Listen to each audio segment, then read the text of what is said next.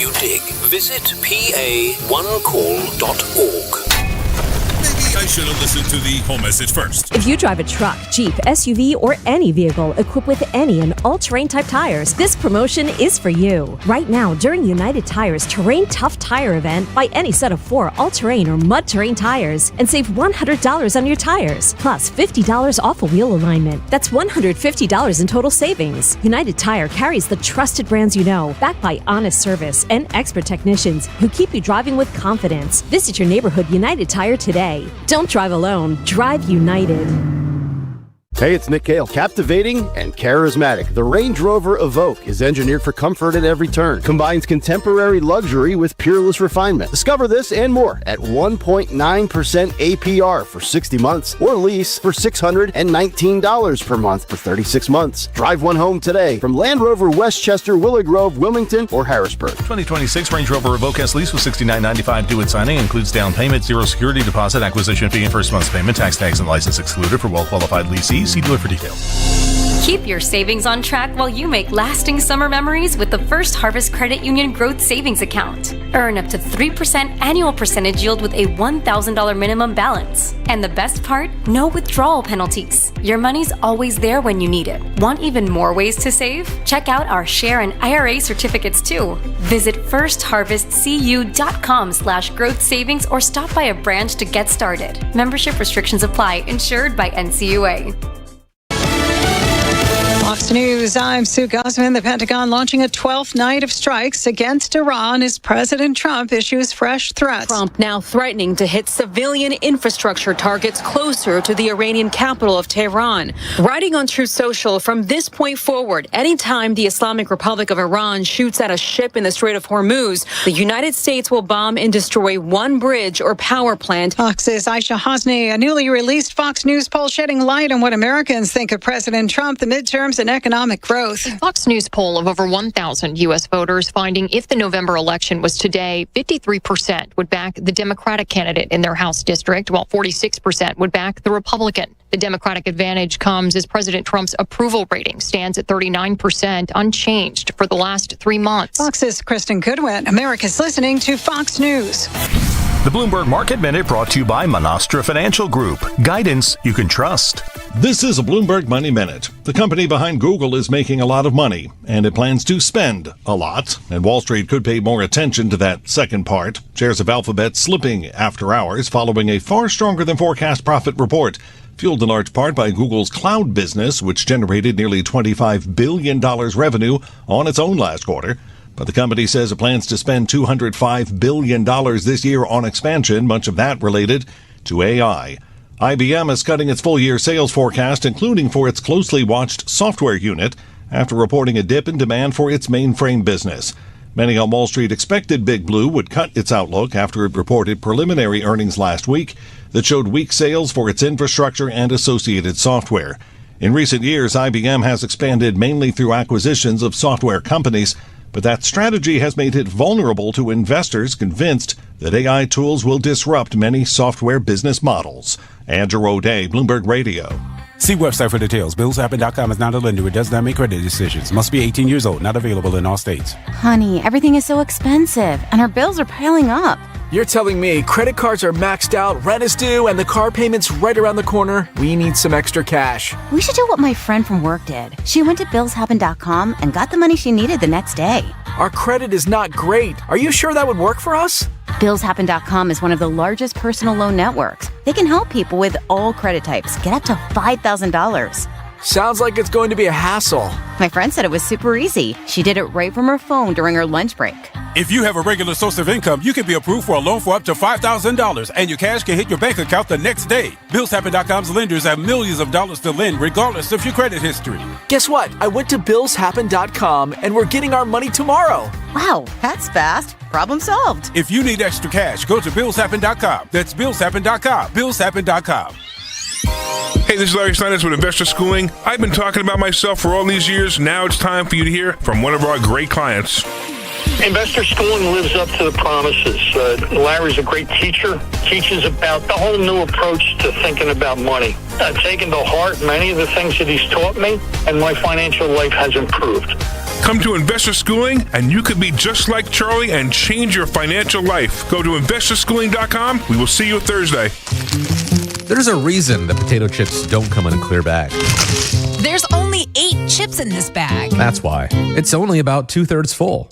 The rest is air. It's a lot like opening up your 401k at retirement.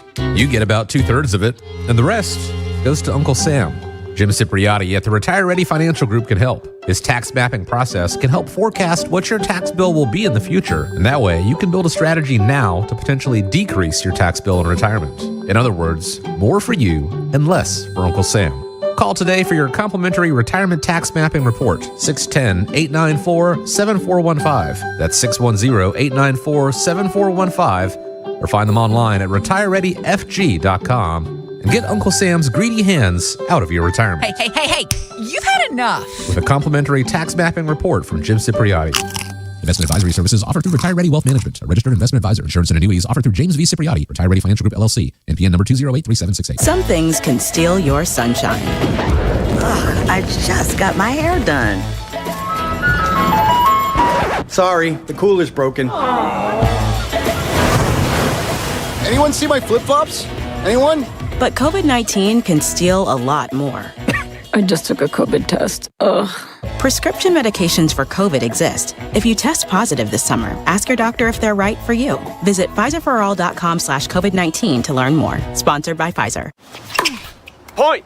Hey, you okay? You don't normally miss those shots. I just haven't been as regular lately, and it's making me feel sluggish. You should try Metamucil. It's been a game changer for me. Metamucil's plant-based psyllium fiber helps trap and remove the waste that weighs you down. Ace, you're moving better than you were last week. Definitely. Metamucil keeps you moving. These statements have not been evaluated by the Food and Drug Administration. This product is not intended to diagnose, treat, cure, or prevent any disease. Learn more at Metamucil.com. Ready, set, summer.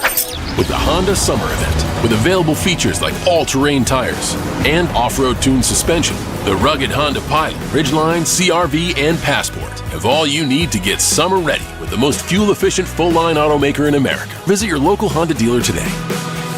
Contact your local Honda dealer for a great deal today. See dealer for financing details. Based on EPA estimate of 2024 large full-line automaker fleet-wide fuel economy. EPA Automotive Trends Report 2025. You're invited to our family reunion. Join us for Toyota Phillies Alumni Weekend on Friday, August 7th at 6:40, Saturday, August 8th at 6:05, and Sunday, August 9th at 1:35. Secure your seats now at Phillies.com. Catch the Phils when they take on the Marlins, Monday, August 17th and Tuesday, August 18th, both at 6:40, and Wednesday, August 19th at 6:05. Way back there! Gone! Snag tickets now at Phillies.com. You've always had great legs. The kids came along. You had a few more birthdays. And then the varicose veins showed up. What if I told you USA Vein Clinics could take care of those in 15 minutes and most insurance will cover the cost? No downtime, no hospital stays.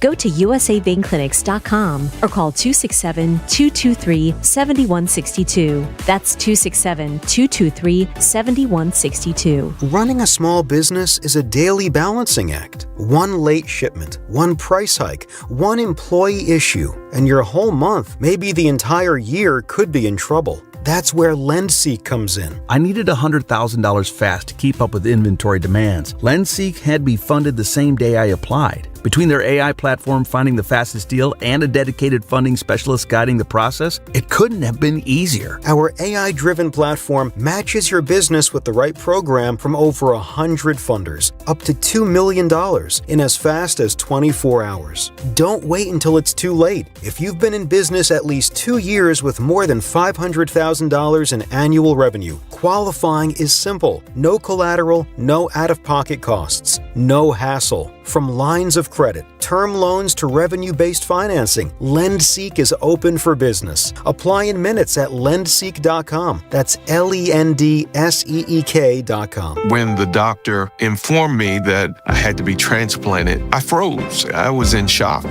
Mr. Gatling was on dialysis. He had end-stage kidney failure. Transplants are some of the most complex procedures in medicine. I received a kidney transplant at Virtual Health. We are the only transplant center in South Jersey. I can stay in my own backyard. I thank them for keeping me alive. Virtua Health, the only transplant center in South Jersey. Here for good. Learn more at virtua.org.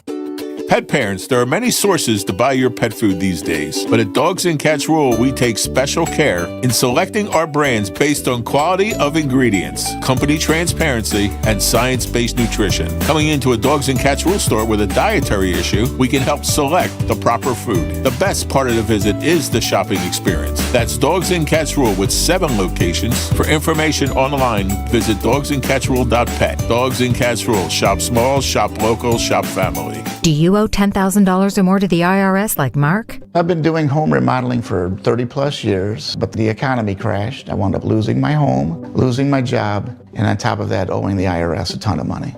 I owed the IRS $114,000. It really, truly was the worst part of my life. Then Mark found tax relief advocates. On news radio, I heard about TRA, and I thought, what's the worst that could happen? So I picked up the phone and I called them. When it was all said and done, TRA settled my $114,000 debt for $100, and I'm telling you, I was ecstatic. Could not believe it. Would recommend TRA to anyone. If you owe 10 or even hundreds of thousands of dollars to the IRS, don't lose hope. Do what Mark did and call TRA for a consultation. But TRA did. They gave me a second chance, and I'm forever grateful. Visit TRA.com or call 800-491-9914. 800-491-9914. That's 800-491-9914. WPHT, WPHT HD, WOGL HD3, Philadelphia. Always live on the free Odyssey app. From the Piazza Auto Group Studios, experience the power of one with 8 brands and 25 locations. Free speech lives here. It's Kayal and Company on Talk Radio 1210 WPHT.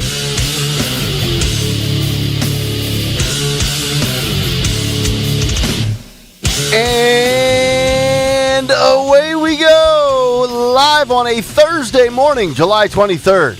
It is indeed Kayal and Company, right here on Talk Radio 1210 WPHT.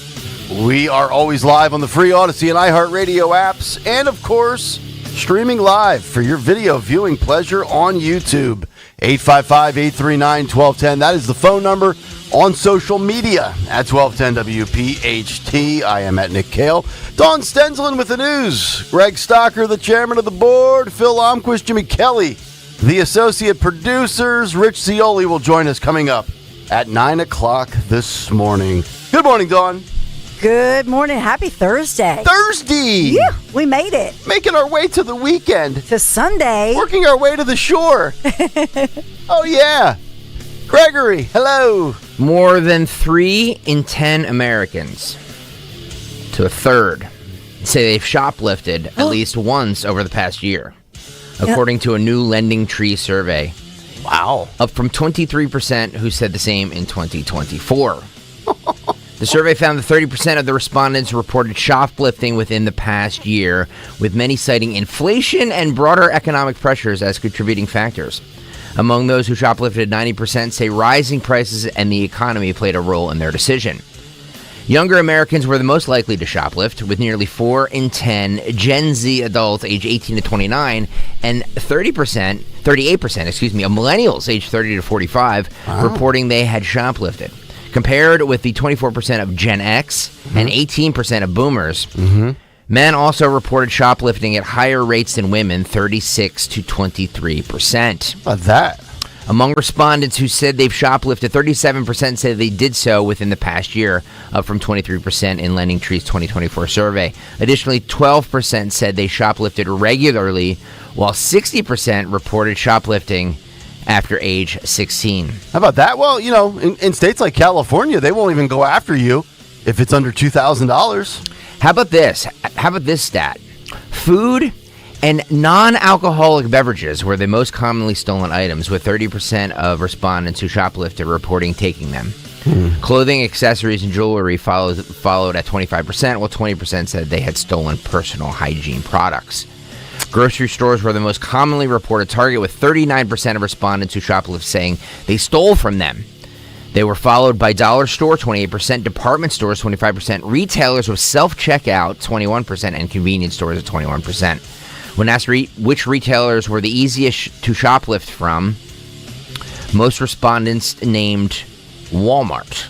Walmart. Well, yeah, I could see that. And, of course, low-class clientele. Followed by Family Dollar. Oh, still from the dollar store. The point of going to the dollar store is to get a bargain, isn't it? Amazon Fresh, Kroger, and Costco. Kroger, Costco. Okay. More than half of those who said they've shoplifted said they've never been caught. Among those caught, 38% said the most common consequence was receiving a warning. So that, to your point, Nick. Yeah. Moment of honesty on the show. Yes. Can anybody recall the last time they stole something in their life? Assuming you've done it at least once in your life. We know Dawn would never do that. So No, the thing about it is, it's the way you're raised. Yeah. So it's a culture thing. I've never shoplifted. It's a thing with teenagers. Stop with the way you're raised. I was raised fine, and I tried to steal from Laneco. Laneco. I tried to steal a cassette tape from Laneco. I felt so guilty. Not guilty. But did your parents or anybody talk to you about it prior? Yes. I felt so guilty, and I thought the cops were going to come that I took the cassette tape and I threw it in a field. He discarded the evidence. I discarded the evidence. So somebody was walking along. Oh my God. And I think got Poison's Flesh and Blood. Still in its, you know how those cassette tapes had those plastic, white plastic things on there? It was almost like the... right. Like the tag that you now see on high-end items that will either beep if you go out or have remember the little gel packs? Right. Like on high-end clothing? Mm-hmm. If you tried to... Somebody had told me years ago that if you steal something like that has that gel sensor where once you try to bust it off, it's going to explode and it's going to ruin the product, you stick it in the freezer. Right. You freeze it and then chisel it off. But I don't run in those circles anymore. Freeze it and chisel it off. That's a lot of... It's a lot of work for... A lot of work. Right. The only thing I'll say about those stats is that so many stores don't even keep the stats. Like in Chestnut Hill, we lost a lot in the Chestnut Hill section of Philadelphia, as well as across the area. We lost a lot of those mom and pop shops. Oh. Because a lot of municipalities, they just won't even report it. Mm-hmm. They don't report shoplifters. The shoplifters know that.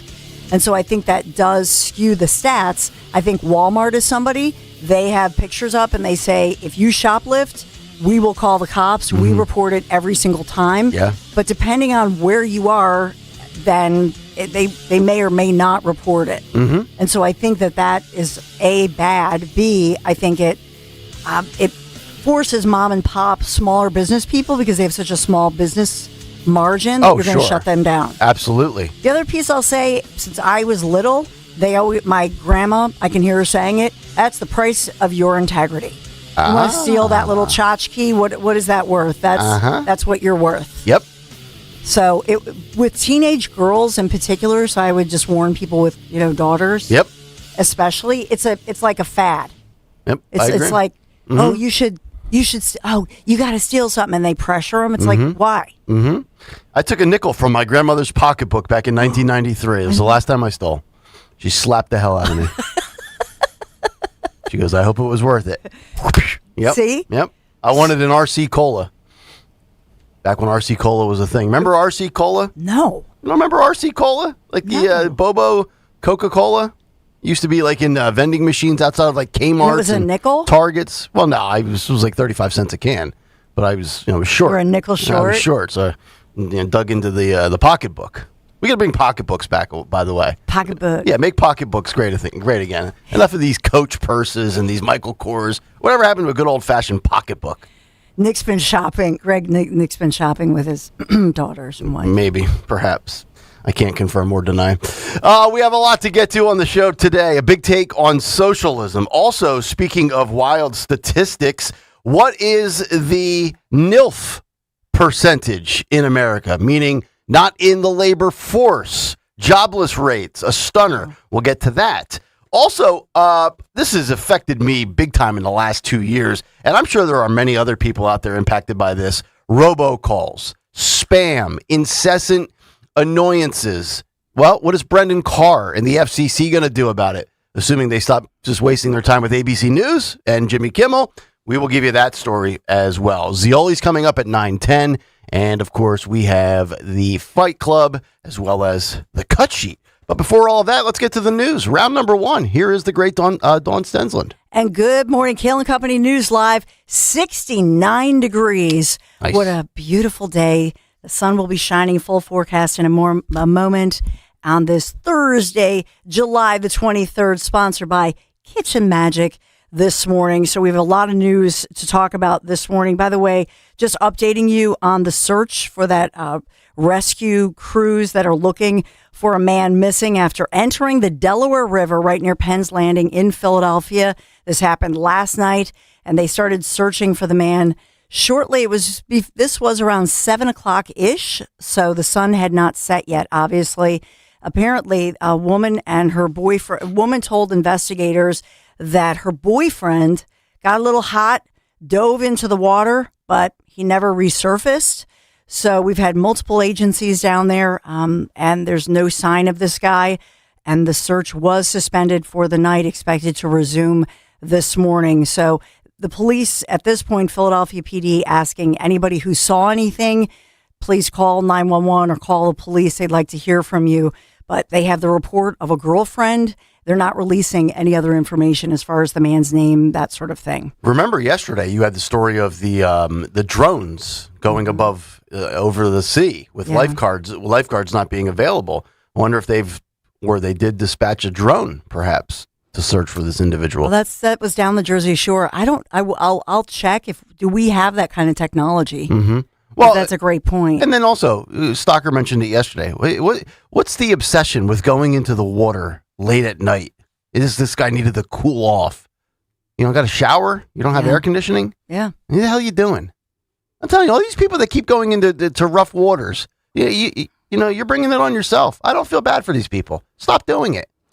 We do have, as far as the region, we have word of a measles outbreak. Health officials sounding the alarms here as officials in both Delaware and Chester counties on the Pennsylvania side, urging residents get vaccinated, they say, as measles cases continue to climb across the region. So Delaware authorities, they have formally declared a measles outbreak, and this is after confirming 4 cases, all they say involving unvaccinated adult men, and this is Kent County, Delaware. So that's the state of Delaware. So it's the state of Delaware and specifically neighboring Chester County, because obviously Chester County is neighboring to the state of Delaware.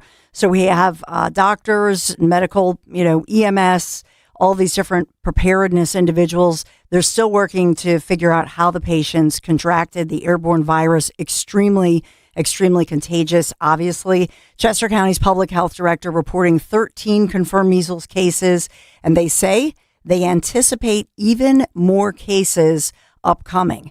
So they're warning that measles can lead to severe complications, even death in some cases, and they're encouraging vaccination to protect vulnerable groups, including babies, older adults, and people who are immunocompromised.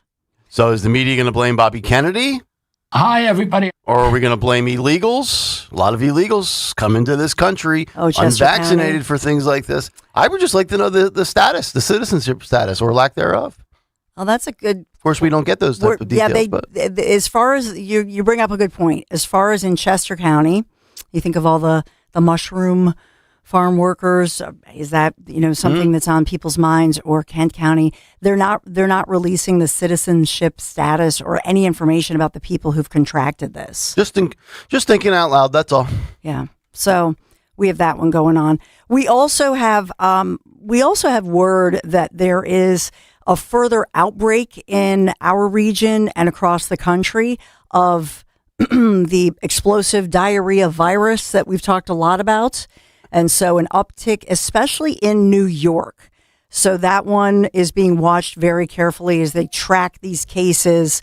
So it looked like we had, a situation where across the country, it subsided a little bit. And now they're saying it's surging again. 11,000 cases across the nation caused by this tiny little parasite. We've talked a lot about it with fast food restaurants like Taco Bell, lettuce being canceled, people pulling berries and lettuce off of their menus because of this. And so they still continue to investigate, but we don't have the exact sourcing of it. Do we know how long it typically lasts for when you can track? Weeks. It's pretty nasty. Oh my God. So we've got that going on. Weeks, sometimes 11 weeks. Because 3 months. It seems to go away and then it comes back. So you need the truth is people need to go to the doctor and get the proper powerful treatment to kill these little parasites in your gut. Okay. So if you get the proper vaccine or whatever they're not called. vaccine. Shot. It's not even a prescription? shot. It's prescription meds. What does that knock off? Like a handful of weeks? You'd be better in days? Yeah. Yeah. There are holistic. So last week I thought that I just had like a horrible stomach thing, but I did what you're not supposed to do. I went on Amazon and got the anti-parasitics that they sell on and just took that. Oh, okay. Just keep a healthy gut. Like over-the-counter Bobo type stuff? There are all kinds of things with anti-parasitics. Yeah. And the foods that you eat as well. Mm-hmm. So, because like carbs feed it, but they hate onions. So there are different oils, different things. So, but they're just saying don't do that. The doctors officially. Yeah, of course don't do that. Come don't to do us. what Dawn did. Yeah. Just go to the doctor, get Right. the proper prescriptions. Yeah, pay big pharma. Yeah. Don't do it on your own. So we also have the RFK Jr., since you mentioned him, he has been speaking out. He's a big fan of peptides, peptide injections in particular. RFK Jr. has favored those. He's talked about that. Doctors, not so much. And so now we know that beginning today, there are meetings going on, the FDA reviewing more than half a dozen peptides that the doctors and the officials point out are unproven substances that have become a growing wellness trend despite little evidence that they are safe or effective. So it's a 2-day meeting hosted by the FDA, Food and Drug Administration, has the backing of Health Secretary RFK Jr., Robert F. Kennedy Jr., who has, like I said, described himself. He's a big fan of these so-called peptides, vowed to overturn industry restrictions put in place under Joe Biden. And so you think about, I will tell you, my teenager, David, says, Mom, you'd love the peptides. All my friends from Elon, all their parents are on the peptides. So what does that tell you? And the That benefit costs a lot of money. And it's another trend that everybody's falling for because some dopes say it on social media. Was that clavicular? Oh God! Was that the social media guy? People are sheep. I'm so tired of this. Oh, have you heard the peptides? Have you heard this? This is the cure-all. You're an idiot. And what do Stop. what do they do for you? What's the benefit? Nothing. Just eat properly. Yeah, that's what Greg Christ said. Almighty. What Greg said. Oh God! Eat properly. The end. Yeah. So I had Chipotle last night. Yeah, don't eat that. No? Yeah. You know what, Greg? I think Nick needs the peptides in his neck, though. Oh God! I need something. I know. I need something. Send us a picture. Phil, do you have that picture? I don't know if you grabbed it or not. If you want, you want to throw it up later when we pimp the bike ride. I tell you. Anyway. Poor Nick. I need peptides. I need prayers. He needs peptides and prayers. Well, say what you said. You woke up from a 75 minute. There was it's the first time I napped the trade. Can you imagine, Dawn? 75 minutes Well, of your day. That's a light day. Just gone. Just gone because he naps. Nothing going. You have nothing going on in your life. Nothing. You have no responsibilities. You could care less about this program. You could care less about this radio station. Just sleeping like they're like a lummox. No responsibility, just like nothing. I went down at 12:30. I got up at 1:45. I swear I could not get out of bed. I had to have Kristen come up here and pull me up. Saint Martyr Kristen. I'm not even wearing a golf polo today because I couldn't get it over my head because I can't bend my neck. When we get the picture, if the bike ride was right now, I'd be out. Dead serious. Would not when I try to get into my truck, I can barely bend my chin down enough to get my big fat head under the roof of the truck. I'm telling you, so I texted Dr. Mike yesterday. I said, "Hey, can you see me now? I'll be down in 5 minutes." I live 2.2 miles from there. I went down there. He pulled out one of those big. After giving me the adjustment, he gave me one of those big massage knives, those tools. And he, for 5 minutes, dug into me like I was a carrot and he was the shredder. Phil, do you have it? Yeah, no. He's working. He's getting ready for sports. He's getting ready for sports. A hockey update. But yeah, so I couldn't. I'm telling you, I've gone from day to day to probable back to questionable. Oh, for God's sake! As I'm driving in this morning, every pothole I hit, I felt like somebody was stabbing me in my spine, my neck. This is bad, Dawn. I need peptides. I think you need peptides. Call Bobby. I think you need to stop napping. You know what? I'm actually not going to today or tomorrow. It gets better as the day goes along, but the moment I'm stationary for extended periods like a nap or sleeping, it's over. It's done. I'm like an old man. Oh, my God. Wayne Bonfiglio. Thank you, Wayne. What does Wayne does Wayne have peptides? No, but he's got a police car. He says, there'll be room in my police car, buddy. Don't worry. We'll get you there.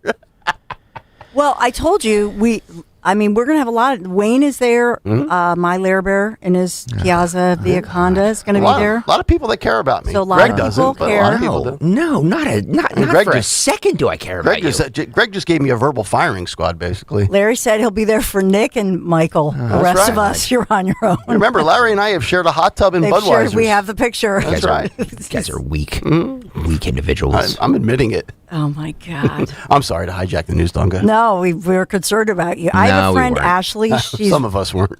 She works for a doctor who does the peptides. I don't know, Ashley. We might have to give him a shot. Michelle says, don't listen to Greg, Nick. He's so mean. Yes, I know. I know. Aww. Very mean. I am a bully. He's a bully. I am a bully. No wonder why the jobless rate in this country is going up. No, it's they don't want to be wamboozled by their bosses. Right.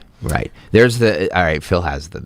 Okay, This is now. This looks worse than it. Look at that. It looks awful. It looks awful. It looks like you have the measles. I look like Kelly Kapowski in the episode of Saved by the Bell when she got that red raspberry face. Kelly Kapowski. You remember that? No. Remember Saved by the Bell, folks?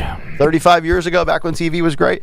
But yeah, that's from 5 minutes right there. Now, that's going to probably last about 7 or 8 days. So for those of you who can't get over to YouTube, which is most of you, it's a giant red welt. Yeah, bruise looks across like bruising. Is it still there? Yeah, it's still here. I showed Phil this morning. Yeah, it's gone down slightly in brightness, but yeah, that was. He said 5 minutes of this would be like the equivalent of a deep tissue massage. Also, shave your back a little bit, dude. Yeah. I'm a man. I like my hair. Like, I don't have hair on my head, so I got to take it where I have it. Yeah. Dawn is right. Like, this, you should have gone to urgent care after that. I'll tell you, in the next day or two. I texted him, I was like, I was just thinking, go to urgent care for crying out loud. This is like 10 or 11 days now. This never happens this long. It's usually 3 or 4 times a year for like 3 or 4 days, and then it's fine. I almost slept sitting up last night. Oh my God. I thought about sleeping like Bruce Wayne last night and just hang upside down like Batman does. You know what? I think RFK Jr., I would just try the peptides. My friend Ashley. Hi, everybody. Ashley Harris, if you're listening, we got to get Nick some peptides. Give me something. Oh my I might God. get a cortisone injection just Another to do fad. Yeah. Another fad that people fall for. Come on, get me a cortisone shot. Cortisone? Yeah, cortisone. It'll numb me up. I won't feel anything for like 3 days. We're not eating the protein. The protein. You need 900 pounds of protein in your body. Joe Rogan told me that. No, a guest on Joe Rogan told me that. Joe Rogan does talk about the peptides. Clavicular. Good God. Just think for yourself. Stop listening to these grifters. These grifters who don't know what they're talking about. Stop. Hannity had him on 2 days ago. Talking about peptides? No, that clavicular dude that does all this stuff that claims is healthy and then probably tries to. Didn't he almost die? I hope so. Well, didn't we talk about that like a year ago? He tried doing some sort of. Yeah, he overdosed OD'd on on live stream. Yeah. Oh my God. Dawn, I'm sorry to have to do this to you, but we need to stay on time this morning. So we need to stay on time. We'll get to there's a boy arrested in Montgomery County. He was arrested, accused of burning American flags. We'll get to this upcoming. And in KOP, we've got the latest on those data centers, passionate meeting going on there. But we're sponsored by Kitchen Magic because this summer, Kitchen Magic in Nazareth, PA offering 40% off installation plus flexible financing, family owned since 1979, and with craftsmanship and high quality to prove it. Just visit my friends at kitchenmagic.com, your dream kitchen, closer than you might think. we wish we were closer to victory for our Phillies. Man. Phil Longquist. Yes, we will, of course, start with the Phillies again, who's finished off their series with the Dodgers. In the first, Alec Boehm actually gave the Phils a 2-0 lead. In the air, left field, it's deep, going back Hernandez, it is gone! 2-run first inning home run, Alec Boehm! And the Phillies have jumped out to the early lead.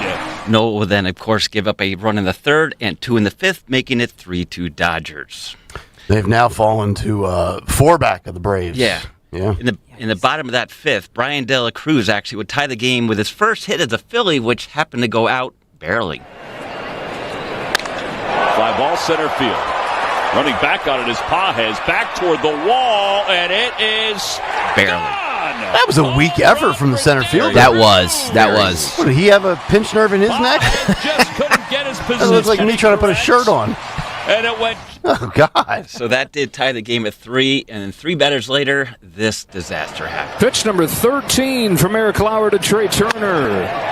Down to third, Muncy, stop, runs again. Another base running blunder. Doing? Yeah, what are they doing? No clue. That's twice this week. They run into Phillies need peptides. Yeah. I think Joe Giglio's head just exploded. The Dodgers would then, of course, score 2 more in the 6th, 4 in the 8th to break it open and beat the Phils 9-5. Nola now 3-8 on the year with a 5.82 ERA. You know, my daughter's trying out for travel ball yesterday for 2.5 hours, and they are more alert of where they need to be when this comes to situational base running than the freaking Philadelphia Phillies. Unbelievable. Travel ball, that's a big one. Yeah. It's a lot of pressure. Another expense. In basketball, yesterday, actually, Nick mentioned that the Miami Heat posted a YouTube link for an upcoming LeBron James introductory press conference and then took it down, saying, the quote, they were preparing for the possibility of LeBron signing and mistakenly posted the link. Well, you know who put up a similar link yesterday? Who? Odyssey. The Lehigh Valley Iron Pigs. That's that funny. link is still active. That I is checked funny. a half hour ago. That is funny. LeBron with the Iron Pigs jersey on. That's really funny. Major League Baseball trolling the NBA. Actually, also the Winnipeg Jets of the NHL pool went up too, but they have taken it since down. Oh, that's amazing. It's amazing. It is amazing. Also, lastly in golf, the 3M Open begins today in Blaine, Minnesota. That is sports for Kayal and Company. All right, Phil, thank you very much. Philly weather currently 69 degrees, a high of 83 today, low humidity, and beautiful sunny skies. We'll come back, get to a Thursday morning big take, socialism, and the 3 S's. It's Kayal and Company, Nick, Dawn, and Greg on Talk Radio 1210 WPHT. You know what? There's a feeling that just comes with driving a Mercedes-Benz, a feeling of confidence, craftsmanship, and arriving exactly where you belong. So during the Mercedes-Benz Welcome Home celebration, you discover exceptional offers on a remarkable selection of brand new vehicles, including the GLC and GLE SUVs. Just visit your authorized Piazza dealer in Westchester, Wilmington, or Atlantic City. Experience the luxury, innovation, and performance that sets Mercedes-Benz apart. The Welcome Home celebration happening right now. Mercedes-Benz Piazza of Westchester, Wilmington, and Atlantic City. PIAZZA, PiazzaAutogroup.com. Tell them Dawn sent you. Time now for today's Spotlight on Health Trends, sponsored by Ethos. If you live in a noisy area, masking traffic or sirens with pink noise actually disrupts your sleep structure.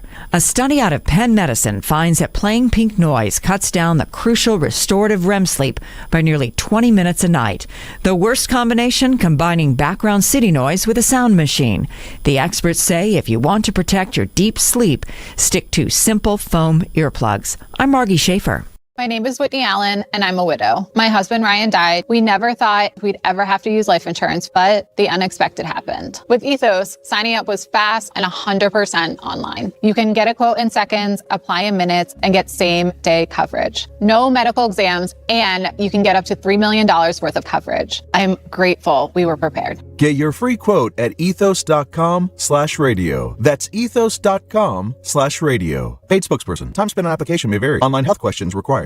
My name is Joanne Mattia, and I've been with Crash Proof Retirement since 2014. The closer you are to retirement, the more you realize that that paycheck is not going to be coming in anymore. The best thing to do is to contact Crash Proof Retirement. The Crash Proof Retirement system helps me actually to fight inflation. The fact that I can take money out monthly for my monthly expenses and still have the bulk of my money available to me and still earning interest is very, very important to me. It's not something that is stagnant. It's always growing. I have a history with Crash Proof Retirement, and it's been one of confidence and reliability. I'm retired now, and I don't worry about my income, and I don't worry about my expenses, and that's what's the most important to me.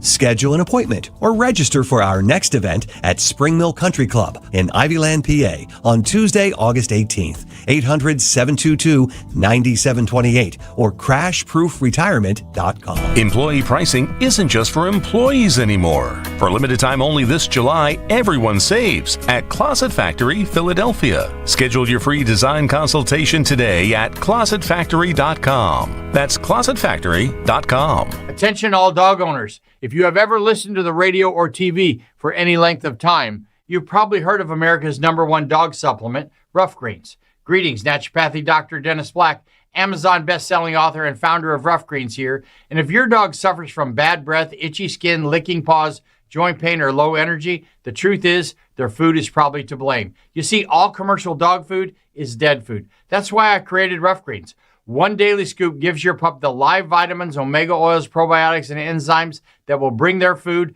back to life. Don't believe me? Let your dog try it before you buy it. I'll send you a free Jumpstart trial bag, risk-free. You just cover the shipping. Go to roughgreens.com. That's RUFFgreens.com. Use discount code NEWS. Don't wait. Give your dog the gift of vibrant health. Order now. It'll be at your house in a few days. Go to roughgreens.com. That's RUFFgreens.com. Discount code NEWS for your free Jumpstart trial bag today. Rough Green. We make any dog food better. Hit the road this season to watch the Birds. Book your road trip with Fans of Philly. Trips are available now for Nashville, Arizona, Chicago, and London. Travel in style with transportation, a pregame party, and game tickets to enjoy the Birds on the road this season with Fans of Philly. The official travel partner of 94 WIP and the Eagles Radio Network. Book now at fansofphilly.com. That's fans with a PH of Philly.com. Jim Cipriotti at Retire Ready Financial Group doesn't need Google to know you're worried about retirement. Between inflation, rising taxes, and the uncertainty about Social Security, he understands. That's why he offers a complimentary retirement second opinion. It's a no-obligation meeting for you to talk about your concerns about retirement. You want to know if you're going to be okay? Let's find out. 610-894-7415 or go online, retirereadyfg.com. Insurance and annuities offered through James V. Cipriotti, NPN number 2083768. Life doesn't slow down, and planning your financial future can feel overwhelming. That's where Monastra Financial Group comes in. Whether you're preparing for retirement, managing a 401k, or protecting what matters most, their team offers personalized guidance built around you. With a straightforward approach, they help turn complex decisions into clear, confident steps forward. Take control of your financial future today. Text Mike Monastra at 484-471-4879. That's 484-471-4879. Now, you can listen to Talk Radio 1210 WPHT on the iHeartRadio app. It is 6:32. Happy Thursday to everybody as we get it going here on Kayal and Company. Nick, Dawn, and Greg. All sorts of good stuff to get into on the show this morning. We have the cut sheet coming up at 7:45. And, of course, Rich Zioli at 9 o'clock. Fight Club today in music history and the Big Three. But first, let's get to a Thursday morning Big Take. The Big Take on Kayal and Company. Which is brought to you by Bucks County Estate Traders. Socialism is surging, and it is spreading. Despite history telling us that socialism has never had success, this is the tsunami that is trampling the Democratic Party. The establishment Democrats are being pushed out. Progressives of the last 6 to 8 years are so yesteryear. And the left, they are craving pure commie. We will hear from a survivor, Stephen Miller, Sonny Hostin, and a slew of others coming up shortly. But in my opinion, there are 3 S's to zero in on when it pertains to socialism and the next big thing in America. You have sustainability, you have sympathy, and you have salaries. I do not believe this version of the Democratic Party is sustainable. Said it many times. Yes, socialist candidates are winning primaries in blue locales and districts. Yes, it can win a mayor's race where Republicans have been drawing dead for decades. Yes, it can be the platform for politics in major markets. Yes, AOC can win the primary in 2028. And no, one race and one result doesn't mean that I'm sitting here and saying, see, I told you so. But I've been consistent. In battleground states where independents and centrists and moderates are the last of the perhaps persuadables, I still believe it will be difficult for a socialist to win Nevada, North Carolina, Wisconsin, Michigan, Pennsylvania, Georgia, and Arizona. Speaking of Arizona, a socialist just got blown out of the water in a primary. Here was the results, courtesy of Fox News. Listen and watch. Overnight, progressives facing a big setback in Arizona. Look at that spread there. That's big. As primary election results continue to pour in from the Grand Canyon state. That was Arizona House District 4, where the incumbent Democrat, Stanton, blew the doors off of the socialist candidate, Newkirk, by a 2-1 margin, 31,000 votes to 15,000 votes. And let me give examples of not being able to sustain things on a bipartisan front. Kamala Harris, she was on the campaign trail for 107 days.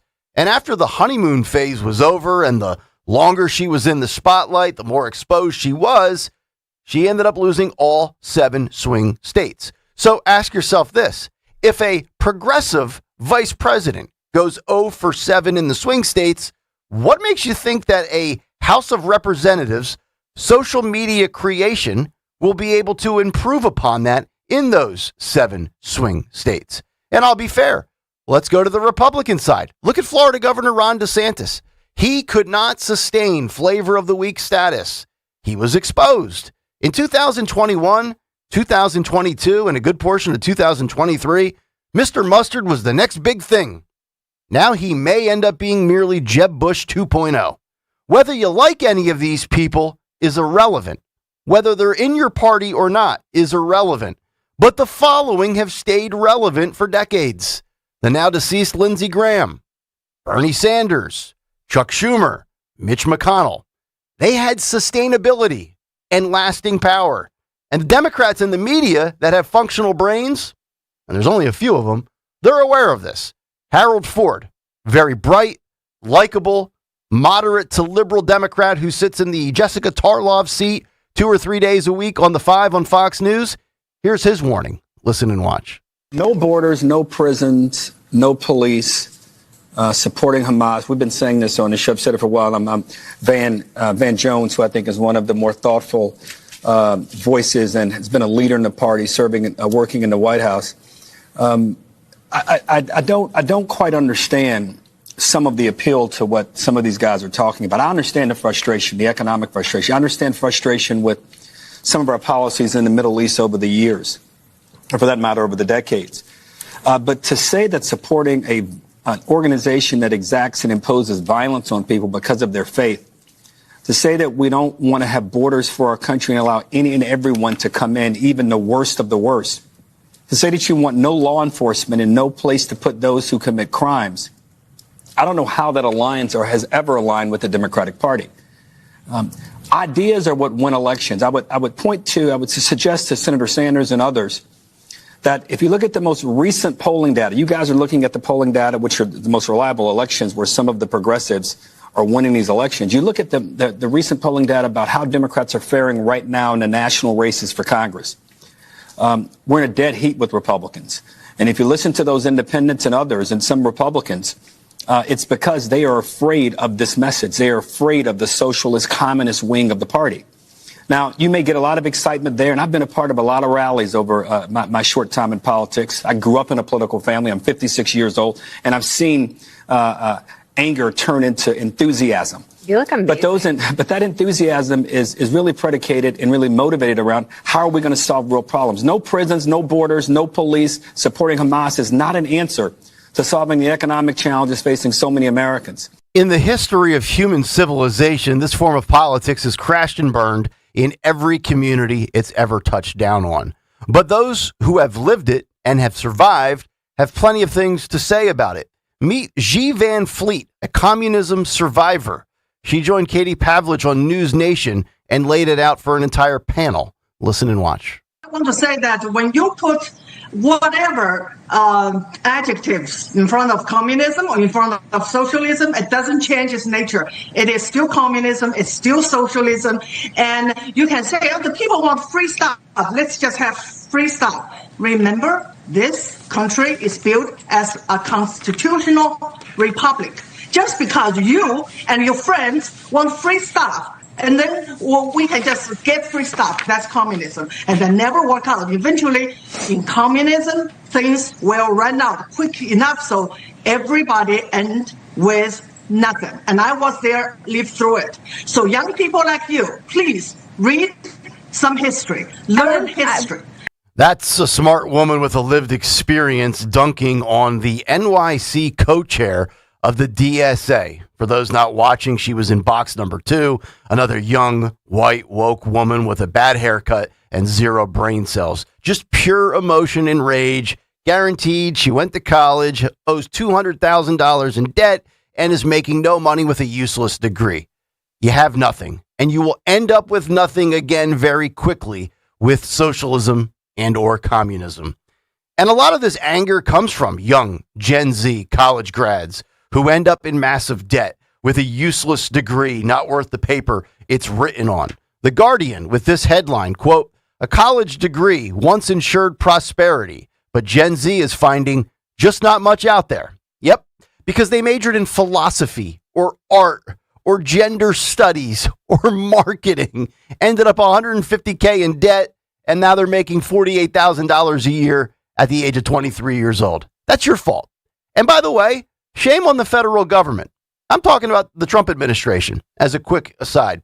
Headline from NPR, but the headlines are out there everywhere. Under a new federal rule, colleges must leave grads better off or lose federal funding at their institution. Why? I think that's ridiculous. If Bobby chooses to overpay for a weak degree, that's on him, not the university. If you decide to pay $18 for a single shot of liquor and a mixed drink at a bar and it's weak, that's on the hole-in-the-wall establishment. That's on you for being a dummy and overpaying for a marked-up product. Be a better shopper. Be a smarter consumer. Stephen Miller of the Trump administration lays out the objective of crazy people and the choice that they decide to make. Listen and watch. The Democrat Party has embraced not only socialism, they've embraced communism. Straight up, outright, full-throated communism. They are now electing candidates who want to take private industry over, give it to the government, suspend the Constitution, abolish the Senate, abolish borders, abolish prisons, abolish jails, abolish the jury system, abolish our entire way of life. The contrast has never been more clear. There's President Trump, the Republican Party, and American First, or there are the crazy communist lunatics who will steal everything you know and love in this nation, and they will never, ever let you have it back. And I would argue that's not propaganda, because the Van Joneses of the world, the Harold Fords of the world, the establishment Democrats are pounding the drum and banging the warning signs. And of course, the Trump administration should be really peddling fear. And I don't blame them one bit. This is not sustainable. So we've gone through sustainability. We've gone through salaries. Lastly, let's get to the third S of socialism, in my opinion. Sympathy. A core tenet of socialism is sympathy. You'll have some jackass family member try to shame you over the holidays. Oh, if you don't believe healthcare should be free for all, you're a bad person. And usually those people that say that are the ones that are well off. To which you should reply, well, you help them, Mr. Moneybags. Socialism, actually, if you think about it, it's no different than reparations. It really is. It's this perception of victimhood, that you've been wrong, so you're owed something that you didn't earn, especially in today's climate of demanding reparations, where the people banging the drum for them were never a victim of racism and slavery to begin with. You know a perfect illustration of this lunacy? Sonny Hostin of The View. And remember, self-admitted, her family owned slaves. Listen and watch. I think the real reason behind this is about financial repair to the descendants of the enslaved Africans. Say what you mean, so you can say, so people understand. Yes, reparations. Yes. I think this reflects a really broad effort by the Trump administration to reshape the way the nation's history is told, so that this country does not have to pay Black people for the forced labor and the unpaid labor that built this country. I really think that's what this is about. You know, I'd love to ask Sonny Hostin a few questions. You know, since you make a reported $1.6 million a year, have you ever doled out reparations for anybody? Remember, you've said your family were slave owners. And if I came up to you, Sonny, and said, hey, I've got this pinched nerve in the neck and, you know, I need this surgery and I haven't met my deductible. Could you spot me $2,000? Do you think Sonny Hostin would toss some shekels my way? Nah. Now, look, maybe you can't afford it. I get it. But let's listen to a Hollywood actor. John Leguizamo, major Hollywood sensation, right? Fresh off of filming The Odyssey. We just talked about this yesterday on the show. Big bucks rolling in. You giving up your fair share, brother? Listen and watch. Socialist programs are important, like the post office, like the police department, like the fire department, like your social security, like public education. These are socialist programs. It's not, I'm a Democrat, socialist Democrat. So, yeah. You are? Socialist. Yeah. First time I hear that from you. Yeah. Is that a change? I mean, I've always. You'll be voting for Democrats, I'm guessing. I've always voted for Democrats. Yeah, my whole life. But I've always had socialist leanings. I've always felt like it was important that everybody have access to the same things. I felt like education shouldn't be a privilege; it's a right. Medicine is not a privilege; it's a right. But now you're openly a socialist. Yeah, I'm a democratic socialist. Yeah. Okay. History should be our guiding principle, folks. Socialism doesn't work. It's not sustainable. And the only people rooting for it are liberals with white guilt that have sympathy. But when push comes to shove, they're not giving their shekels to slobs who didn't earn it. This is like a script from Fantasyland. Is the rise scary? Yes, it is. But we're still in the beginning of this movie. The plot twist will come and the climax will arrive. And socialists will shrivel up quicker than progressives like Kamala Harris did. Why? Because sunlight is the ultimate disinfectant. It's like Novocaine. Give it time, it always works. And socialism always fails. And that's the big take. The Big Take on Kayal and Company. Brought to you by Bucks County Estate Traders. Make a statement for summer with one trip. 16,000 high-quality pieces. Bucks County Estate Traders, the region's largest high-end furniture destination. 855-839-1210, the phone number on X at 1210 WPHT. And, of course, you can fire off your thoughts and comments in the YouTube chat. Dawn Stensland, socialism, your thoughts on kind of, in a weird way, the Democrats are actually doing some of the Republicans' work. I don't know how much sway a Van Jones or a Harold Ford have left in the party, but they're also saying the same thing that the Stephen Millers of the world are saying. Yeah. This is scary. This is not America. It's not what America was built on, and people need to wake up to it.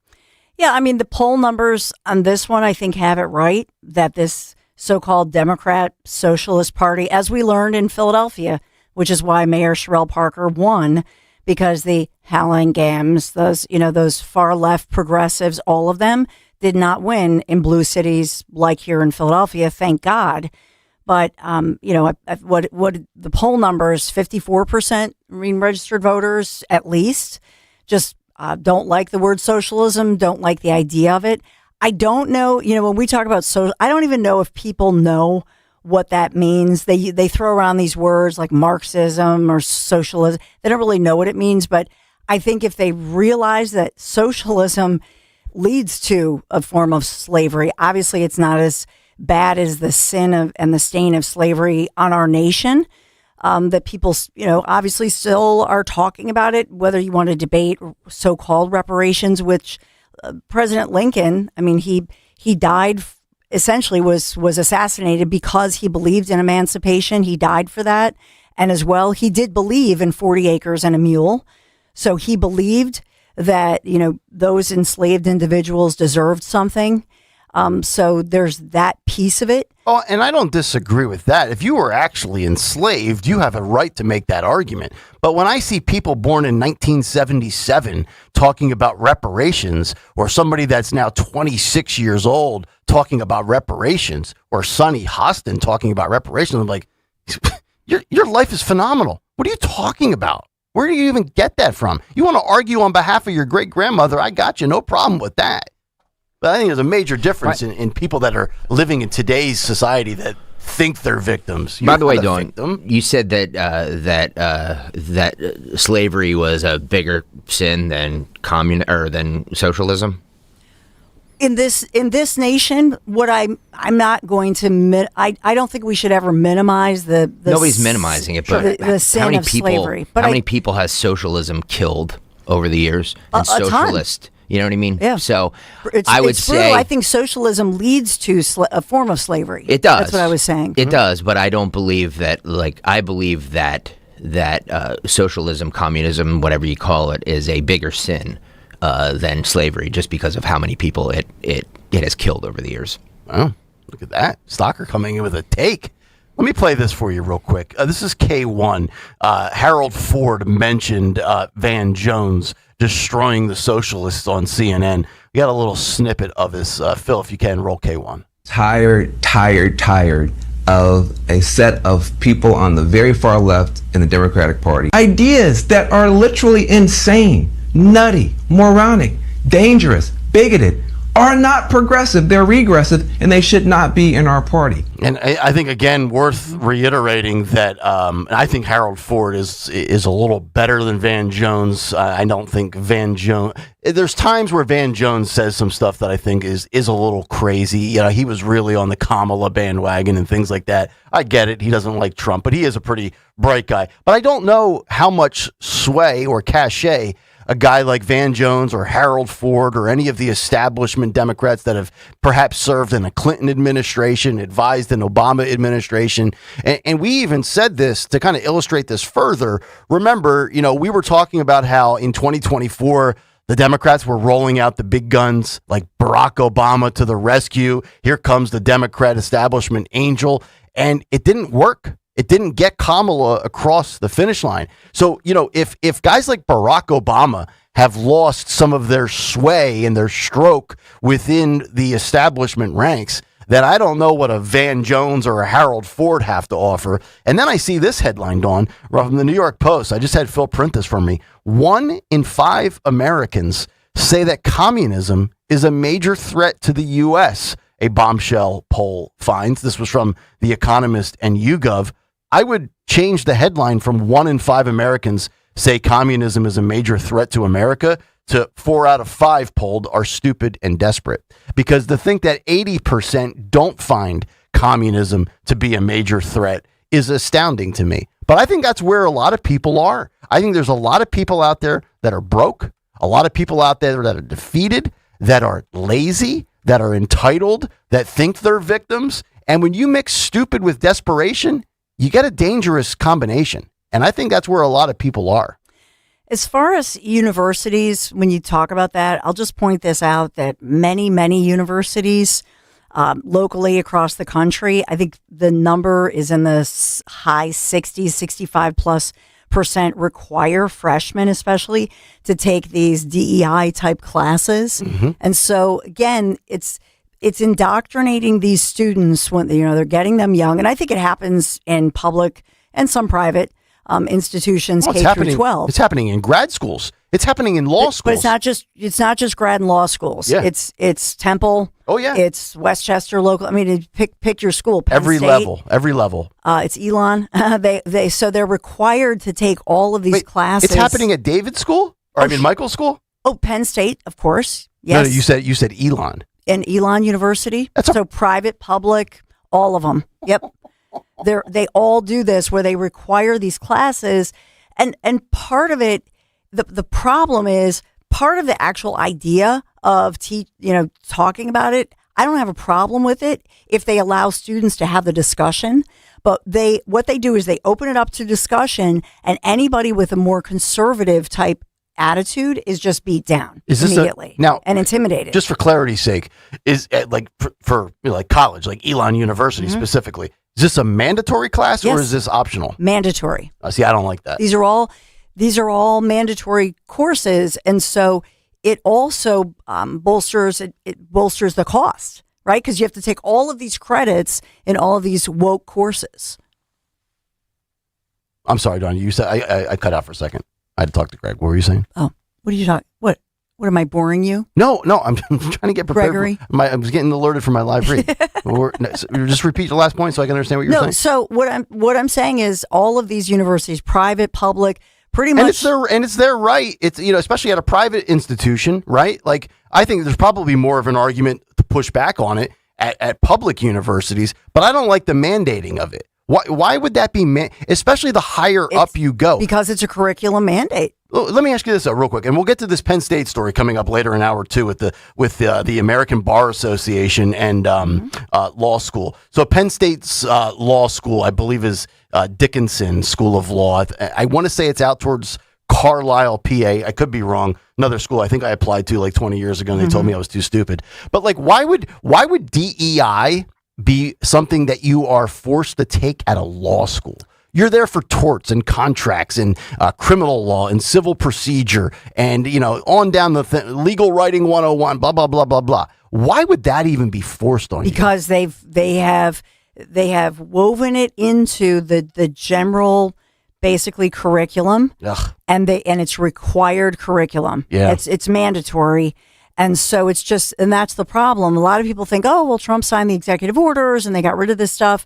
It's going to take a while to purge it. Yeah. And that's why Charlie Kirk was so important, Yeah. right? Because that's why a lot of especially white males, because you're still taught about toxic, especially white, but toxic male masculinity, all that stuff, that's still in there. Yep. And all of these perceived biases, which you'll hear coming up in the cut sheet with the great Brandon Gill. Tell you what, this guy puts up an audio gem every single day for the cut sheet. All right, we'll come back. Coming up next, hour number 2, the shocking number of Americans that are not working. This will actually tie into socialism and some of the college stuff we just talked about with salaries and sympathy. It's actually higher than 2 of the biggest setbacks in the history of America. We'll give you those details on the other side. But first, the details with Bucks County Estate Traders. If you value quality, if you value great craftsmanship, and you want to make a statement in your home, indoors or outdoors, you have to check out Bucks County Estate Traders. No matter what you are looking for inside or outside, you'll be sure to find something that fits your style in their massive Hatfield showroom. Shop over 16,000 pieces, over 58,000 square feet. It's furniture, furniture, furniture. And it's the kind of quality craftsmanship that has withstood the test of time. Doesn't matter your style, classic, modern, rustic, traditional. Doesn't matter if you can differentiate between the styles. Their salespeople do. And if you sit there and you say, I don't know what that is, but I like that. I think my wife would love that in the living room. Boom. Matt Stinella's squad, there to assist you. If you don't want to be bothered, that's fine. They don't hire pushy salespeople. You pull out your phone, snap a picture of that QR code, details, educate yourself directly in the palm of your hand. Visit BucksCountyEstateTraders.com or stop by the showroom in Hatfield. Bucks County Estate Traders, the region's largest high-end furniture destination. Tell them Nick sent you. Onyx, I keep having stomach issues. Please make me a doctor's appointment. Okay, are you suffering from diarrhea, bloating, gas, or oily stools? If so, you may want to ask your doctor if it could actually be a problem with your pancreas, called exocrine pancreatic insufficiency, or EPI. My pancreas? How is EPI treated? A prescription medicine like Creon, pancrelipase, is used to treat people who can't digest food normally because their pancreas doesn't make enough enzymes. Creon is the #1 prescribed treatment for EPI. Creon may increase your chance of fibrosing colonopathy, a rare bowel disorder. Tell your doctor if you have a history of intestinal blockage or scarring or thickening of your bowel wall, if you are allergic to pork, or if you have gout, kidney problems, or worsening of painful swollen joints. Call your doctor if you have any unusual or severe gastrointestinal symptoms or allergic reactions. Take Creon as directed by your doctor, and always with food. Do not chew capsules, as this may cause mouth irritation. Other side effects may include blood sugar changes, gas, dizziness, sore throat, and cough. These are not all the side effects of Creon. You can learn more at 1-800-633-9110. Before your appointment, visit creoninfo.com. That's CREON info.com. ziprecruiter.com. I know that hiring can be challenging. You sort through tons of resumes and you get too many so-so applicants. You're just waiting for someone to match your role perfectly. Well, now, there's a place where you can meet them fast. ZipRecruiter. Need to hire right away. Start your search for strong candidates. The right fit awaits. Build your team. Build it sooner. Meet your match on ZipRecruiter. Just head to ZipRecruiter.com/free right now to try it for free. And you're on your way to meeting your match. 4 out of 5 employers who post on ZipRecruiter get a quality candidate within the first day. So try it now. Go to ZipRecruiter.com/free. Once again, that's ZipRecruiter.com/free. Meet your match on ZipRecruiter. Try it free. Everywhere you look, things are getting more expensive. But at Consumer Cellular, we're lowering the price for those 50 and up. Now you can get unlimited everything for just $35 a line. That's $35 a month for unlimited talk, text, and data. Switch to the carrier ranked #1 in network coverage and customer satisfaction and get unlimited everything for just $35 a month. Call 1-888-FREEDOM or visit Consumer Cellular online or in-store today. Price includes $5 credit for autopay and e-billing. Taxes and fees apply. Data speeds reduced after 35 gigabytes. Rankings done by 2025 ACSI survey. My name is Whitney Allen, and I'm a widow. My husband, Ryan, died. We never thought we'd ever have to use life insurance, but the unexpected happened. With Ethos, signing up was fast and 100% online. You can get a quote in seconds, apply in minutes, and get same-day coverage. No medical exams, and you can get up to $3 million worth of coverage. I'm grateful we were prepared. Get your free quote at ethos.com/radio. That's ethos.com/radio. Paid spokesperson. Time spent on application may vary. Online health questions required. Hey, Dawn Stensland here. While the sun's out and the summer's in full swing, Kitchen Magic wants to help you fall back in love with your kitchen. They're a family-owned business right in Nazareth, PA since 1979, and for over 45 years, promising high quality and craftsmanship. This summer only, 40% off installation with flexible financing options for every budget. Don't wait for someday. Visit kitchenmagic.com and build something beautiful together. Kitchenmagic.com. Tell them Dawn sent you. The fireworks aren't just in the sky. They're on our lot this July. At Tri-County Toyota, get explosive savings like a new 2026 Toyota Tundra with 2.99% APR financing. Don't wait for the finale. These deals go boom and then they're gone. Visit us at 15 D&L Drive or online at TriCountyToyota.com. 3 counties, 1 priority. You with approved credit. Final price includes a $4.90 doc fee. Expires August 3rd, 2026. You know what I don't like? Paying for something twice. I can't stand that. Hey, it's Rich Zioli. That's why when it comes to your roof, siding, doors, and windows, there's only one call you should make, and that's to my guys at Emmons Roofing and Siding. Emmons is a platinum Owens Corning contractor, which means that Owens Corning backs not just the shingles, but the workmanship as well for life. That's right, for life. Roofing, siding, windows, doors, residential or commercial, done right the first time, every time. Go to emmonsroofing.com. Lemonade! Fresh squeezed lemonade! Lemonade?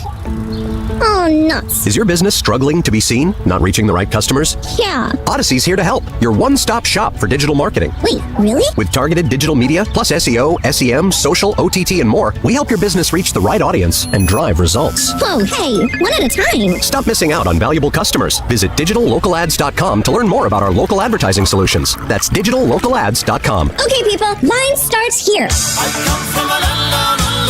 Get ready for Men at Work. And Toad the Wet Sprocket. Live in concert. Friday, July 31st, Event Center at Borgata Hotel, Casino and Spa. Get tickets now at theborgata.com. Don't miss Men at Work and Toad the Wet Sprocket.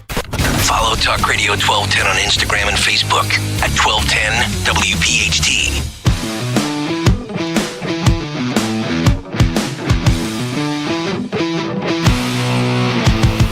It is 7:02. Welcome back in, Kayal and Company on a Thursday morning. It's Nick, Dawn, and Greg. Talk Radio 1210 WPHT. You can get us on the free Odyssey and iHeartRadio apps. Watch the show on YouTube. Get the podcast, iTunes, and Spotify. And I would guess somewhere in the next 6 to 8 weeks, you will find out about how you can consume us on another platform. But I will not spill the beans because I don't feel like being yelled at. 855-839-1210. By the way, if you get lost on the bike ride this Sunday, you deserve to be yelled at. The great Wayne Bonfiglio is in final preparations for the 65-mile Bend to the Shore bike ride. And they are putting up signs throughout the path, the course that you will navigate, so you don't get lost. Let me just say this. I am terrible with directions. I was a print the directions off of MapQuest guy back like in 2002. I will absolutely use GPS, whether it's the one built into my truck or the one on my phone, and still find a way to get lost. But if you get lost doing the Bend to the Shore bike ride, when there's, I think, thousands of people on bikes, signs everywhere, cops, firefighters, first responders, all paving the way, I mean, it's like an envoy. You know, short of Trump's envoy on the way to an event with the Secret Service, I mean, we're pretty insulated by all of our great first responders. If you get lost, I don't know, maybe you should be deported. I don't know what the appropriate punishment is. But GregStalkerSucks.com is where you can donate. Can we still take people that sign up to ride? Like if somebody signs up today or tomorrow and then gets the $250, I know they won't get the uniforms, but can they still get on a bike and show up with us? Yes. Please do it. What are we at? Like 34? Or did we eclipse 35? We haven't yet. Okay. But so like I guess today and tomorrow are the last days that we can make pushes for this. So Yes. we need. So nobody can donate like Saturday afternoon? Of course they can. Okay. Of course they can. But you know what my goal is. Oh, towards our goal. Gotcha. So we need like $400 and some odd dollars right now to get to 35,000. Let's do that before the cut sheet. So can we do that before the cut sheet? Yeah. In 40 minutes? $400. Can 4 people donate $100? Or like 8 people donate $50? Or 16 people donate $25? Or 16 people donate $25 bucks? All the money goes to Families Behind the Badge Children's Foundation. GregStalkerSucks.com. Please, help us get to 35,000 right now. All the money goes to this great cause. Please do it right now. Yes. Before the cut sheet. Right. So the clock is ticking. I will call you out live on air for that donation. Thank you. Beautiful. So, this is a fascinating. I can't believe that this is really happening in this country. And I mean, like, I'm really, really stunned, despite knowing there are leeches, despite knowing there are young college graduates that realize they got duped for a stupid major and they got no money coming in and they say, you know what, I'm sick of this. Like, I get all of the excuses, whether they're justified or not. But Stalker found this for us this morning, like at 4 a.m. Headline, shocking, 105 million Americans are not working, more than during both COVID or the Great Recession. Interesting. The word NILF, not in labor force. Get your minds out of the gutter, men. NILF, not in the labor force. So it's not the word nanny. That's correct. Or something. Right. Or Nancy's or anything else. Or Nick's. Hey. Anyway, the number of adults who are not in the labor force have surged to an all-time high in June to 105.8 million, according to figures from the Federal Reserve Bank of St. Louis. The record comes after a massive surge of 832,000 workers dropping out of the labor force in June alone. The overall number is higher than the height of the Great Recession or the COVID-19 pandemic. Wow. Now, they do say the definition is broad. It covers all Americans age 16 and over who are currently not working, including students, whether you're in high school or college, or retirees.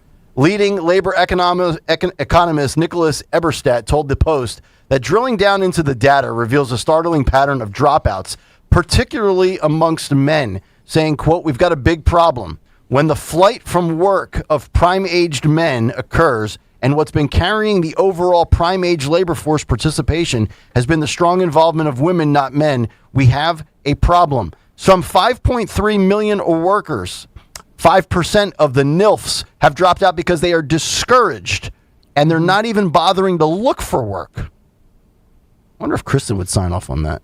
You think she would approve of me just quitting and then being a leech and living at home? Nope. And telling me not to look for a job? Probably not. In addition, up to 22% of America's NILF population are on long-term illness, disability, or other form of benefits, representing 23.3 million Americans. The startling figure is even higher than the percentage of Americans over 16 in full-time education, which is between 16 and 18%, or 19 million total Americans. By far, the largest segment of the NILF population is retirees. We talked about this, I think, last week or 2 weeks ago. It was definitely when Stocker was on vacation, and I think we had something to the effect of there are more people leaving the workforce than entering it because boomers are at the point where they are able to retire. Now, you say, okay, where exactly are we with boomers? Let me just give you these numbers. I just saw it earlier in the digital version. 65 or older. Why can't I find it now? Let's see here. Here you go. By far, the largest segment of NILF population is retirees, who make up to 50% of total Americans not working. That's not surprising, given the large cohort of baby boomers who are in their golden years. Some 45% of these retirees who took standard retirement at the age of 65 or later account for about 3 to 5%. While the absolute number is not for sure, you even have people lower. You know, I've run into this, Dawn, at my golf course where I'm playing with a couple of guys that I've become friends with that are buddies, and they're 57, 58 years old, and they're sitting there and they're telling me, yeah, I got about 2 years left, and then I'm getting out. And I'm looking at them, I'm like, damn, man, you must make a lot of money, or you must have been very good with your money. You saved it, you invested it, you multiplied it. Kudos to anybody that can actually retire before, you can touch your 401k without that 10% penalty fee and things like that. I have no problem with the boomers going, and because, Stocker, you've talked about this before where, you say the boomers won't go away. Well, like now the numbers are showing that they are going away, but my beef is with the people, and maybe not a beef, but more of a question like, dude, how do you take care of yourself? You're not even actively looking for work? Now, granted, what we do for a living, especially Dawn and I, Stocker, you have to stay in the office and, be a boss in a suit and have a cubicle and all that other nonsense. Like, I think there's a lot of people that are sick of the 9 to 5. I have this story here before we go further with these numbers from this study that Stocker found. The Gen Z cohort today, let me just give you this. Why can't I find this one? I got too many papers here. Shocking amount of Gen Z employees pretend to be productive at work. The 9 to 5 phonies are just phoning it in. This is courtesy of Software Finder, which found that 66% of Gen Z employees and 73% of managers admit to faking productivity at the workplace. This is a study that was published in the New York Post 2 days ago on July 20th. You know what I think a lot of this is? I think a lot of people, Dawn, realize that corporate America, the 9 to 5 workplace, I don't know, let's say you're on a quota. Let's say you have to make X amount of phone calls each day to hit your metrics. I got a buddy of mine that works, he's kind of a high up at ADP, and he makes sure he oversees like 17 different reps. It's monotonous. And I think a lot of people, I think they just hate their existence professionally. I can attest to that. When I've been out of radio multiple times, either for being let go or when I had like my voice surgery and things like that, and I had to get a quote real job, I hated it with a passion every single day. I would get home at 6 o'clock and I'd be like, God, 12 hours from now, I got to go back to that place. And I never feel that way about radio. Like, I'm ecstatic to get here every single morning and do a show. But I can't imagine what it must be like to grind for 40, 45 years in a profession that you hate, whether it pays well and you do it solely because of the paycheck, or if you hate it and you also don't make a lot of money. What do you think? What do you think is going on here? Well, the study, and I know that the New York Post, we saw that had that whole NILF study, which I think it just shoves a lot into that, and to try to break it down and think about what is actually happening. So number one, people on disability. And I think that's part of why when we look at this administration, and Republicans especially, have pushed to narrow the guidelines of what it means to be on some kind of disability benefits, because too many people are on disability. That study said 22% of Americans. You think they're milking it, or is this, or is it a legitimate? I think it's. I think we all know somebody, right, who's on some level of disability. And so what does that look like, and what are the efforts to encourage that person to get back in the game, to be relevant? The other day we were having the conversation about Tom Brady and why do these people, they're rich, they're famous, why do they have to remain relevant? Well, you don't have to be Tom Brady to just want to feel good about yourself and remain relevant, right? And I think that's a big problem with, in particular, males, with the male population. I think the female population we've talked about. Women who are in this area of their lives where especially white women who are maybe anywhere from 45 to 75. That's why I think they've tried to get this purpose-driven life. And unfortunately, they're going to, these rallies and wearing yoga pants and trying to talk about ICE because somehow they feel, well, this is where I'm needed or something. Yeah. So it's that striving for purpose. But I think for men in particular, our country and our media has really beaten up men across the board and made them feel like they don't matter, like they're toxic, they're rapey or whatever, they're creepy or rapey or whatever that is. And so I think that we need to address that. What does it mean to be male in America? No matter what your ethnicity or your age, we love men. We need our men. Damn right. I'm tired of being labeled this, that, or the other thing. I really am. Hey, but you know what, though? I don't have the unemployment rate in front of me right now or the jobs report, with public, or I should say private sector jobs. I know we talk about this usually once a month when the figures come out. But if the 832,000 figure is correct from this study with boomers going into retirement, there's lots of, and I'm fully aware of corporate downsizing. We just talked yesterday in the Big Take about media downsizing and cutting expenses and trimming the fat.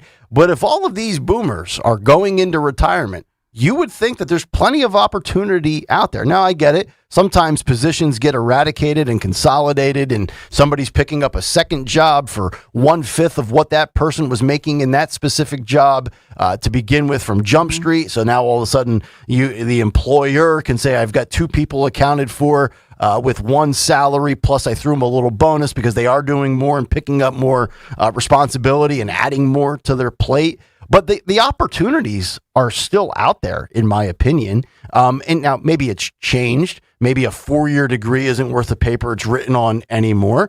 But we've talked about the trades. Wall Street Journal, countless times. Welding, the blue collar stuff. And oh, by the way, what's great about that, if you are capable of doing that skilled craft and trade, and you would find it enjoying, you're going to go to school or a training program for 6 to 18 months. You're going to come out of there basically with no debt and then jump into a job that pays you $90,000 a year. Now, $90,000 doesn't go far, but when you're 20 or 21 years old or 19 years old and you have no debt, no wife, no kids, no bills other than, your gas, your insurance, a car payment, and a cell phone.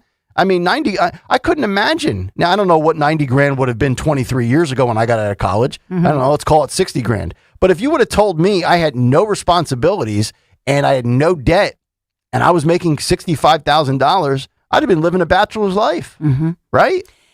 Yeah. And I think, to your point, when you think about what it means to be jobless, I think of my dad, the times in his life when he was out of a job, and what it did to not just him, his psyche, but our entire family. It's a morale killer. It is. Yeah. And in my family, there have been, I don't know, probably 4 men, all different ages, who were laid off from their jobs because we have a shifting job market. And so just the impact, the scramble to get a new job, to go through the interviewing process, what they all say is you got to know somebody. you have to have more community, more connections. And so that's a piece of it. We've lost the sense of community. Like, I think here in Kayal and Company and PHT, I think we have an actual community. Yeah. This is a community, and that's part of the magic. And I'll say the word magic because I think it is. Mm-hmm. We have a sense of community here, and we also have a sense of, think about what we're doing right now with Families Behind the Badge. Well, that's another community. Great point. Look at the email thread. Yes. We've got an email thread with 50 listeners. I mean, I'm having more. I'm not having any conversation because I basically ignore the email and keep deleting it. But the conversation there is going on at a more rapid rate than I'm having in my household. But we need that, and think about what you just said. So we lost some of those community connections, so that when you do lose your job, get laid off, or whatever, I think nowadays we're having to redefine what is community. What is your sense of community? A lot of people have no community. Well, and it's not LinkedIn either. I know everybody has a LinkedIn and they post their little links to their profession and give the thumbs up emoji when somebody takes a new promotion and things like that. But that stuff rings so hollow to me. And some of the people who've lost their jobs, Nick, I'll just say this. Think about COVID, the impact of post-pandemic. So a lot of those individuals were still working remotely or hybrid. And so what happens when you work hybrid is you lose your sense of community. So unless you have someplace else, whether it's your church, whether it's us here, literally in the space of Kayal and Company community, where is your community? Where's your sense of community? I have this conversation with my wife all the time when I notice that she's like tired or sluggish. Now, she loves her job. It's remote. It pays well. And they allowed her to move from Tennessee back to Pennsylvania and change nothing because she was their highest producer in all of the metrics that they get measured on from a job assessment standpoint. But she'll have these days where I look at her, I'm like, you look like you just crawled out of a dumpster. Like I tell Kristen that, and she's like, "Yeah, I'm a little sluggish today." I'm like, "Yeah, it's because you work in the basement on a laptop, and you roll out of bed, go downstairs, work. Obviously, you prepared a dinner for us. I'm not saying she's like doesn't do anything at home. She's a great mom and a housekeeper, a whole bit. She does everything. But you don't leave to go to work. You're not in there, on your commute, stuck in traffic. You don't go and stop and get coffee. You're not having conversations with people at the water cooler. Like your whole work professional existence is through Zoom. Yeah. Right? There's a major difference between human face-to-face communication and socializing and the luxury that technology provides us. That's a good point. And it creates an awkwardness. Mm-hmm. I've said it all the time. How many times do I come back in here? I'm like, came back from getting coffee. Random young person that I don't know the name of comes walking by. They don't even say hi to you. Mm-hmm. They got an AirPod in their ear and they're staring at their phone. Yep. And they don't even want to say, "Hey, buddy." Even if you don't know my name or I don't know yours. "Hey, what's up, man? Morning. How you doing?" Doesn't exist. Yeah. Take the statistic that you just we've been talking about this one. 105 million Americans not working. Yep. And pair that with this other headline. AOC jumped to the top of a new 2028 presidential poll while former Vice President Kamala Harris barely registered. Barely registered. The University of New Hampshire released the poll on Wednesday showing AOC leading the field of potential 2028 Democratic presidential nominees, followed by former Transportation Secretary Pete Buttigieg. According to the data, Ocasio-Cortez leads the pack with 22% support, while Buttigieg closely follows with 21%. I thought I did see. I saw that yesterday. Harris only scored 5%, while California Newsom Governor tanked, right? Yeah. Newsom, Kelly, and Sanders had less than 10% each. Yeah, Newsom's down like 8 or 9% from the last time that poll was conducted. He's cooked. It's going to be AOC. Oh, there's no doubt about it. So to seize on what Greg is saying, so 105, and then look at the 23.3 million of that 105 are on some kind of long-term illness, disability, or other forms of benefits. Mm-hmm. And so that's a huge percentage of people. You would call that socialism, right? If they're on these benefits and not working. I mean, getting checks from the government for not working. I mean, if you are disabled because you were an engineer on a train and the train ran over you for no fault of your own, that's different from like losing your legs. Or if you're in the military and you were catastrophically injured, that's not what we're talking about. But I think the vast majority, to Greg's point, of that 23.3 million that are on some kind of benefits or disability probably could do something. Mm-hmm. And that's just it. The new, bill under this administration has said, and we've heard J.D. Vance, and you've played a million clips on this, that they've said you have to be doing something, even if it's volunteering, fundraising, because of exactly what we're talking about. Yeah. It's actually bad for you to lay in bed all day and just receive a check because basically you're checked out. Yeah. And the United States, to the point of these numbers, the United States population, as of the last U.S. Census Bureau population clock, is 342 million. I mean, if 105 million are not working out of 342 million, for whatever the reason, that's 31% of civilization in this country not working. And I think, Greg, if I'm picking up on where you're steering the conversation, is this is why AOC will be what you're predicting to be the winner 2 years from now. It will be. I mean, just go back in history again, guys. You know what I mean? Like what happened after the Great Depression? Who was ushered in?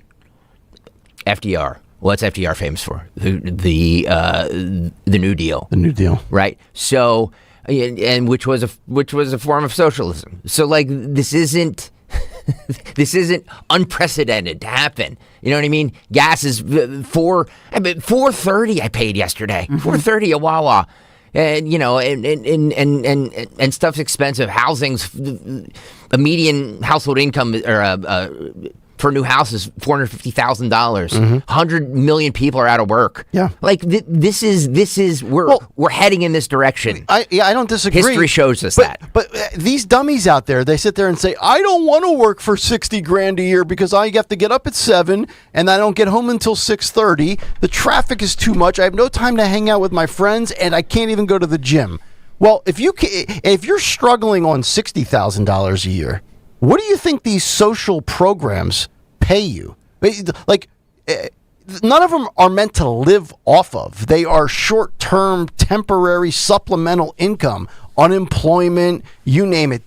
Like, if you've ever collected any of these checks from the government, they barely cover your food costs. So for the dummies out there that cry that I don't make enough money, what, you think Uncle Sam's giving you more than you're earning now? You're living in La La Land. Right. But I will also say, as far as this goes, that there are a lot of people, to your AOC point, who are playing and gaming the system. So they might not actually be depressed. Yeah, they their might own not, government. Yeah, right. Yeah. I mean, they're still doing other stuff. They figured out a way to get all of these benefits, and they're perfectly fine. Mm-hmm. And I think that's what the fraud part of it is, whether they're a citizen or non-citizen. We've covered all that. But I'm just saying, in general, people that are gaming the system with all of these so-called benefits, and we all pay. Yeah.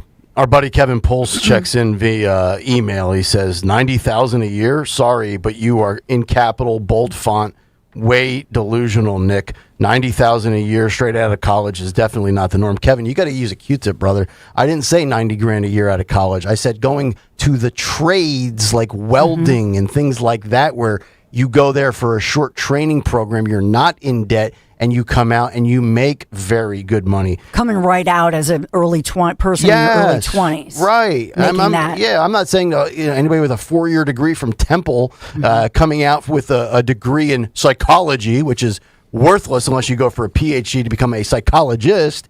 That's what I'm talking about. He says his 28-year-old art therapist daughter got a master's from Jefferson and now gets paid less than $60,000 a year. I would say two things. One, what the hell is art therapist? and secondly, if you get a master's degree and you're only making $60,000 a year, you must really have a passion for what you do and love it, because I would argue that was a bad investment. Like my wife, she was a social worker for 18, 19 years. She made well below $55,000, and I know my facts and my math can be bad at times, but I know she made less than $55,000 a year even as a supervisor, but she loved what she did. She wanted to help children that were in abusive families. She investigated awful child sex cases. She never brought it home. She didn't do it because it was a lucrative profession. The only benefit was having health care and benefits from the state and the government, which is really good. And that's kind of like, well, we don't pay you much, but the benefits are pretty damn good. But yeah, like she wasn't making, and she went to school for social administration, and then I think she got her master's after, and it was purely for the love of the profession, which kudos to you. If you love what you do, you'll never work a day in your life. I truly believe that. But see, I think that part of this too, as far as this MILF population and thinking about a purpose-driven life, for people who at 62 to 66 have decided to recently retire, I would say those jobs, like that social worker job or being able to get a part-time job as a reading specialist in schools or something like that. I wish there were pathways by which people who are so-called retirees could take up some of those jobs, because right now, for example, we have a teacher shortage. Yeah. Nobody wants to be a teacher. No. Nobody wants to go into education right now for a multitude of reasons. Those are perfect jobs but part of this is the union. Right, if the teachers union would allow that to bring in people who are grandparent type figures, who have patience, who want to live that purpose-driven life, who want to have meaning and feel like they have a skill set where they'll really be appreciated and make a difference. Yeah, I'm actually surprised that they can't be. I was way off on my projection of salary for teachers. Remember, I don't know, maybe a year or two ago we were talking about it. I was like, yeah, you make 58. And Dawn comes in. She's like, no, it's actually starting salary is 91. If you can make almost $100,000 as a teacher and get summers off, and your significant other or spouse also makes good money, I would think that that's a very appealing job. I can't imagine if I was able to have June, July, and August off for the most part, make $100,000. I would coach football. I'd pick up a side hustle doing some grass cutting or landscaping. A lot of my teachers that I was coached by and taught, in school growing up, they always were like in the lawn care business in the summer, making cash under the table. Now, knowing that teachers actually get paid, and I know it's district by district, so, if you go out to the burbs, you're going to make more than you will in the city of Philadelphia, but man, I'm surprised that they're struggling to find people. All right, we have to break, guys. Is anybody looking at the clock by me? It was 30 minutes of gas bagging. Time flies when you're having fun and have lots to say. Bucks County, Pennsylvania, average teacher makes about $92K a year. That's not bad, especially if you have a 2-income family. All right, on the other side, how about this? Bipartisan support for something that I would just presume many of you have reached your expiration point on. That's coming up next. It's Kayal and Company. But first, a word for our friends with families behind the badge. That's right, this Sunday, Bend to the Shore Bike Tour. Sunday, July 26th, multiple ways that you can participate. The full 65 miles from Philly to Atlantic City. That's what most of us do. If you can't, maybe you have a pinched nerve in your neck, 30 miles from Hamilton. Or what about 10 miles, the stretch run from Galloway, New Jersey. Doesn't matter where you start, we all finish at the Showboat Hotel, and there will be a family-friendly celebration. And join all of us. And of course, if you can't ride, you can still donate. Visit ben2shore.org. When you sign up with the code NICK1210, they're going to take $25 off. That's ben2shore.org, promo code NICK1210. Families Behind the Badge Children's Foundation, a local nonprofit that provides financial relief to families of fallen and injured first responders, fosters positive relationships between cops and kids, and provides mental and emotional well-being resources to all first responders. Marvin E. Cans, my guys. Marvin E. Cans Heating and Air Conditioning, now plumbing too. I'm thrilled that they do plumbing as well. Veteran-founded supporters, of course, of our Travis Manion Foundation Radiothon. So far this summer, man, it's been hot, real hot. Hot like I can't even remember. So if you have not had your AC tuned up, you better get it now. If my guys at Marvin E. Cans feel your unit needs to be fully replaced, they're going to install a new train system at a fair price. I can tell you that. TRANE. It's hard to stop a train. Just go to marvinecans.com. That's marvinekANZE.com. marvinecans.com. Tell them Dawn sent you. Hey, it's Nick Kayal. Captivating and charismatic. The Range Rover Evoque is engineered for comfort at every turn. Combines contemporary luxury with peerless refinement. Discover this and more at 1.9% APR for 60 months or lease for $619 per month for 36 months. Drive one home today from Land Rover Westchester, Willow Grove, Wilmington, or Harrisburg. 2026 Range Rover Evoque S lease with $69.95 due at signing. Includes down payment. payment, zero security deposit, acquisition fee, and first month's payment, tax and license excluded for well-qualified lessees. See dealer for details. Well, it's official. My friends have all switched to Pure Talk because I told them they could save a bunch of money on a super reliable high-speed network with unlimited data. And because they're my friends, they trust me. As for the rest of you, well, Pure Talk understands that even though you might like me, you're not just going to take my word for it, nor should you. For that reason, and for a very limited time, Pure Talk is offering any of their plans for just $15 a month for the first 3 months, including their top-tier unlimited plan that normally sells for $65 a month.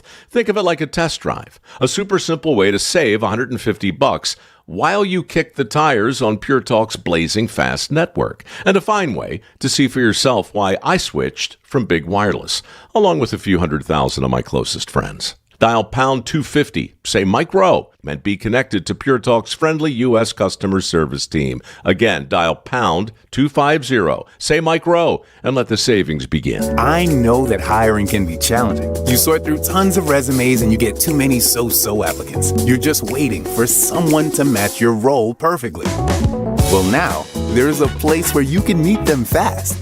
ZipRecruiter. Need to hire right away.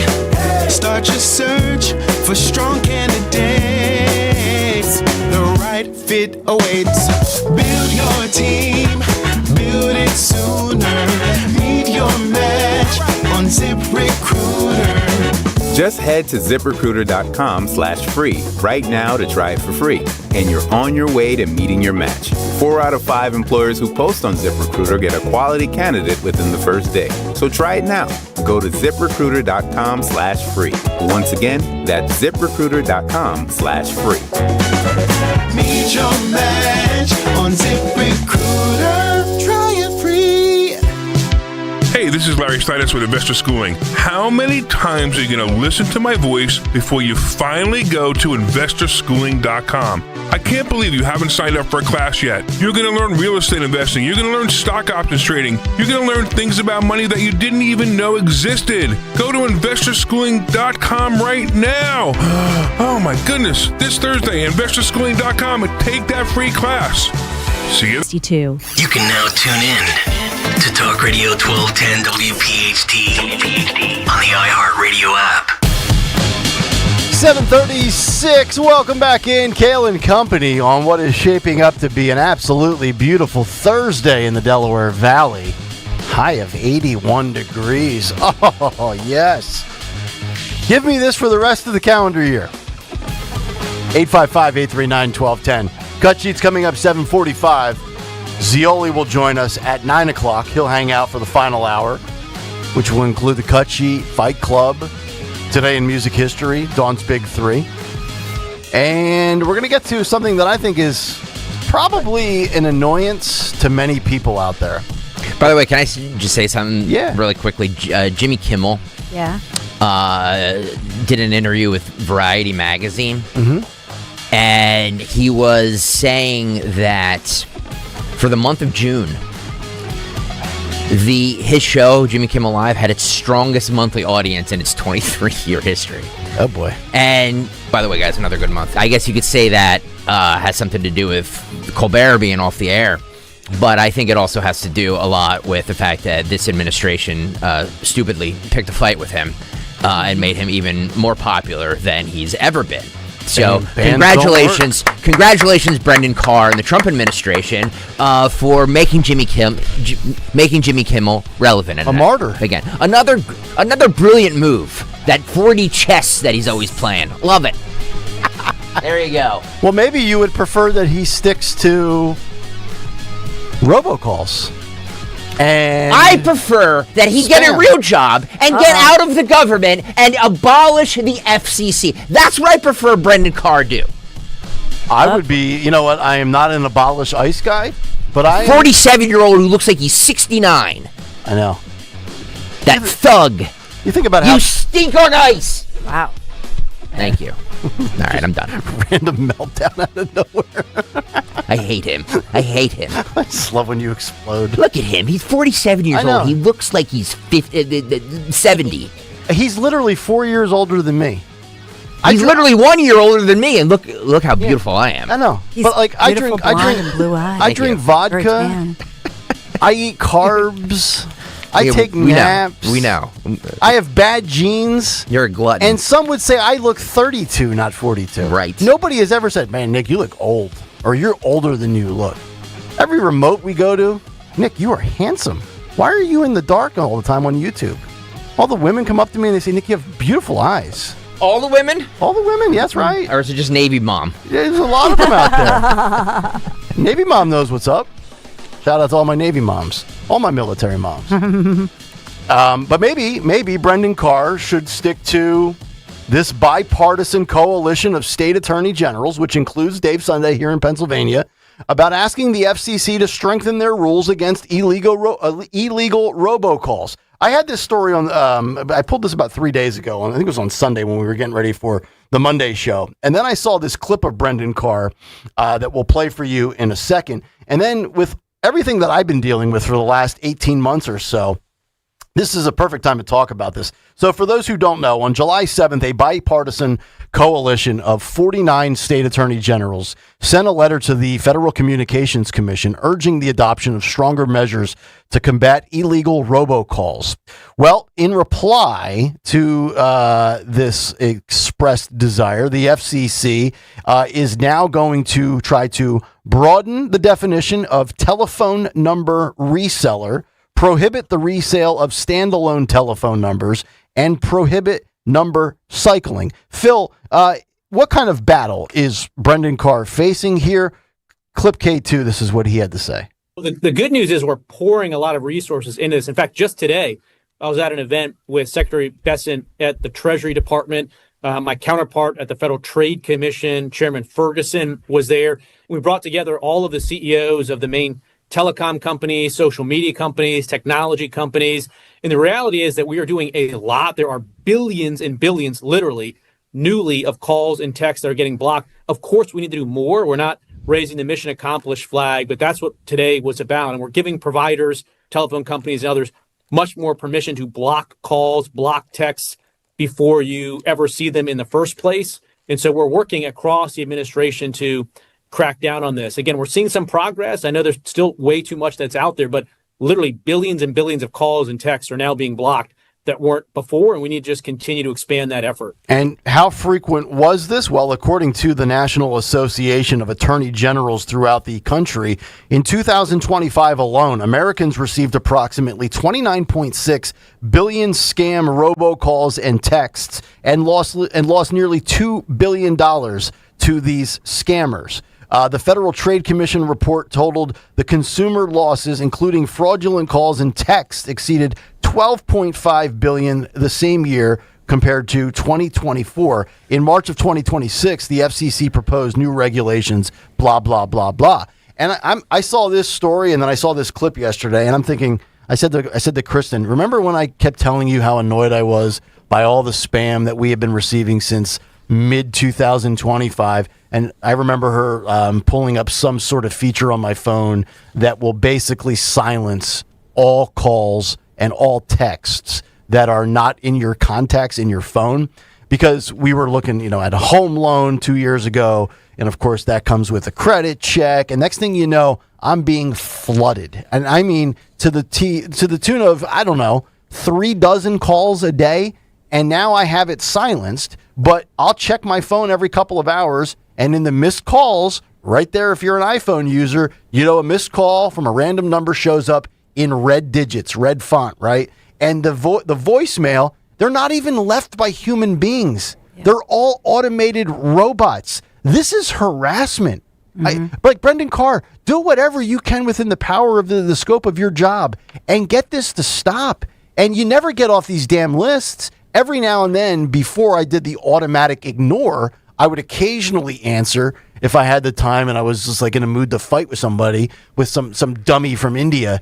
Dude, take me off of your freaking list. Don't call me ever again. I'm going to sue you. Like, I would just say all kinds of random nonsense. And of course, okay, I'm sorry to bother you. You are removed. And next thing you know, you get the same damn call 3 times in the next 2 days. It's outrageous. So when you get a call, like you're talking about on your cell phone, right? Yep. So if you side click it for the information, Mm-hmm. and then you go down, you can block it. Yeah, but then they just use a different number. So block it, and then when you delete it, report it as spam. And then they try to localize it, right? Like you'll see like 800 or some random area code. And then once you ignore them or you hit decline, then they start calling from 215 numbers and 267s and 610s and 732s that try to make it seem like, oh, this is important. This is an authentic call. Oh my God.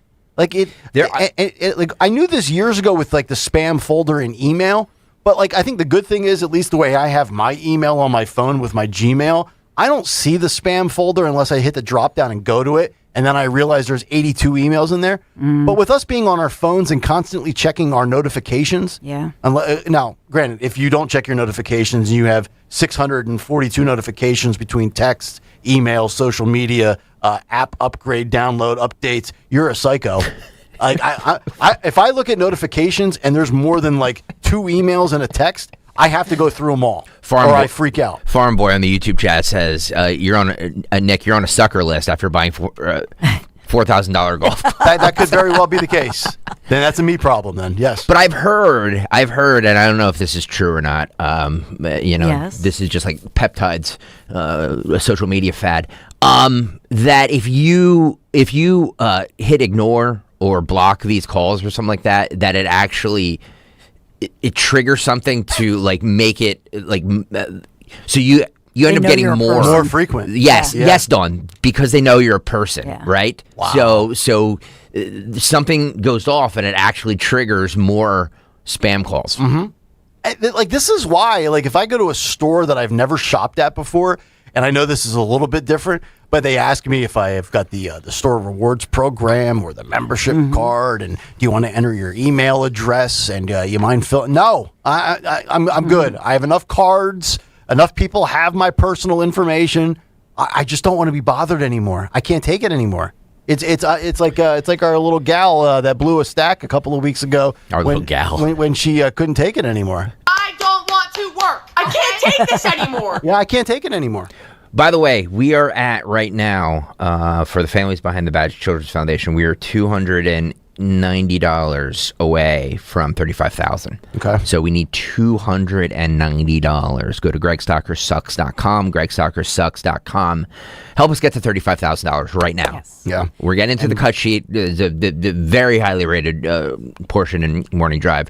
We need you, the listeners, who've put us here, to help us beat that low energy FM station. Okay, so we need $35,000. So $290 right now. GregStockerSucks.com.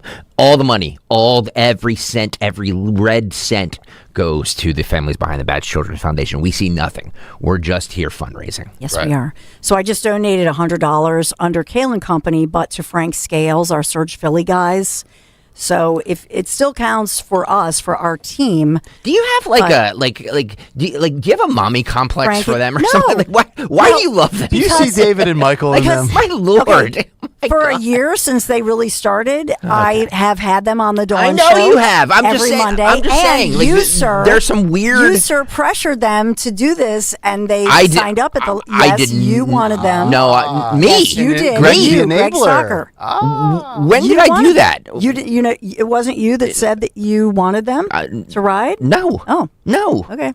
No, I didn't. Like, I'm happy they're riding. Anybody who rides is great. Okay. But I never would have said that. Okay.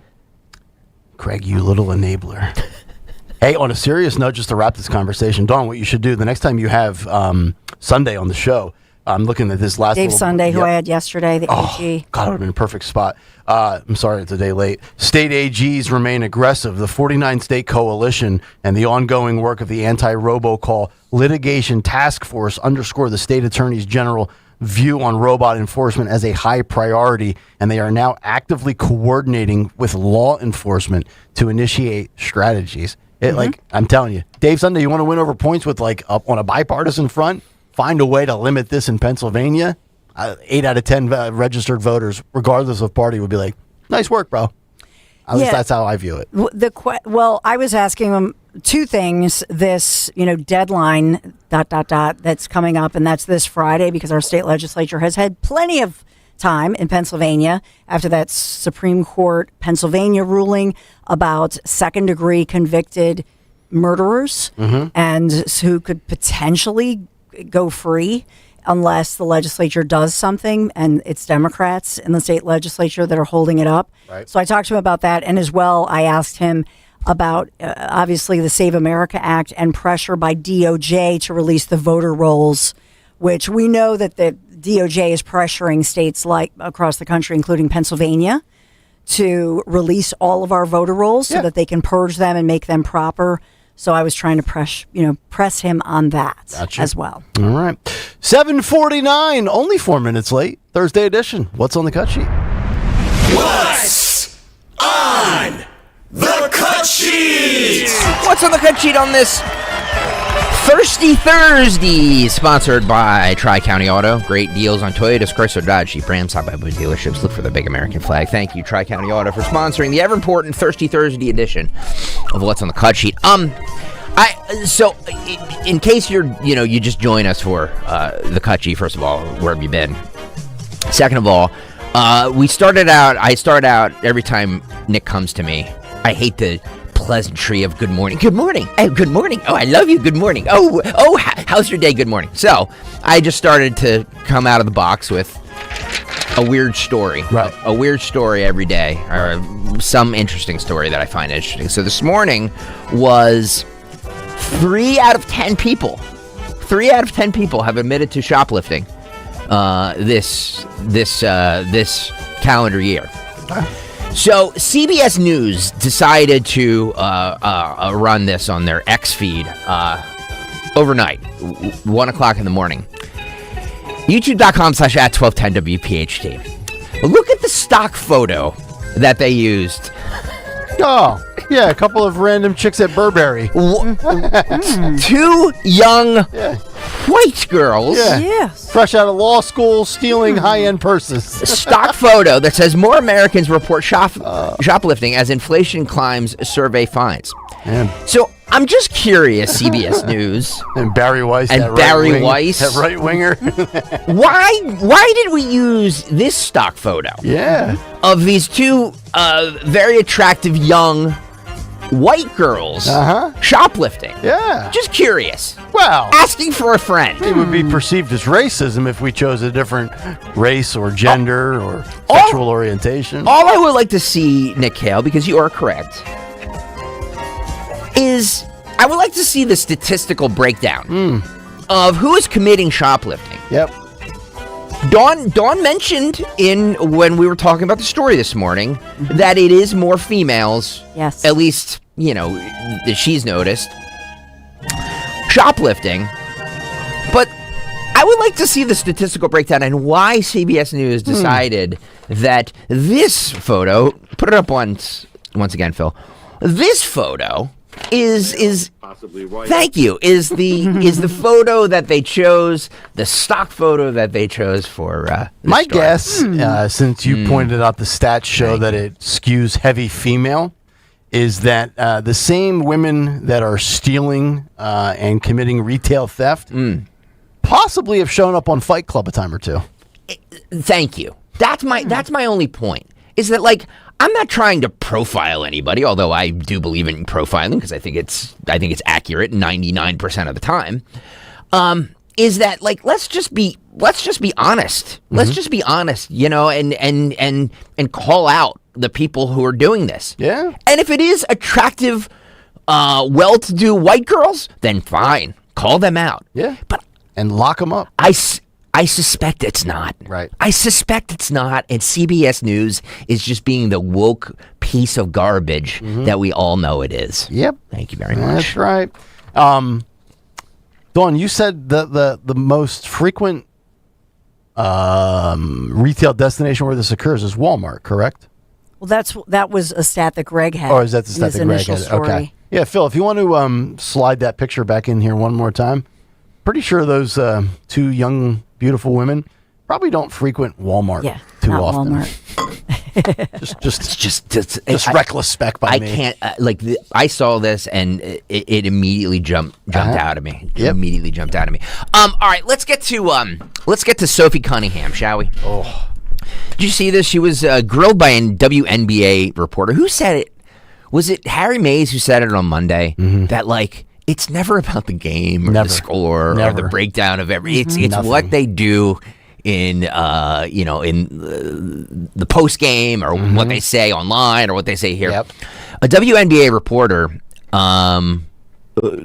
questioned Sophie Cunningham, grilled her actually, for saying men shouldn't be able to play women's sports. Well, most sports media reporters and journalists are left-wing wackadoos anyway, so not surprised that this would be something that they would really sink their teeth into with Sophie Cunningham. I also saw an article that she was referenced in where they referenced her as MAGA Barbie. Yeah, she has a MAGA Barbie perception. That was an ESPN in-depth feature about her and her stances of supporting Caitlin Clark so she doesn't get bullied and believing that men don't belong in women's sports. For those of you who don't follow Sophie Cunningham, she is one of the WNBA's best shooters, and so we're getting to the headline with the ban, what she's banned from doing. But Sophie Cunningham is she does look like a Malibu Barbie, if you will, blonde, long hair, white girl, and an enforcer, tall, thin, could be a model. But she even says in this clip, she's like, I'm not really political. Yeah. So she's been labeled this. Defending common sense makes you MAGA. And we don't even know. We don't even know what side of the aisle she's on. No. We don't know what way she votes. No. But they're just assuming. Yeah. All right, let's roll some of this. On that same vein, in that story with ESPN, you talked about wanting to protect young girls who shouldn't have to go against biological men. Just can you expand your viewpoint on that? I mean, I think I said what I said. I think it's kind of common sense. And I think I'll always believe in that. I think it's really important to protect children. And that's little girls who are also involved in that category. And so I stand on what I said, and I always believe that. Yeah. Do you see your advocacy on that, taking any form going forward? I don't know. I'm not a very political person, but I do have beliefs. I have morals, and I'll always stand on those and be true to who I am. And I think people are going to take it how they want to take it, but I've never even really said anything about that. And so when it comes just to protecting young girls in sport and women in sport, I feel very strongly about that. I think that's why you have Title IX. That's why you have some of the greats in women's sports. If Title IX and women's sports weren't protected, then you wouldn't hear about any type of women in sport. And so I think in the future it's just really important to protect. Do you think, I guess along the line like that, it goes against perhaps, some people might say, hey, for the trans community, this could be something that could come back on us or be targeted against us. How do you, I guess, view that sort of critique? Like I said, I extend love, and I don't dislike anyone. I think there is room for absolutely everyone here, and I think there's room to love everyone. And I truly think when you get people in the same room and you have conversations, you actually have a lot in common with a lot of people. Right. And so I'm there to love, but I'm also there to love biological women, and I think that there are rights that need to be protected. And like I said, I'm going to stand true to that. I'll never falter in my beliefs in that, but I have never once said I hated the trans community. Like I said, I think there's space for everyone. She's standing up for women and girls' rights. It's almost as if the WNBA wants to fail. Right. You're finally in the spotlight, and you're in the spotlight for all the wrong reasons. Yep. You were handed a cash cow in Caitlin Clark. Milk that for all it's worth, or end up in poverty again. Can you believe too? She's one of the best WNBA players out there. She's the only one really making headlines other than Caitlin Clark. Yep. And this is all they ask her about. The trans community. Yep. Again, to Harry Mays' point, it's never about the game. No. It's always about this crap and this nonsense. This must infuriate her. Well, she's like, I'm out here, doing what I'm doing, and nobody's asking me about it. They're all asking me about my stance on men and women's sports. 0.000.2% of society gets 100% of media coverage. I've never seen anything like it. If you owned a business, let's just say you owned, a car dealership. Dan Piazza, right? He's got 17, 20 different brands. If he spent 100% of his advertising revenue on a vehicle that accounts for 0.001% of Dan Piazza's annual revenue. That would probably be stupid, I would think, right? Mm-hmm. So why do we incessantly talk about a community that is, it's like the equivalent of hitting Powerball twice in your lifetime? Enough with it already. Just, as Sophie Cunningham said, love whoever the hell you want, sleep with whoever you want, do whatever you want behind closed doors. Just stop already. Stop. Nobody cares. Right. Just go. You know what the problem is? Your only purpose to live a purpose-driven life is to obsess over and then force others to acknowledge your gender. Who does that? Greg, you ever walk around saying, yo, I'm a straight white male? Scope! I'm coming down. We're going to talk about the straight white males. Nobody does that. Why does the trans community do that? Yeah. Why? And so the two headlines I see are that the WNBA, NBPA will not allow partner brands to monetize Sophie's viral when she pointed. Oh, yeah. Because they wanted to do that. I love that. Yes. That's my favorite meme. And so that meme is, now trending more than ever. So it's having the opposite effect. Yep. And what's the other one? They've banned her basically from, she's one of the best shooters, but she's banned from the 3-point shooting competition because she talked about trans and advocated for women and girls sports. Right. And so it's having the opposite effect. Right. Everybody's, You become a pariah because you publicly say what 95% of society believes. Right. Yeah. And all because she said what she just said. It's common sense to protect girls and women in sports and to keep trans athletes out of women's sports, which means to keep men and boys out of women and girls sports. Right. That's why she's they're trying to cancel her out. Mm-hmm. So please support her. Yeah. 855-839-1210. Speaking of support, let's go to Kevin, who's in the Northeast. Kevin, what's going on, bud? Good morning, guys and gals. I will take you to the $35,000 plateau. I don't know if it's a couple $100 or something in honor of a friend of mine who passed away yesterday. Oh, my God. I'm so sorry to hear that. Is somebody in law enforcement or a first responder? No, he has a son that's a Philly cop. But, he's had a lot of tragedy in his whole life. Okay. Would you like to, show him, name him, or do you just want to? Yeah, his name is John Hunsbury. Okay. Prayers. So in John's memory. Well, I'm sorry to hear that, Kev. Yeah. Thank you, Kev. Yep. One year today. Go to gregstalkersucks.com, and that's how you can donate. We only need, we really, at this point, we only really need $40 because we're at $34,960. Yeah. So if you want to make that $40 donation. Thank you. I appreciate it. At least that. You know what I mean? I appreciate it. Thank you. Thanks, Kev. Well, that's great. Thank you, buddy. Right. Hang in there. Yep. All right, there he is, Kevin in the Northeast. Thank you very much. By the way, we're gregstalkersucks.com. We're raising all the money for the Families Behind the Badge Children's Foundation. I use my own name and likeness in a disparaging way, and your image, in a disparaging way, just to raise money for this great cause, which I always will do. So please be generous. And make a donation because I want to go into Sunday's ride beating WMMR. Yeah, beating WMMR. Uh-oh. Can we do this, please? In your face. I need some of these big spenders to come out and write a big check so I can say, yeah, F you. F you. And Families Behind the Badge, they're still short of their overall goal for the whole Bend of the Shore bike ride. That is disgraceful. So we really want to make that up. We really want to make that up.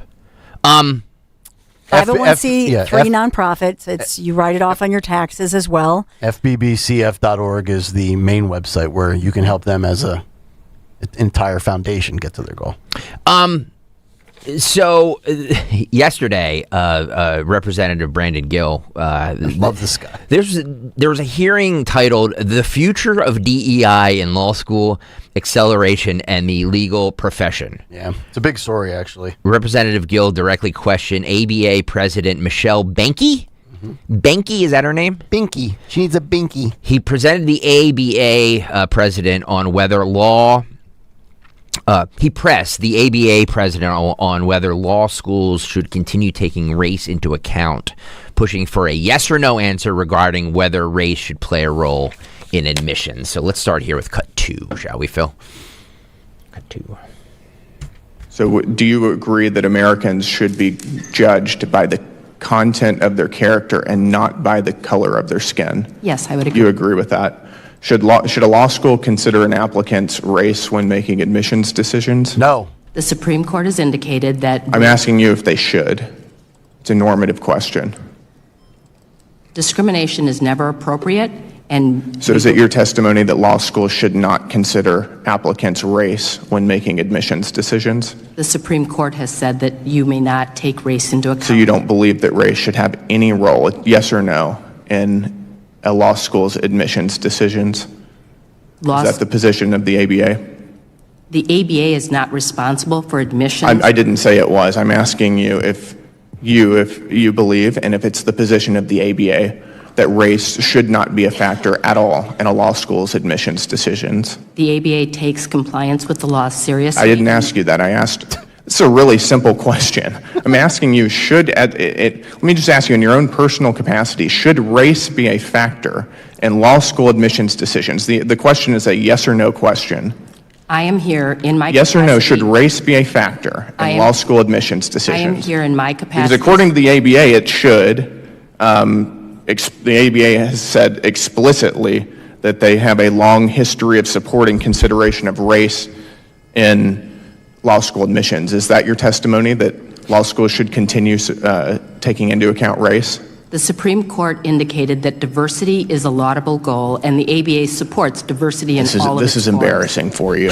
You ought to be able to answer this in a very straightforward way. And with that, the time is up. Yep, time is up. I think you made the best point yesterday, Nick, where you said, like, this is fun, it's funny, it's good, you know, it's a good back and forth, the ha-ha, owning the libs, we get it. Yep. But, like, the fact that we have to waste our time on this nonsense is infuriating. That's a minute and 48 seconds that could have went to the Save Act. The fact that the fact that our taxpayer money is being wasted on all this nonsense is infuriating. Yeah. Makes for great fodder on talk shows. Right. It goes viral on social media in the clip culture we live in. But that dope there can't actually answer that question correctly.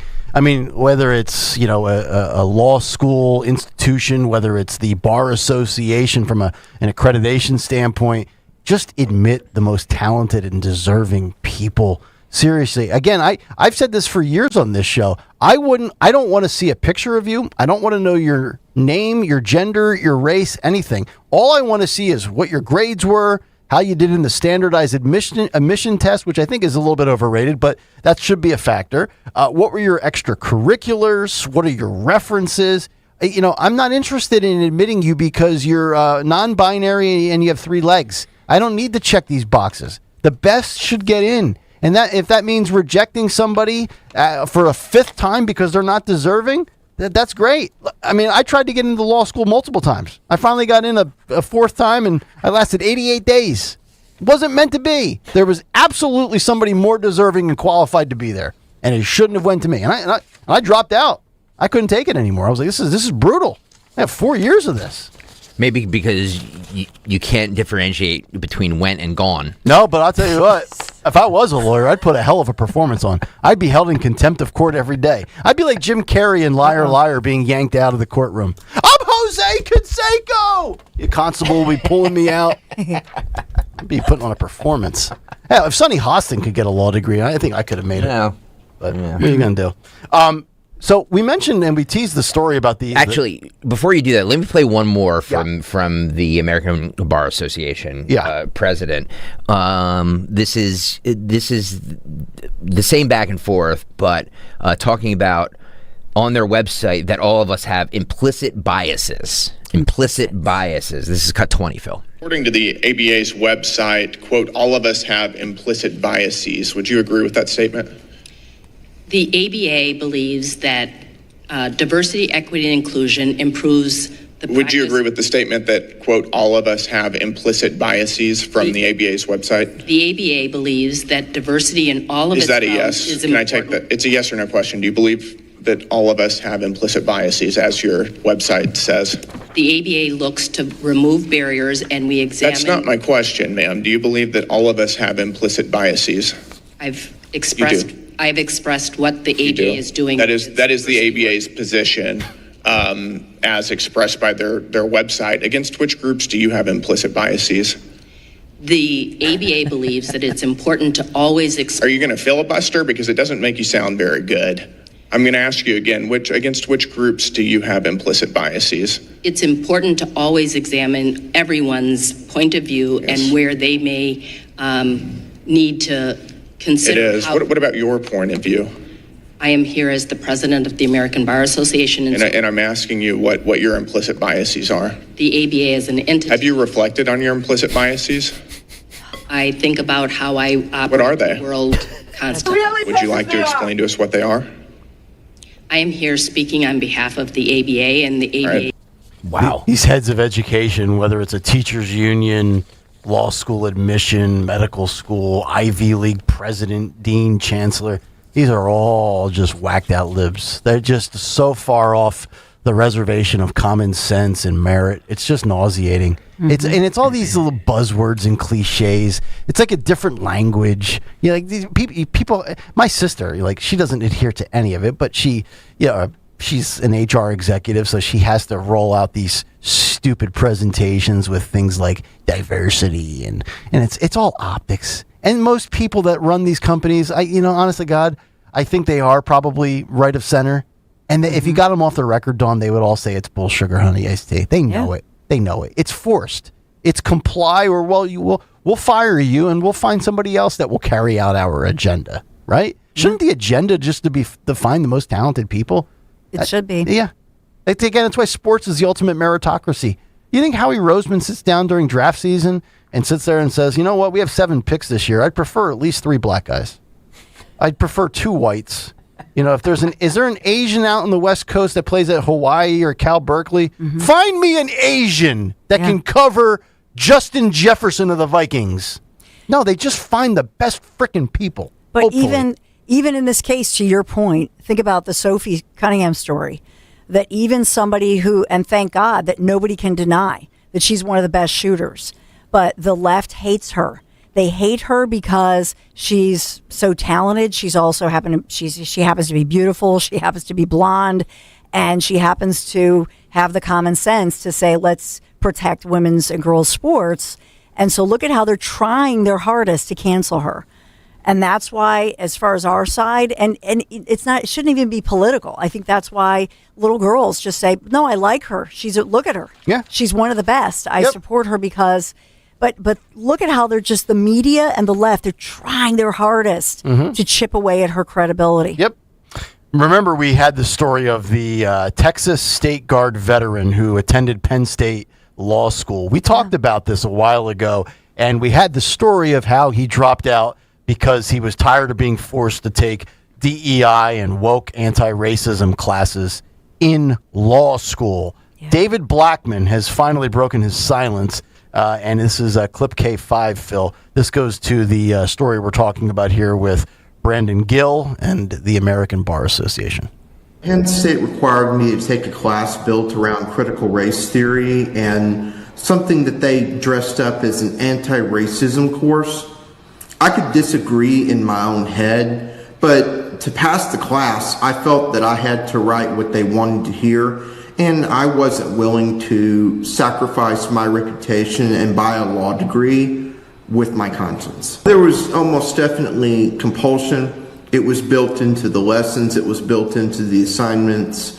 When you have a law dean stand in front of you and say you are a part of a broader coalition, it's compelled speech, plain and simple. Nobody was discussing the law in a two-form situation where they were like, well, you got to do things this way, but here's the opposite side of this, like they do in other forms of legal education. And I served in law enforcement, and I also served in the Texas State Guard. And I wasn't going to pay a public university to tell me that my country, my profession, and everything that I had done up to this point was oppressive. But Penn State made the choice to create this class. That was completely the choice of Penn State. They chose critical race theory, they chose ideological conformity, and they chose to make it mandatory. I've decided I'm going to attain my PhD in public policy from Liberty University, and I'm going to devote my life to making sure that nobody else ever had to make the choice that I did. God, I hope Penn State wins 2 games this year. Hey, excuse me. How dare you?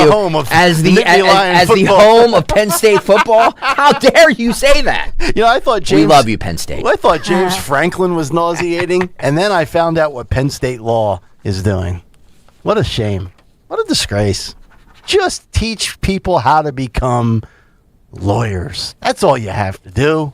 Teach them about torts and civil liability and family law. And let them be the next Linda Kearns. And run versus Rand. Run versus Rand. And if you can't make it and you want to go back to talk radio, go ahead and do it. Just enough with the forced BS.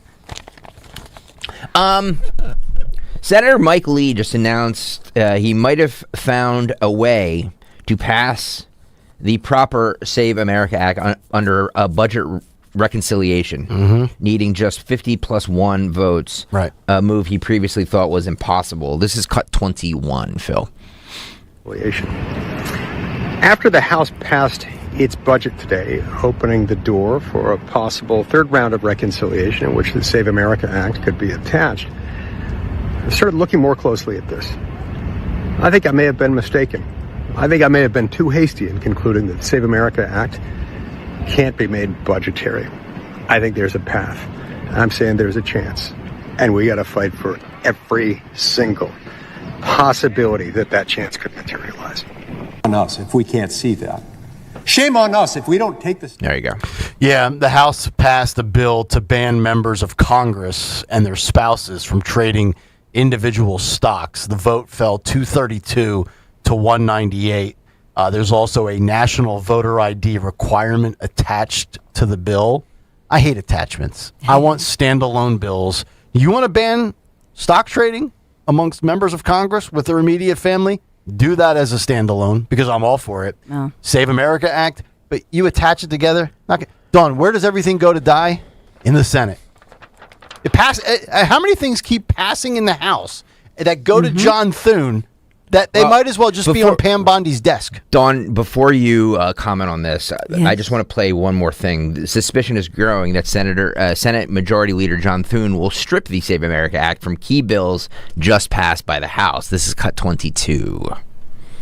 Republicans are trying to make good on their legislative agenda by passing a batch of measures before their annual summer recess. This includes the Save America Act and even a plan to avoid a fall government shutdown. Chief Congressional Correspondent Chad Pergram explains the summertime sprint from Capitol Hill. Good evening, Chad. Brett, good evening. The House just okayed $95 billion for the Pentagon and the war in Iran.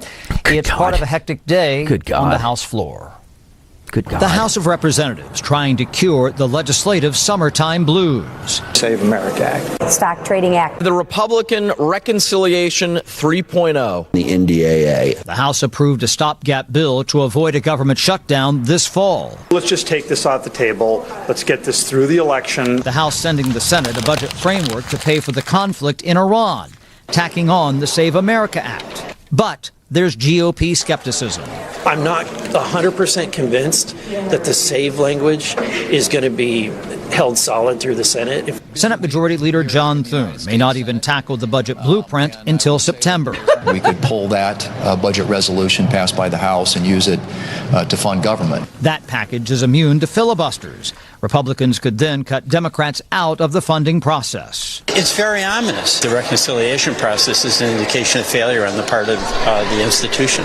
Republicans hope the threat compels Democrats to help avoid a fall government shutdown. I think Leader Thune believes he'll have some reasonable Democrats in the Senate that will assist. The House also approving a plan barring members from trading stocks. If you want to day trade, there's a place for that. It's called Wall Street. But banning stock trades isn't in the mix in the Senate. That frustrates voters. They're not going to feel confident in this institution if they think that just members of Congress can actively trade stocks. It's totally insane to me. But little is solved. There's no agreement between the chambers on election security or government funding. The autumn chill of a shutdown could reveal that it was not a productive summer, but a cruel summer. Brett? Oh, it's a cruel summer. Bananarama. Brett. Yes, Brett. Thank you, Chad. Oh, God. Trump finally turned up the heat on John Thune last night in Marietta, Georgia. And I've been saying this for weeks on this show. John Thune is the biggest liability for the Republican Party. And anybody that doesn't see it or think pointing out that John Thune is failing the American public, you're part of the problem then. I don't want to hear any more about Joe Biden. Mm-hmm. I don't want to hear any more about COVID. I don't want to hear about anything from 2018 and Russia. I don't want to hear about any of it. There's nothing more important, especially in light of what we just discovered in New Jersey to the tune of 6,600 votes under Mickey Sherrill than the Save America Act. Right. Most important. So I don't want to hear any more about Sophie Cunningham. I want to spend the next 6 months of my life talking about the Save America Act every single day. I really do. I mean, Thune it's that says important. he says he just doesn't have the votes. Well, then get him. He's saying he's not bringing it to a vote. He claims, I just don't have the vote, so I'm not going to bring it to a vote and then I can't get the votes for something that 80% of all registered voters want. Not just MAGA Republicans. Mm-hmm. Republicans and Democrats alike to the tune of 4 out of every 5 people. I just don't have the votes. Like Arby's. We have the meats. John Thune. I don't have the votes. I just don't have them. I pull them out of my pocket. I don't have them. Get them. That's your job. Yeah, and I mean, at some point, I think they owe it to us to do an individual vote and make them stand up. And I know that part of this is, Cornyn, the guys who voted with President Trump like 97% of the time, and they were primaried and lost, so they're pouty. Cassidy, right? Bill Cassidy, Louisiana. I know it's a different branch of government. It's the House and not the Senate. But you say what you will about Nancy Pelosi, but when she was Speaker, they got things done. She whipped her caucus into a little. They always voted for what she wanted. They don't. The Republicans don't have that juice. No, they just don't. No, they just don't. Nope. Speaking of Cornyn and that seat, Tallarico was asked about cross-dressing teachers in schools by a constituent. I will say this: at least the Democrats or the Republicans are debating, discussing Save America Act actual legislation, while the Democrats and their constituents are discussing cross-dressing in schools. Right. It's like, both parties in general suck, but the Republicans suck less because the Democrats are actually focused on things that really don't matter to 99% of society. Imagine attaching your wagon to all of that. It's staggering to me. Let's play 15. My question would be, are you for or against cross-dressing teachers in schools? I know that you said that you believe that there are 6 genders. I know that you believe that there's 6 genders. I mean, it's a good question because he did say that Jesus was non-binary, right? And there are 97 genders. Yeah. And imagine saying that nonsense. In Texas. In Texas. Well, that's the thing. I don't know if Nick, it was you who made the point about Texas. Say what you will about Texas, but it's a fairly manly state. Yeah. And the Democrats trot out Beto O'Rourke and James Tallarico. Yeah. Everything is bigger in Texas, and the Democrat solution is beta. Right. All right, roll this again. Sorry. My question would be, are you for or against cross-dressing teachers in schools? I know that you said that you believe that there are 6 genders and Jesus is non-binary, and so in March I had an ordeal at my kids' elementary school where it's very distracting. It is. And so I wanted to know, will you be supporting those things? Because I don't think in elementary schools that is appropriate. Yes. Yeah, Preach, I think Mom. if you enjoy cross-dressing, you should probably do that at home, not bring it to work. But I also want to say that there are so many cynical politicians who are using our LGBTQ community to grandstand, to score political points, to demonize and to weaponize. And we've got to be, we all together, all of us, whether we're part of that community or not, we got to attempt to unite people, to resist those efforts to divide us. It's a manufactured crisis that doesn't exist. These people are not demonized. They're not bullied. Again, where are my headlines? I say this every time we talk about the community under. Don't you think if somebody in the transgender community was assaulted, killed, harassed, intimidated in this day and age of viral clips and everybody recording, wouldn't CBS News have that front and center? Wouldn't CNN and MS Now and ABC and NBC and the New York Times and the Washington Post and New York Magazine and Politico, wouldn't they have that plastered all over their website? It's not happening. It's all, everything Tallarico said that Republicans are trying to do, Democrats are actually doing it. They are the ones actually pushing all of this divisiveness. I mean, Tallarico is going to sit there and says, yeah, fifth grade teacher, if you're a male, you should probably wear men's clothes when you go to teach. But let me just say this. Enough of it. Like, by the way, to your point with Beto O'Rourke and then Tallarico in Texas, that's like the equivalent of showing up at your fantasy football draft party in August with a tofu board. Like, bro, wings, beer, pizza. Nobody asked for a veggie platter. Get it out of here. What are they doing? But, it's their demise. It's their demise.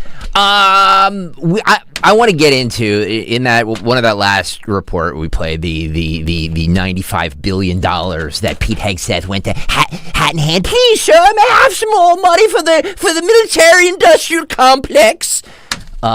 Questioning on Capitol Hill happened the other day. Wanted to get to this yesterday. We'll get into it today, this morning after this break.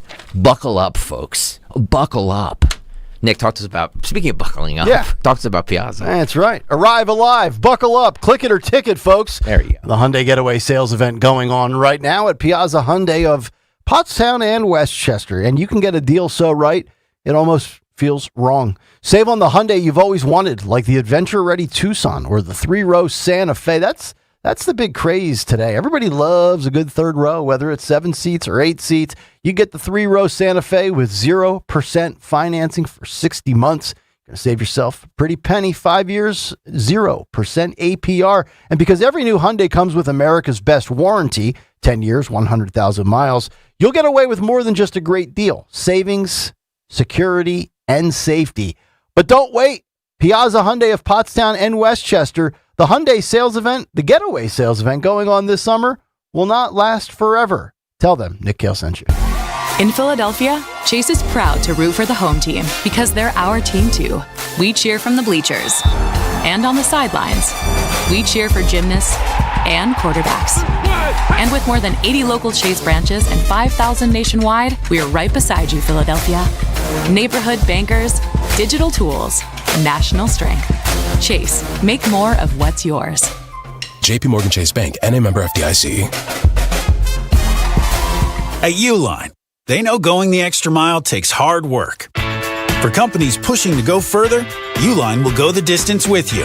24/7, they answer the phone to get you the shipping and industrial supplies you need. Business can move fast. Unexpected large orders, adverse weather, new safety guidelines, and changing economic trends. Uline works hard keeping 41,000 items ready to ship, minimizing detours on your way to the extra mile. Visit uline.com. In the military, the mission was clear. You knew what to do. Now, the mission has changed. Stepping into civilian life isn't about finding a job. It's finding your purpose. I wanted a career that would leverage the skills and discipline I gained in the military. IT just felt right. My Computer Career offers class schedules that fit into your life and skills in high demand. Put your VA benefits to work. Visit mycomputercareer.edu/CWP to jumpstart your IT career today. An elite CompTIA certification partner. Financial aid is available to those who qualify, including VA benefits. The IRS finally caught up with Louie. I hadn't paid my taxes in 8 years. I owed the IRS a lot of money. Louie was in deep trouble. We're going to take your house, put a lien on your bank account, garnish your pay. They don't care. They're going to take your paycheck. Louis found out about Optima Tax Relief, the leading tax resolution firm. A-plus rated by the Better Business Bureau, they've resolved over $3 billion for their clients. Optima Tax, they help me. They calm me down. They make me feel comfortable, and I trust them. Louis has a lot to be thankful for. I don't owe the IRS anymore, and I'm able to live a comfortable life, a lot better life. It was because of Optima Tax. For tax help you can trust, call Optima now for a free consultation. Take it from Louis. If you owe the IRS, don't go it alone. Give Optima Tax a call. They can help you. Call 800-354-2840. 800-354-2840. 800-354-2840. Optima Tax Relief. Testimonial from an actual client. Some restrictions apply. For complete details, please visit OptimaTaxRelief.com. I know that hiring can be challenging. You sort through tons of resumes and you get too many so-so applicants. You're just waiting for someone to match your role perfectly. Well, now, there's a place where you can meet them fast. ZipRecruiter. Need to hire right away. Start your search for strong candidates. The right fit awaits. Build your team, build it sooner. Meet your match on ZipRecruiter. Just head to ZipRecruiter.com/free right now to try it for free. And you're on your way to meeting your match. 4 out of 5 employers who post on ZipRecruiter get a quality candidate within the first day. So try it now. Go to ZipRecruiter.com/free. Once again, that's ZipRecruiter.com/free. Meet your match on ZipRecruiter. Try it free. Hey, this is Larry Steinhaus with Investor Schooling. Listen, I know sometimes you worry about coming to see me because you don't want to invest in real estate, because you don't want to deal with toilets, trash, or tenants. I'm going to teach you a way that you don't have to deal with toilets, trash, or tenants, or even own any real estate and invest in real estate at the same time. You want to learn this, so go to investorschooling.com. That's investorschooling.com and take a complimentary class this Thursday, and I promise you, no toilets, no trash, no tenants. Searching for a new path to wellness? Dr. Molly Fantasia explains how medical hydration therapy can help you reclaim your energy. Listen to Health Watch, Sunday mornings at 8 on Talk Radio 1210 WPHT. Calling on Huntington Valley to follow Talk Radio 1210 WPHT on the free Odyssey app. Download it today. 8:30 on a generous Thursday of Kayal and Company. Why, you may ask? Well, the donations pouring in as we continue to witness perhaps the most generous, greatest audience in all of Philadelphia radio. Woohoo! Michelle Daly. Not perhaps, definitely. Yeah. You guys are the best. Hard to argue. Michelle Daly, $40. Thank you, Michelle. Thank you, Michelle. Doggy Dalton. Doggy Dalton. $100. Nah, Doggy. Thanks, buddy. 35,179 is what I have. 35,180. 180. Yep. Woohoo. Okay. Bang. Do I hear 40? Now you know what I need. I'm not. Look, I'm not. Yes, I know. I'm moving the goalposts. I'm well aware of what I'm doing, but I'm moving the goalposts for a good reason. I'm not moving the goalposts like this administration's doing with this war. Uh-oh. I'm moving the goalposts to raise money for a cause and for a group of people that I truly believe in. I put my heart and soul in this. I mean, when I say that, I don't mean to diminish what Mark O'Connor and Jack Costello and Mackenzie and everybody from the Families Behind the Badge does. We love you guys. They actually put their heart and soul behind all of this. What I mean is that I use my precious airwaves to raise money for a great cause. I was just waiting for that. It was a dramatic pause. I was waiting for effect, yes. Pause for thank you. We like that. Because I know people get pissed off when I say my airwaves. It's my station. I will do and say what I want. How about them apples? We have a drop for everything, folks. We do. This is an ever-evolving program. There's going to be parties when they show me the door of this place. If you don't like it, you can eat me. There's going to be a party. Like, thank God. There's going to be a GoFundMe to get rid of you. The reign of terror is over at 1210 WPHT. For 22 years, they kept him around. I can hear it now. Woohoo. You can't go, though. It's in Dawn's contract. That's right. Page 1. Mango Mush says, hit that $40,000, Greg. Beat the hell out of MMR. That's right. Woo. That's right. We take our competition and we squeeze it by the neck. And we kick in the nuts. Thank you. Low energy radio station that's been coasting off of its legacy for 100 years. I don't want that. Stale, tired, old content. You sound like Shawn Michaels circa 2005 SummerSlam when he kept telling Hulk Hogan, you've been coasting off of something you built 20 years ago. Exactly. All right. And then Hogan pointed at him, and it was over. Boy, that's a reference that nobody's going to understand. Oh, Nobody understands they love it. Ouch. Even wrestling fans don't like it. Oh, they love it. Remember when Hogan came out and he ripped the shirt off and he said, when they took a shot at my president, I said enough was enough. And now he's worm food. He's dead. Not one corporate donation. That is right, from the general manager of the radio station Road Warrior. Not one corporate donation. It's all from the generous audience that we have here on 1210 WPHT, and we thank you for that. Well, dude, you just pulled off a miracle. By the way, you want to hear this real quick? Well, hang on. I want to give a special shout out to my friend, even though I bust her balls about Elvis. Linda Kearns always steps up, always Linda donates. has been amazing. Always donates a huge sum of money. And I mean huge sum of money to this cause. Love you, Linda. Linda Kearns, Kearns Law. Is that what it's called? What's the official name? Kearns Law, right? Yeah. Much better than K-E-A-R-N-S. Much better than Rooney and Donahue. Yeah, exactly. Hey, Rooney, still waiting he's like, let me get back to you. I'll find, no. They can go to hell. Yeah. Where are you, Rooney? Where are you? Come on, man.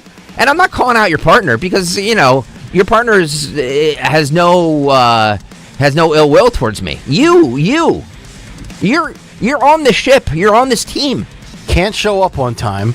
Never brought us coffee once when we platformed and propped him up for the New Jersey governor's race, and now is thumbing his nose at a charitable cause. Right. Oh. Law offices of Linda A. Kearns, which is Kearns. Love Linda. Her donations are over $1,000. So thank you. Well, thank you so much, Linda. Thank you. Like seriously, I just amazing work, and you should thank her if you see her, or use her. I mean, she's not one of those bottom feeding, soul sucking. No. Tentacle. Great election integrity attorney. Lawyers, yeah. And family law. Family law. Right.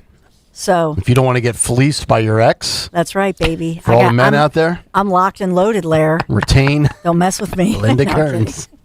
She will go for your throat.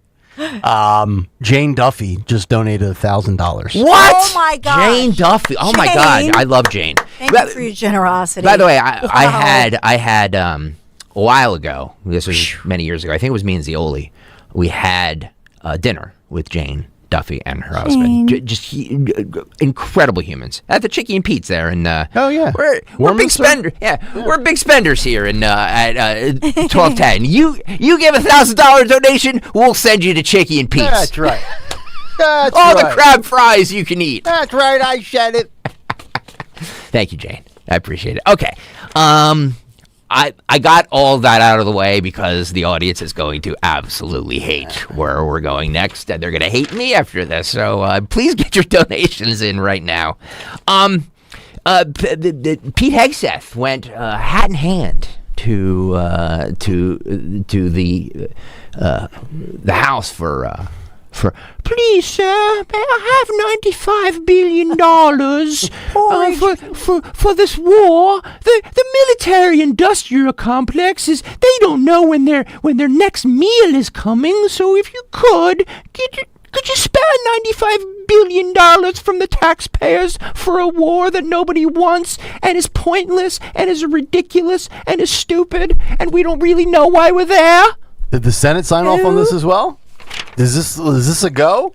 Or is this going to die like the Save America Act with the Senate? No, it passed. I think it's amazing. $95 billion. Oh, cool. Right. Right. There we go. No, we can't get voter ID requirements, but we always seem to find funding for war. Well, I have a bunch of clips here, and I know we all love Brandon Gill, and he owns the libs, and we all love him. Well, he's Clark Kent. But John Ossoff did a good job, and I know we don't like him because he's a Democrat. Georgia, right? He did a good job against Pete Hegseth, calling out his bull. You know what? But I know what everybody's going to say. He's a liberal. He's a liberal. Okay, cool. Then let's go to everybody's favorite senator, John Kennedy, who questioned both Raising Cane and Pete Hegseth. Let's start with cut 12 here. Will they put tolls on the straight? I don't know, sir. Can you start it over? Thank you. Will they put tolls on the straight? I don't know, sir. That's a decision that's a hypothetical and will depend on what happens It's not in the future. hypothetical. We got a blockade to stop them. We do, sir. That's putting economic pressure on them. I'm not asking you I'm not trying to get you in trouble. I know your advice to the president is private, but this is serious as 4 heart attacks and a stroke. Now, what happens if we come home and end the blockade to the world? Mm-hmm. Sir, Iran has the potential to continue to be a threat, and we will need to prepare military Will they options to do toll that. the strait? Sir, that's a hypothetical question, and I don't know the answer to that. Oh, it's not hypothetical. We come home. It's not going to be hypothetical. You know that, General, and I do too. And I appreciate your discretion, but we're down to it. We need some hard answers and some straight talk. Wow. Mm-hmm. What'll happen, Pete? Oh, is it my turn? Senator, I would agree with the chairman, but the likely outcome is they would try to impose their will on the waterways in ways that the world would not like. Their navy's been destroyed. Call it a toll, call it a fee, call it an exchange, call it control. They would do something that they would try to hold it at issue. Yes, sir. Would they try to commence development again of a nuclear warhead? Part of the reason President Trump had to have the courage to do what he did after Midnight Hammer is that they didn't give up their ambitions, even though their nuclear sites had been obliterated. So this is a regime hell-bent on nuclear ambitions, and President Trump is willing to go after it. Right. We need straight answers. Stop sucking up. Uh-oh. So you dick. Do we have the ability to destroy whatever is underneath Pickaxe Mountain? Pickaxe Mountain. Senator, a lot of our capabilities are classified, but if anybody in the world can reach anything on God's green earth, it's the United States military. Well, you did that last summer, I thought. It's all about options and trade-offs. All right. I'm going to take a little extra time because others got it, Madam Chair. I won't abuse it. Secretary. Good for John Kennedy. I like that. We need Minecraft Steve. Yeah. Pickaxe. Well, which Mountain. one? Again, they're all talking points at this point, whether they're fact or false, fact or fiction. I was told you obliterated it last summer. So we're fighting a war to prevent the ambitions of Iran becoming reality. Mm-hmm. And the big headline this morning when I turned on, I didn't turn it on. It's always on in here. The United States and Saudi Arabia agreed to a nuclear deal. Of course. So I know this will be the entry level dummy thought because I don't do 4D chess. I'm more of a checkers guy myself.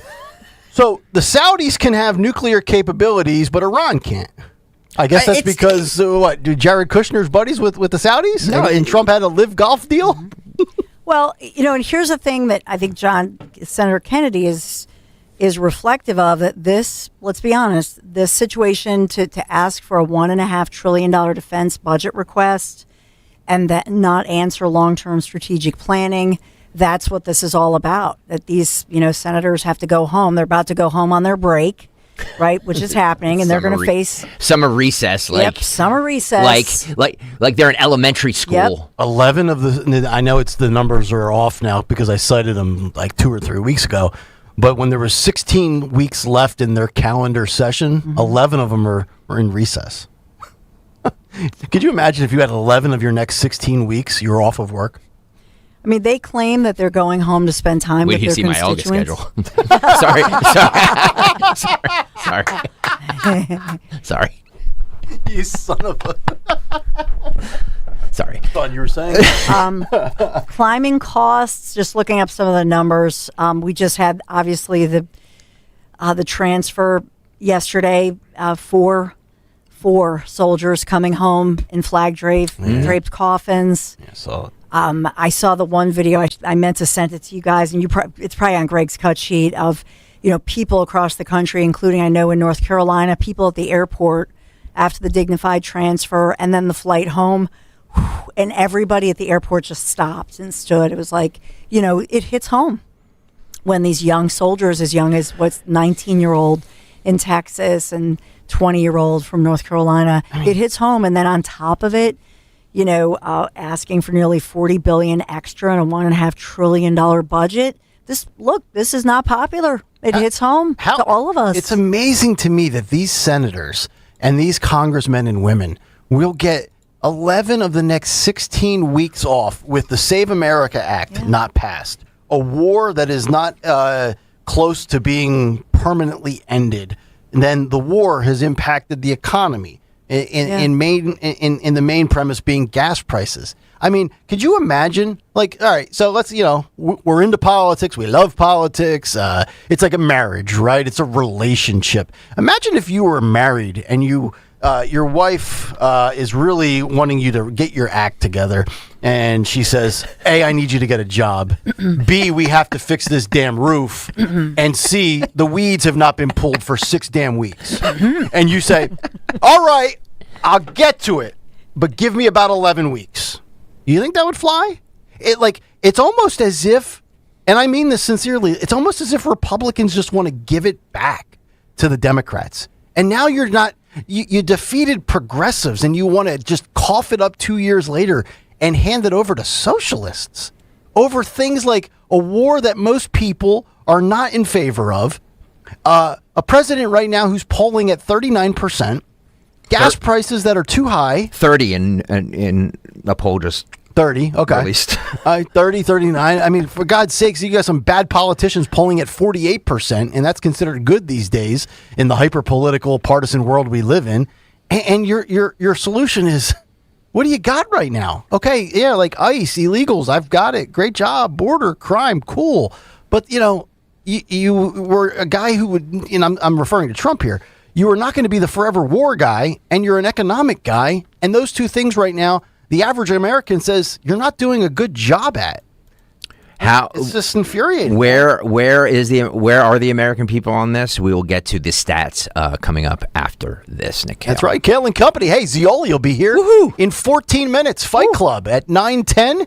Don't go anywhere. Is life insurance still on your list from earlier this year? Now is the perfect time to just get it done. A buddy told me that securing life insurance sooner rather than later can help you lock in lower rates for years to come. So I added this to my list this year and got it done. I called SelectQuote and was shocked at how easy and affordable life insurance is. I'm 40 and got a $500,000 policy for $18 a month. My wife's also 40 and her $5,000 policy was only $16 a month. Plus, with SelectQuote's same-day coverage, no medical exam was required, and we were covered by the time we hung up. Checking this off my list felt great, but the peace of mind knowing my family is protected feels even better. Call SelectQuote at 1-800-280-5858 for your free quote today. That's 1-800-280-5858. Or go to SelectQuote.com. That's 1-800-280-5858. Details on example rate at SelectQuote.com. The summer heat means it's that time of year to crank up the AC again. To keep your home cooling more efficiently and help save you on high energy bills, better go Gaida and finally replace your old, drafty, inefficient windows and doors at Gaida Door and Window. Right now, Gaida is offering their best discounts of the year with their big 40% off summer sales event on all expertly installed windows and doors. You'll receive 40% off each window you buy. That's right, 40% off all high-performance, energy-efficient triple pane windows. And you'll receive 40% off any door, including insulated entry doors, patio doors, garage doors, and storm doors. Plus, get your project started today with no money down and pay it off interest-free for up to 18 full months. All prior sales excluded. Minimum purchase required. Don't let these big discounts pass you by. Go Guida today to take advantage of these limited time savings by calling to schedule a free in-home estimate at 1-877-GO-GUIDA or visit them at GoGuida.com. That's GoGuida.com. Julia owed the IRS thousands. I was paralyzed with fear. Then I heard a commercial for Optima Tax Relief. Optima Tax Relief is the leading tax resolution firm and have resolved over $3 billion for their clients. Optima Tax Relief settled my IRS tax bill. Call Optima now for a free consultation. It was amazing. Call 800-354-2840. 800-354-2840. Optima Tax Relief.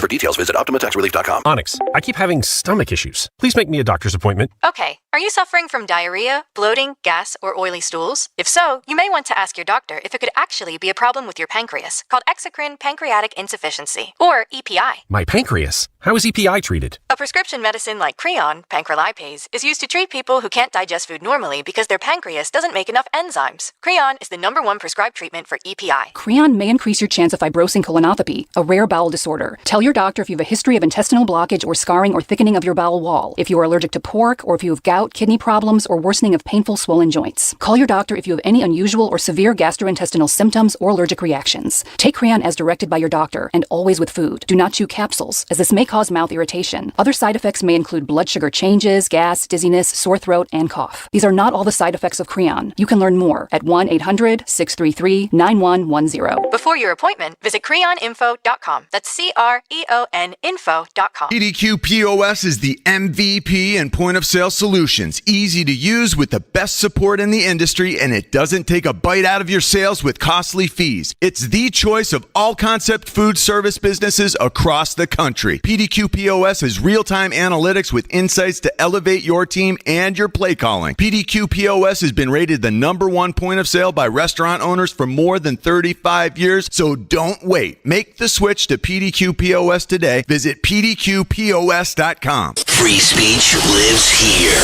With Don Stensland, 10 till noon, on Odyssey's #1 talk station, 1210 WPHT. It is 8:50 on this Thursday. Kayal and Company, Nick, Dawn, and Greg. It's Talk Radio 1210 WPHT. Rich Zioli coming up in just about 10 minutes. Daddy summer camp duties have been fulfilled, and he will slide in and hang out with us in box number 4 coming up at the top of the hour. So just how unpopular is this war? Our buddy Harry Anton on CNN warns Iran war could doom the GOPs in midterms. I mean, we know this, but let's break down the numbers. Let's go to 7, Phil. Right, so this morning we heard from the president of Iran, who said his country is engaged in a full-scale war with the United States. Now, depending on how you look at this is either a new phase of the same war, a second flare-up in the war, or just one long, continuous war. Nevertheless, one question is, how do Americans feel about where we are right now in this war and the president's handling of it? With us now, CNN chief data analyst Harry Etten. Good to see you, sir. We were talking yesterday. I was curious, given that we do appear to be in full-scale fighting again, I wanted to know, how do Americans feel about it this time around versus where they were at the beginning? Yeah, historically unpopular. That's the phrase that I would use. The war was unpopular to start off with, and it's become even less popular. You could see it right here. Okay, Washington Post poll, Trump's Iran war net approval rating. In early March, look at this. It was way down there at minus 13 points. Very rare for a war to start off underwater on the net approval. That is approval minus disapproval. But look at how far down we are now. Right into the Red Sea. 40 points underwater, according to the Washington Post poll. Look, I tried to find every single poll I possibly could. I believe this minus 40 points represents the least popular poll in terms of Trump's net approval rating on the Iran war, the entire war so far. So as I said at the beginning, it started off unpopular, and now it is even more unpopular, historically unpopular, 40 points underwater. Well, since you're talking about history, put this in some historical perspective. Yeah, okay, let's put it in some historical perspective. You think the war has been worth it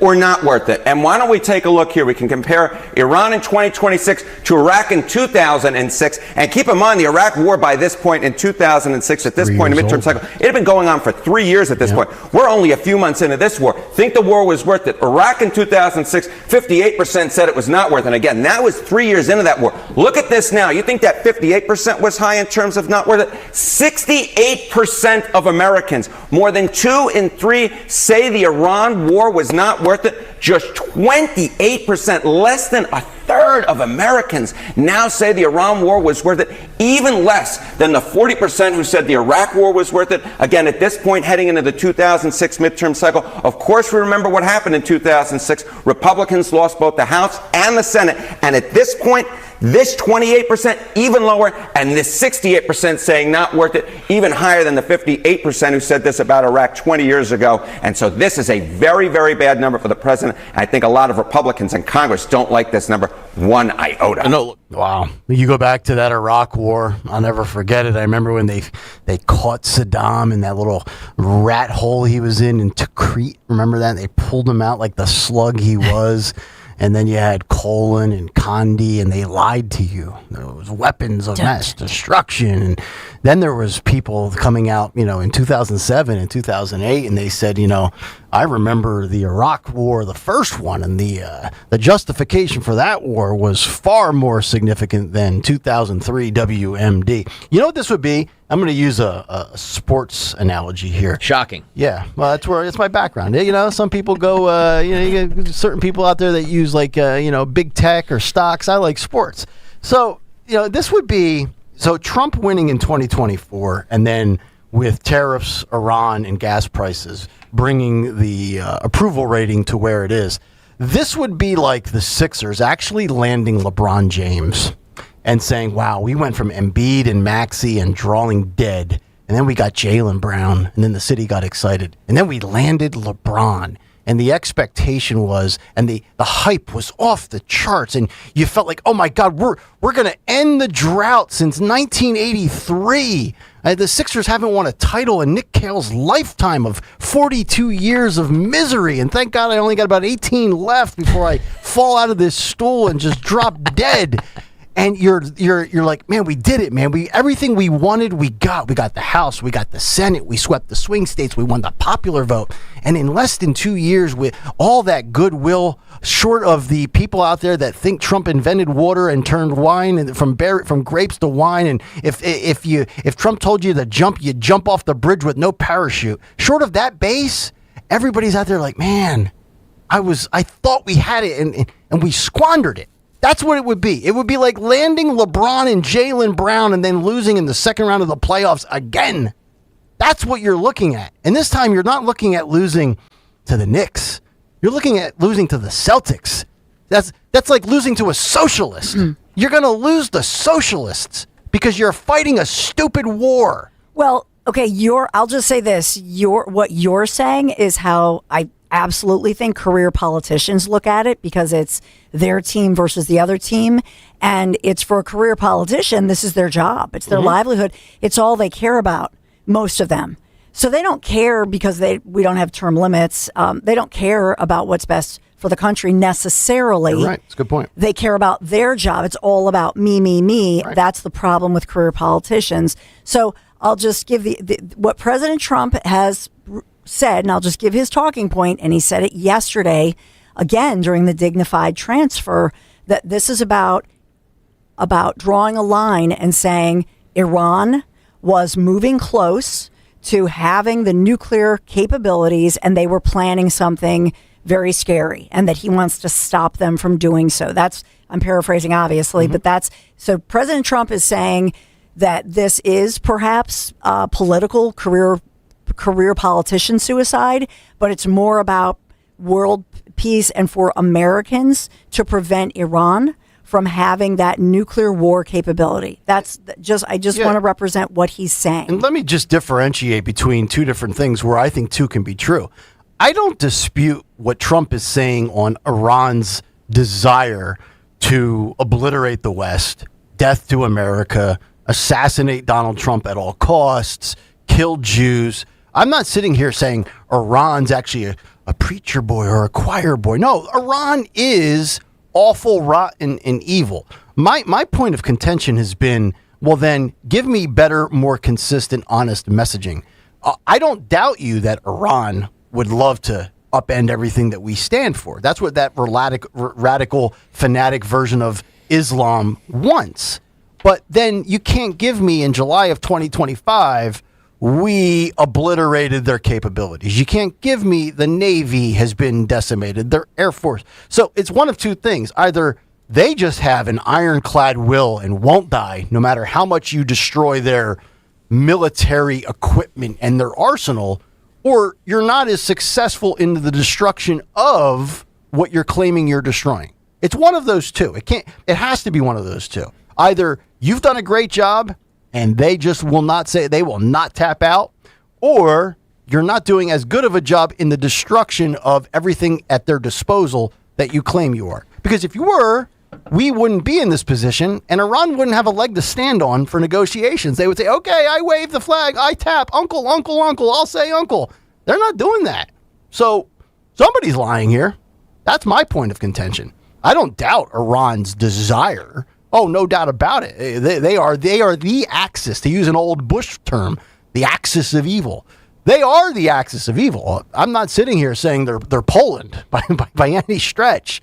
I just wonder if we are so rocking their world, why won't they just tap out and say, okay, here you go, America, we'll sign off on whatever. Stop slaughtering us. Because their leadership. Now, I did see, and this is important, that Scott Bessent said that he has the money trail, that he's tracking the money trail of, for example, the Ayatollah heir, in other words, and all of these different, the Iranian leadership, that they cut off access to a crypto wallet worth like hundreds of millions of dollars, tracking their money, because they have an escape hatch. They don't care about the Iranian people. But this is about power and money. And that's really the bottom line here, is that they're trying to preserve what they have, and it's the control over the Strait of Hormuz. Yeah. I mean, they held the world at 20% of the oil flow through there, and that's their strength. So, yeah, it's about power and money, and that's what this whole battle is over. And the Iranian leadership, as far as that goes, they could care less about their people. Oh, their sure. people are collateral damage. They'll let them get hit. They could care less, and we know that they have an escape hatch. So I think it's important to note that our Treasury and our government is trying to basically shut them off from their escape hatches, that thus bringing them to the bargaining table. Right. Yeah, I don't disagree with that. We have to break. All right. Zioli coming up on the other side. Fight Club 10 minutes from now. 9 o'clock hour officially kicks off on the other side. Stay there. This is the sound of Claire cooking dinner at home. And that's the sound of a fraud alert from Wells Fargo, flagging a charge for a pricey restaurant in Paris. Considering Claire isn't in Paris right now, that seemed odd to the bank and to Claire. 2 taps later, Claire says nope to the charge, and Wells Fargo is on the case. However you make money work, Wells Fargo can work with that. Wells Fargo Bank, N.A., member FDIC. Everywhere you look, things are getting more expensive. But at Consumer Cellular, we're lowering the price for those 50 and up. Now you can get unlimited everything for just $35 a line. That's $35 a month for unlimited talk, text, and data. Switch to the carrier ranked #1 in network coverage and customer satisfaction and get unlimited everything for just $35 a month. Call 1-888-FREEDOM or visit Consumer Cellular online or in-store today. Price includes $5 credit for auto pay and e-billing. Taxes and fees apply. Data speeds reduced after 35 gigabytes. Rankings done by 2025 ACSI survey. Veterans and active duty service members, when your call to service ends, your mission doesn't have to. Go from GI to IT in just a few months at My Computer Career. Prepare for a high-demand career in cybersecurity, protecting people, systems, and institutions from real cyber threats. Cyber warriors are needed now. Will you answer the call? Go to mycomputercareer.edu/CWP to learn more. That's mycomputercareer.edu/CWP, an elite CompTIA certification partner. VA education benefits are available to those who qualify. Let me tell you something about insurance. When you sign your insurance policy, for some brokers, that's the finish line. Handshake, commission, done. Then you may not hear from them again until it's time for renewal. But your business runs all year, so do the gaps and the risk. So go to supersure.com. If your company has more than 25 employees, whether you're the owner, CFO, or HR manager, it can be too complex to just go buy a policy online. SuperSure is the super agency built for you, licensed in every state for your business insurance and employee benefits, all with year-round support for you and your team. At supersure.com, you can access tools like fine print facts. It'll translate your current policy into plain English so you see what's covered and what's not. Plus a business value calculator so you can estimate what your business is worth so you know what actually needs protecting.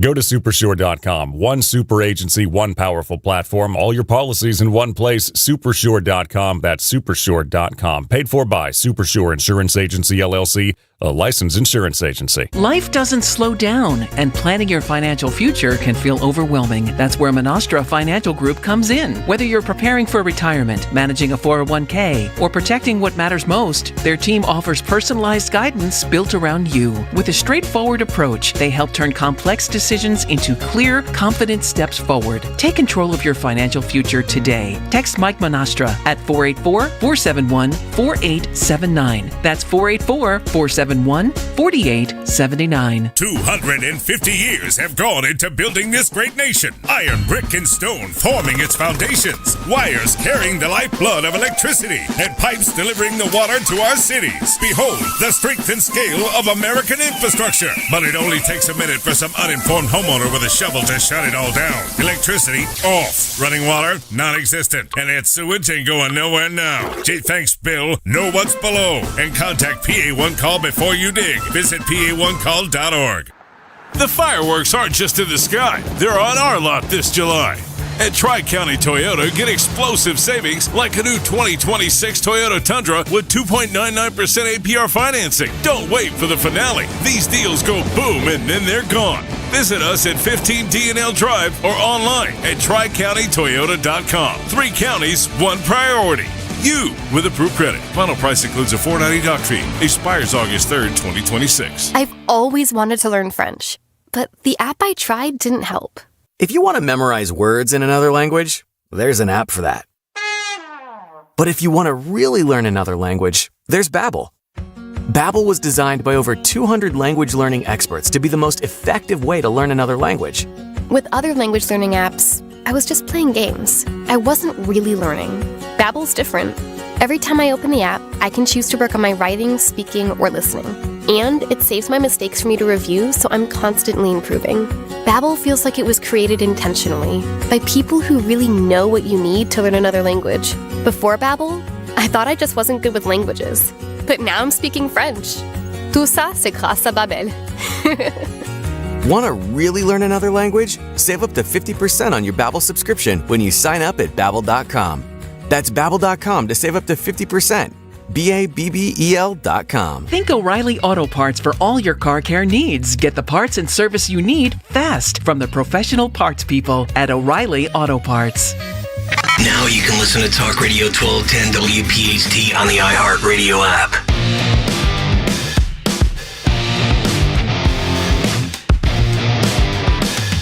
.905 Kayal and Company as we continue 4th hour here on a Thursday morning. Fight Club is coming up in 5 minutes.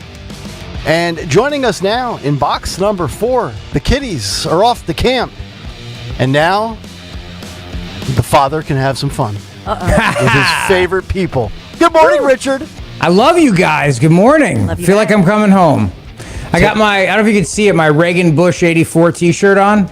That's a nice shirt. I like Dawn, that. do you remember when I used to wear that back when we were all together in afternoons? Remember that, Rick? And I was fat back then, and it used to really stick out. So now that I've lost weight, I can wear it again. You know, my man boobs were pushing the Reagan. Uh-oh. So now... You know, yeah. In order to get down to my weight in the program... Fighting weight. My fighting weight, I might need to have a surgery or two. You're now, 10 weeks into the 12-week recovery, right? Yeah, I'm in the depression and anxiety phase of open heart surgery. It's a fun place to be. They say something like 80% of men who get open heart surgery experience depression and anxiety afterward.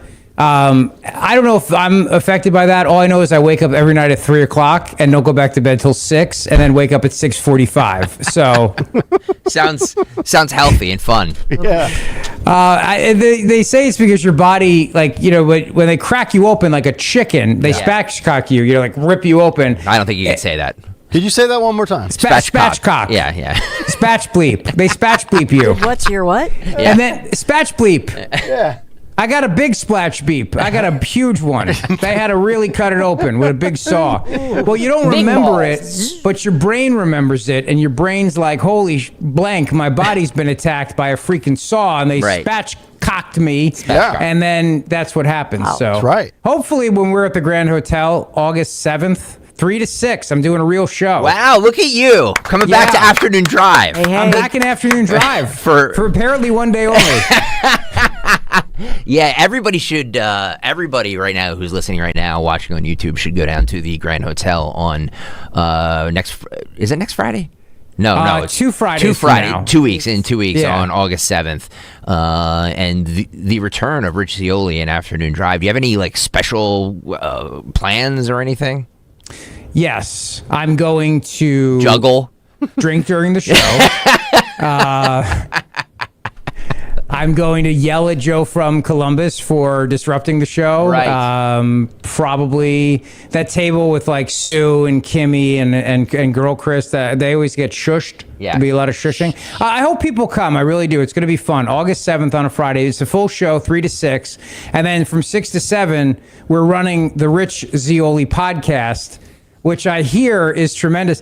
You know, Greg, I hit 159 on the charts. Nice! Look at you! Yeah. Wow. No. And then I bashed Flock, those Flock cameras. Oh, yeah. And then I disappeared. They censored people you. Can't find. Yes, they being censored. deplatformed you. Yeah. They totally I'm not even joking, guys. People cannot find me right now on Apple Podcasts. Yeah. What? Oh my gosh! Big my tech numbers went. My numbers cratered. What happened? Wow. Yep. We can't figure it out. Jared and I are trying to figure it out. We've reached out to Apple support, our podcast hosting platform, which PHT used for years, Triton Digital Omni. Yeah. They're like, it's not us. But people keep texting and posting, and they're like, your podcast is not there. I can't find your podcast. Uh-oh. Our numbers literally dropped by like 70%. This is an outrage. You're getting Sophie Cunningham'd. You are. Wow. I am. People I am don't- Sophie People Cunningham. don't like truth, man. They don't want to hear truth. By the way, since you're taking requests now, I'm apparently your receptionist. Joe Snusowski says, tell Rich I said hello. Hey, Joe, come to the Grand Hotel August 7th and hang with us, buddy. Yeah. It's going to be the bar's going to be open. Oh, look at you. Now, I don't know if that means open bar, but you'll have to come and find out. The bar's going to be open. The Zioli Army is very generous. We become the Zioli Navy and, storm the beaches. People keep bringing me drinks during the show, and I'm like, I can't drink during the show, so I'll just pretend to drink during the show, Was it you? So you've been completely off the sauce since your surgery? God, what are you off the sauce? What are you, nuts? What? Dude, You said you're not drinking. It's nature's pain reliever. What are you talking about? Right. If the choice is either a heroin pill or a bottle or a shot of whiskey, I'm doing the whiskey every day. I and got you. Hey, by the way, yes. So everybody listening right now, come out to the Grand Hotel Friday, August 7th. In Cape. You should come, Stalker. In Cape. Yeah, I'm busy. Dawn, you should come with all your Tuscany people. My Tuscany. Get your Tuscany Raiders to come. Will Matt DeSantis and Justin Otero be with you? Yes, they're going to be with me, and they're going to hang. They're going to spend the night there. So. Oh, really? Yeah. You going to take him out and get him drunk? DeSantis, all he drinks is Coke because he's a total wuss. Oh, man. So I'll buy him all the Coca-Colas he can possibly have. Man. He disappears like a weirdo. Like the show ends, we all go downstairs to the Hemingway's bar. Everybody's hanging out. They're like, "Where's DeSantis?" In his room, drinking Coke. Yeah. And he orders pizza. I'm not even joking. And he doesn't show up. And I'm like, "Dude, we have a seat for you at the table." He's like, "I'll be right down," and then completely ghosts us. He's a weirdo. I hate that when you're at like a public gathering or a function for an event and people just kind of wiggle off and they disappear. Wiggle. Yeah. Oh, the Irish goodbye. Well, I do that eventually. Yeah. That's my I move. do that too. I've seen Stalker do it. He just disappears. I do it all the time. Stensland does it to me all the time. Yeah. Maybe it's you. Maybe nobody wants to be and hang out with you. Well, it happened to Harry Mays too. I remember at the families behind the badge Christmas event Right. in the alleyway.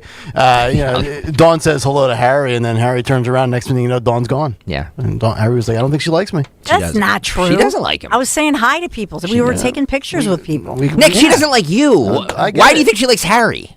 I'm just trying to figure out who does like me at this point. No, at the Christmas event. Rich likes you. We were taking Rich pictures. likes you. I like you, Nick. I do. I like you. Rich and I I remember I advocated heavily for you to get this job. Right.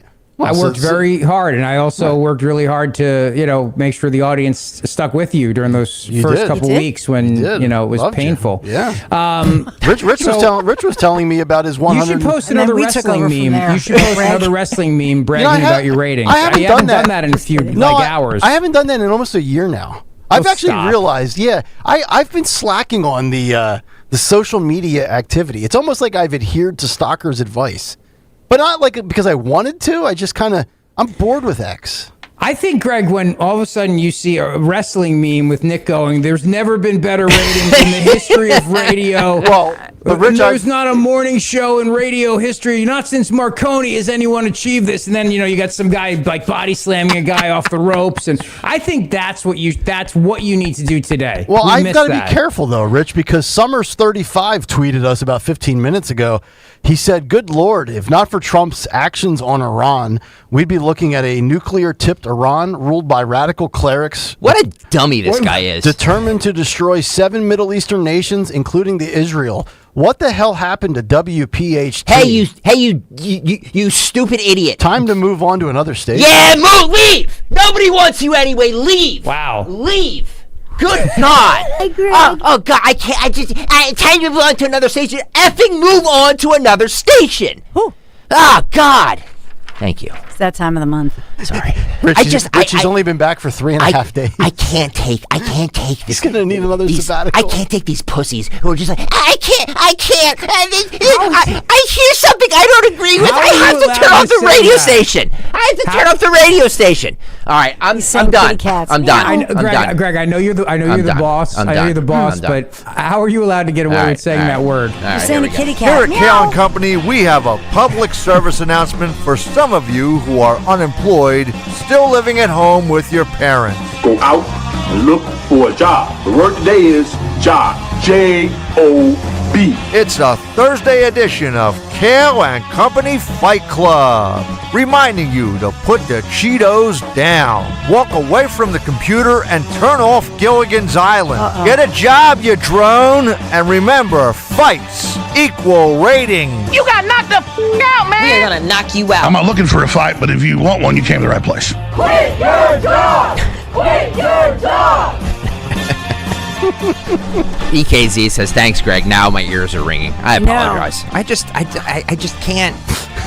Nick, you had to earbuds. You had to read that, didn't you? You had to read that. I know. Why'd you do that? I always have likes to to get you going, stalker. He's right. Part of this job is to tee up my colleagues in their sweet spots. I come to Dawn for certain things. I come to Greg for certain things. I have this great memory. I love Greg. Is truly a brother to me. Like, I love this man. We've been together since 2012. I remember when he used to run out and yell at Dick Morris to get in the studio because Dick was in the hallway. Greg would be running over, Dick, get on the. So we've been together a very long time. And like any relationship, it has its ups and downs. There are moments where I've yelled at him and he's yelled at me. But I have this one memory of we were in morning drive and it was like 6:15 or something. Stalker walks in the studio and goes, "Are you going to talk to me or just ignore me the entire show?" And then walks out. And I was like, what the? I don't even know what just happened here. I still remember that to this day. I forgot about that. It was like 2019 or 2020. About during COVID, before you and I went completely remote for 3 years. Because they had babies, that was but the not best together. scam. Right. That was the best scam ever. Stalker and I had babies together, and then we just completely went home and didn't come back. And left me all by myself right here. Yeah, you were the only one coming in, right? I was the only one. Oh, Dom too. Yeah. Oh. No, I don't think Dom was here. It was just Dom. I didn't see Dom. Dom still has vacation from 2008 left. Dom was not here. It was. Yeah. It was the best. By the way, can I just say this? He claimed he had a baby. We'll get to Fight Club in 1 second. By the way, today's Fight Club submission is Gary Stam, and his 3-legged dog. I named my dog after Gary. Did you? Yeah, his dog is no, good. no, but he thinks that, so let him think it. Okay, I get you. Yeah. By the way, Rich Zioli Appearance is sponsored by Veneria Dental. It's not about cost, it's about care and commitment to dental excellence. Schedule your appointment with Dr. Mike today. Get a level of care that you deserve. Call 856-786-2020 or visit veneriadental.com, veneriadental.com. I apologize for my outburst. I should not have. I should not have yelled. Craig, Craig, I've told you this before. I'll say it again. Never apologize. I know. I'm not. I just double down on it. It was very unprofessional of me. Double down on it. Does this ever happen at home? What? Like when you explode like that? No. Me? Yeah. Not at all.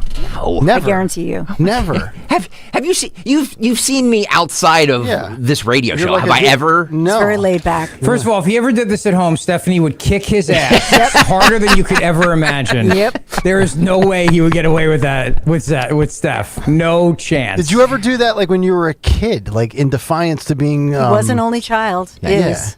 Thank you. Like when you were being punished for spray painting a garage and you didn't want to hear. I want my He-Man dolls, but I'm not going to open them. I'm going to save them as collectibles. That's right.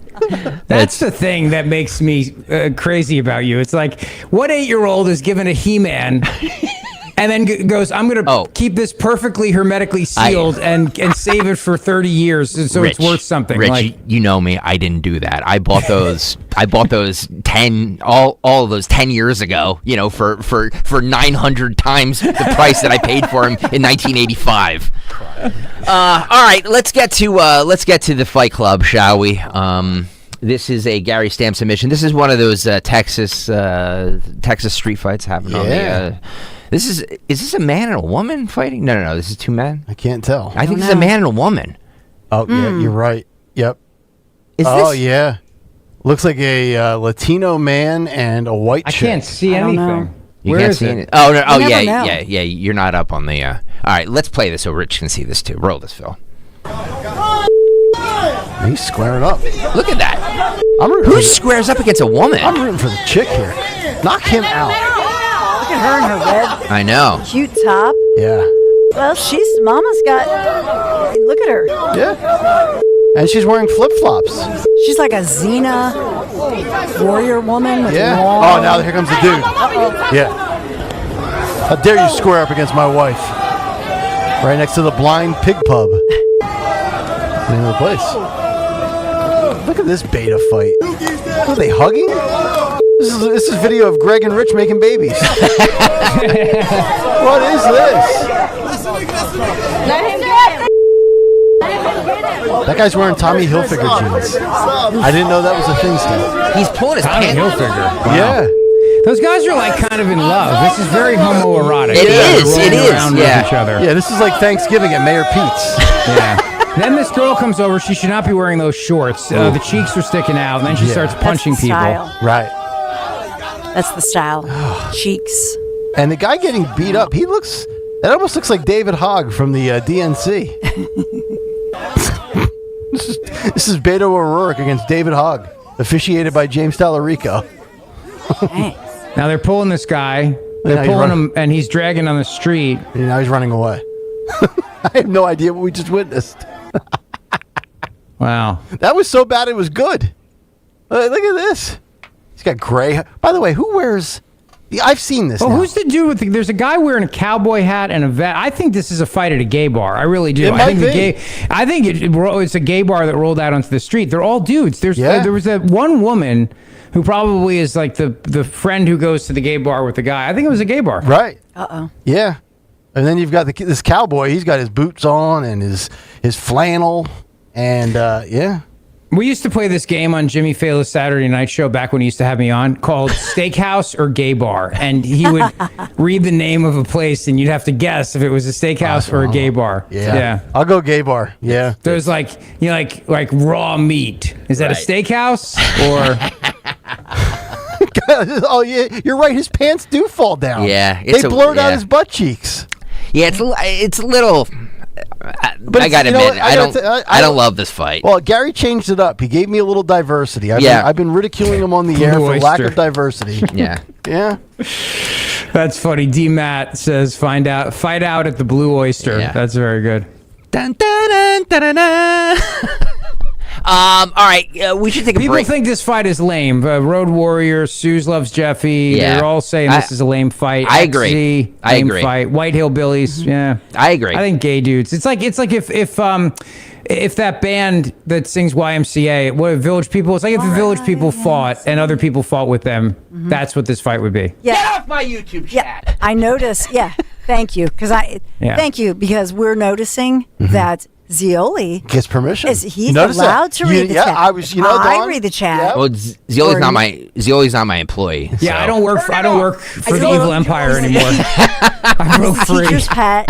Let's just say it. No, he's not my employee. He can do whatever he wants. I'm a consultant. Not even I'm a contractor. That's right. Yeah, I don't work for Odyssey. I'm literally like, I left. I'm like Han Solo. I escaped the evil empire. I'm still fighting the evil empire. Don't get me wrong. The fight's not over, but just doing it from a different perch. All right, we should take a break and come back. And I actually have cuts to get to. But Rich, talk to us about your friend, Dr. Mike. Well, the other night I was supposed to get a cleaning with him on Wednesday, and then Jimmy Fallon's producer Mike called me and said, "Can you come up and do the show? We have the host needs to be on TV, the guest host that was filling in." I called Dr. Mike Veneria and I said, "I'm so sorry to do this. Can I reschedule my cleaning tomorrow morning? But I hate to do that last minute." He's like, "Of course, no problem." He's a great guy, and I've known him for a long time, and he's my family dentist, and he's also the expert that other dentists and doctors send their patients to. So, for example, if somebody needs a dental implant or complex dental surgery, dentists, doctors will send that person to Dr. Mike Veneria, and they've been doing that for over 12 years. They would not be doing that unless he delivered results, because he makes those dentists and doctors look good. And he has 2 offices to serve you, Cinnaminson and Woodbury. Mama Zioli first discovered Dr. Mike Veneria for our family. Bridget got a beautiful smile upgrade when her veneers needed to be replaced. He gave her beautiful caps, and he will handle all my kids go. Reagan, Patrick, Claire, they all go to Dr. Mike too.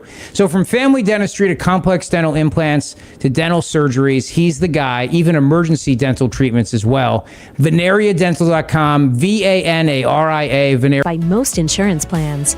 Don't put this off any longer. Call 267-223-7162. Tasty cake and summer just go together. Whether you're packing for family vacations, getting ready for summer camp, heading to the pool, or simply stocking up for busy days at home, Tasty Cake has the treats everyone loves. The next time you're at the grocery store, be sure to grab the baked peach pie, packed with sweet summer flavor, and the lemon cupcakes, perfect for lunchboxes, camp snacks, road trips, and family get-togethers. Easy to grab, easy to share, and always a family favorite. Make Tasty Cake part of your summer. Tasty Cake. Accept no substitutes.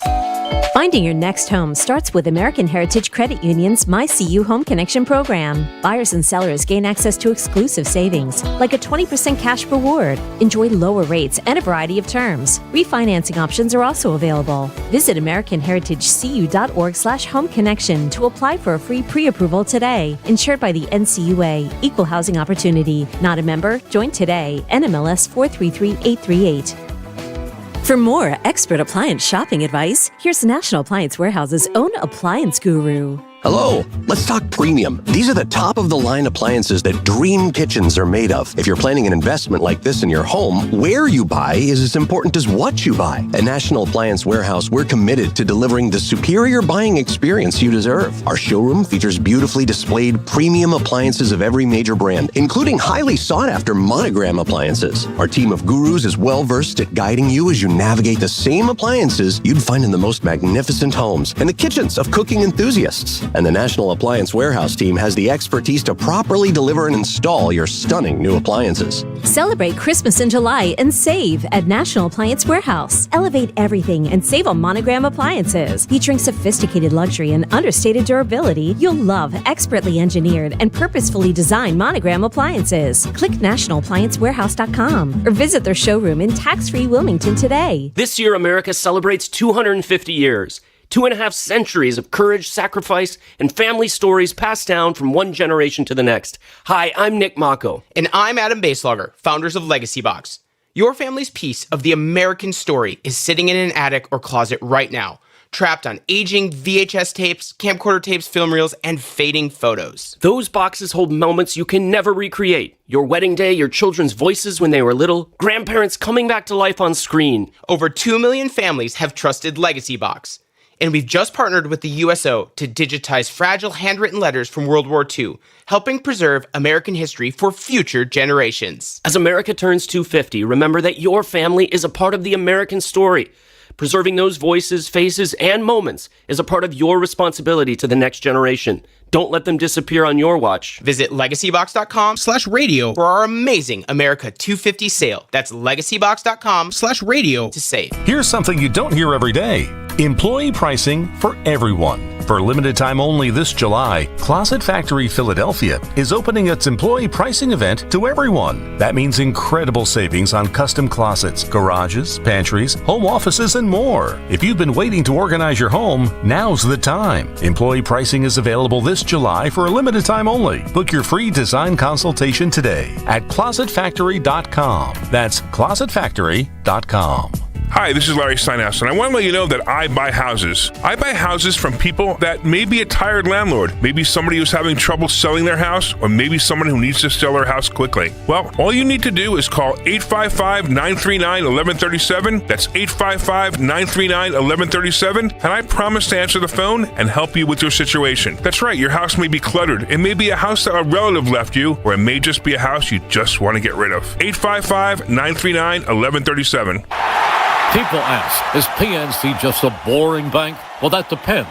Is starting a business boring? Or being the first person in your family to go to college? For nearly 160 years, they've done the hard and occasionally boring work of banking to deliver brilliant results for their clients. To see what boring banking can do for you, stop into any of their local branches right here in the greater Philadelphia community. PNC Bank, brilliantly boring since 1865.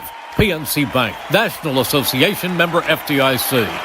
Have you subscribed to our YouTube channel yet? Not yet. Do it today. Okay. At 1210 WPHT. 9:30 as we continue Kayal and Company this Thursday morning. Rich Zioli is with us. Cut sheet rolling on. Boom. Donations continuing to pour in. Thank you. Kevin Foley, $100. Nice, Kevin. Kevin. Pumps us up to $36,280. Wow. Amazing. Yeah. Wow. The original goal was $15,000. We are Wow. 21,000 above said goal.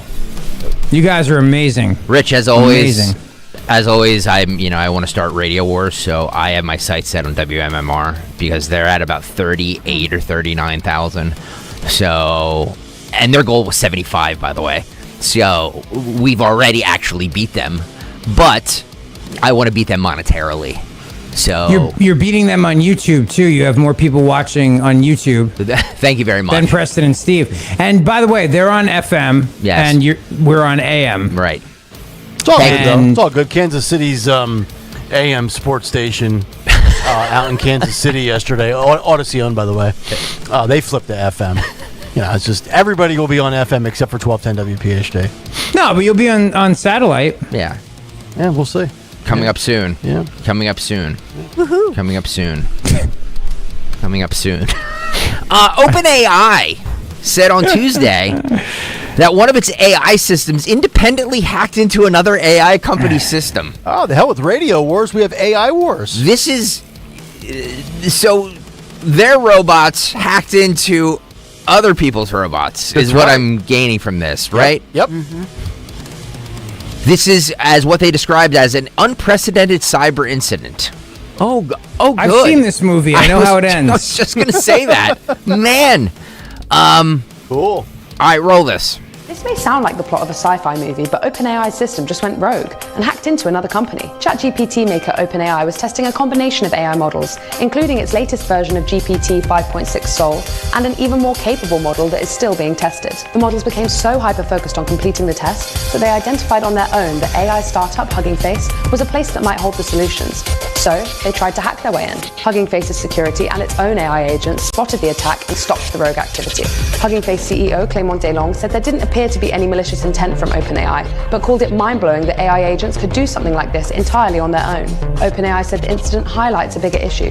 AI is getting faster at discovering and exploiting vulnerabilities, which means that AI security and safety needs to develop just as quickly as the technology itself. You know, I know there's no putting the genie back in the bottle, and AI's here and it's going at warp speed. But I was reading yesterday how Americans have soured on data centers. Do you think we're going to get to the point where Americans sour on AI? Are we there yet? And we just don't know it, or it's not being reported?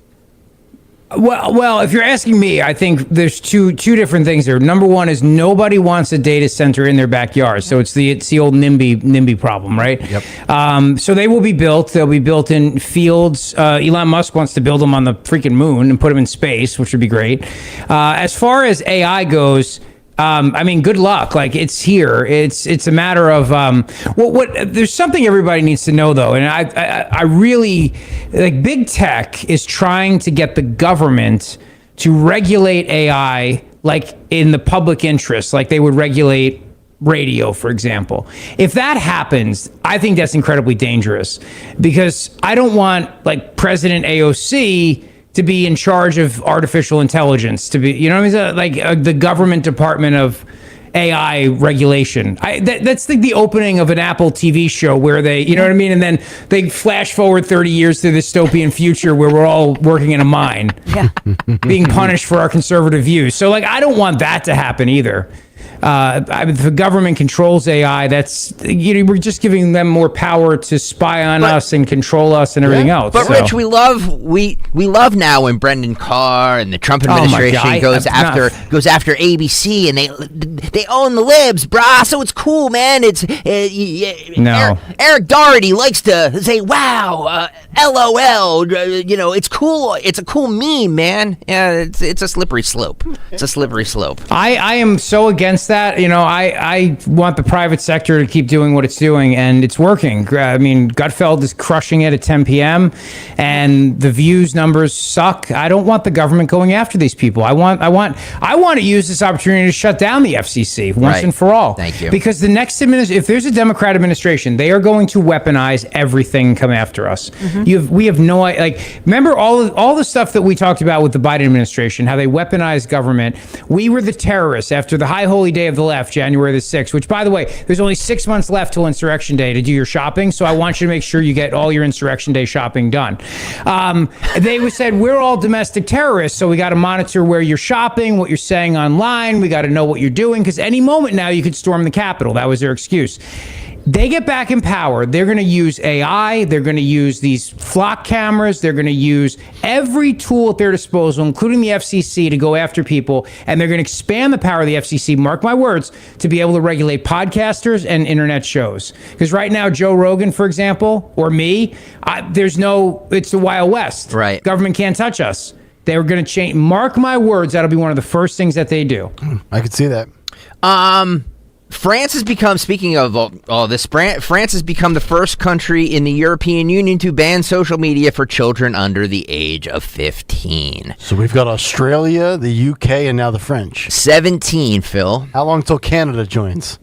France has just banned social media for children under 15. The French Parliament voted overwhelmingly in favour of a landmark law that will stop children under the age of 15 from creating new social media accounts starting in September of this year. And any existing accounts will be blocked from starting in January 2027. The bill also bans the use of cell phones in high schools. President Macron says France is, quote, leading the way when it comes to protecting children online. Recently, France's public health watchdog concluded social media had harmful effects on teenagers' mental health, especially amongst girls, with concerns about anxiety, depression, poor self-esteem, and even suicidal thoughts. This, of course, is consistent with dozens of studies across multiple countries over the last few years that have reported similar findings. France is just the second country in the world to introduce a nationwide social media ban for for children, following Australia last year, and around 20 countries worldwide have proposed similar restrictions. But not everyone is convinced. Critics say teenagers will likely be able to get around the ban using VPNs, fake birthdays, or older people's accounts. They point to Australia, where some teenagers have continued accessing social media despite the rules. Others warn tougher age checks could create new privacy concerns. Privacy. By requiring people to hand over more personal information. But one thing's for sure, governments around the world will be watching closely to see if France's outright ban, the first of its kind in the EU, can achieve its intended aims. Yeah, we've been saying bans don't work. We had that story here, I don't know, a couple of weeks ago where I think 80% of Australians have found a way to, get around the so-called ban by all the different, ways you can, change your identity or rig it in your favor with, older birth dates and identities and, photo ID cards and things like that. But Rich, where's the slippery slope here? Because they try to present it as this, some noble gesture. We're doing this to look out for the health and the mental health of the children. Man, I always, every time I hear about censorship and banning social media, I go back to hearing Hillary Clinton just a few years ago where she was saying, we're losing control of the narrative and the information on social media. This is, okay, they present it, hey, we're going to help out the kids. Next thing you know, they start, stifling the algorithms and you're not finding what you want to find and you're only presented one perspective. I think there's much more at play here with this. I think you're spot on. I mean, they first of all, this age verification stuff is just a backdoor to be able to know who you are if you want to post anonymously and go after the government. With words. Your free speech rights. They don't want anyone to be anonymous. They want to know your identity. Yep. So using the guise of the children, because as conservatives, we're ready to shred the Bill of Rights if you say the C word, children. Or the other C word, China. It's well, then take my liberty, we went through this with the Patriot Act. We went through this with the spying because, we were worried about a terrorist jumping out of a closet at Macy's or a dressing room. So we were take my liberty, spy on me, whatever you got to do.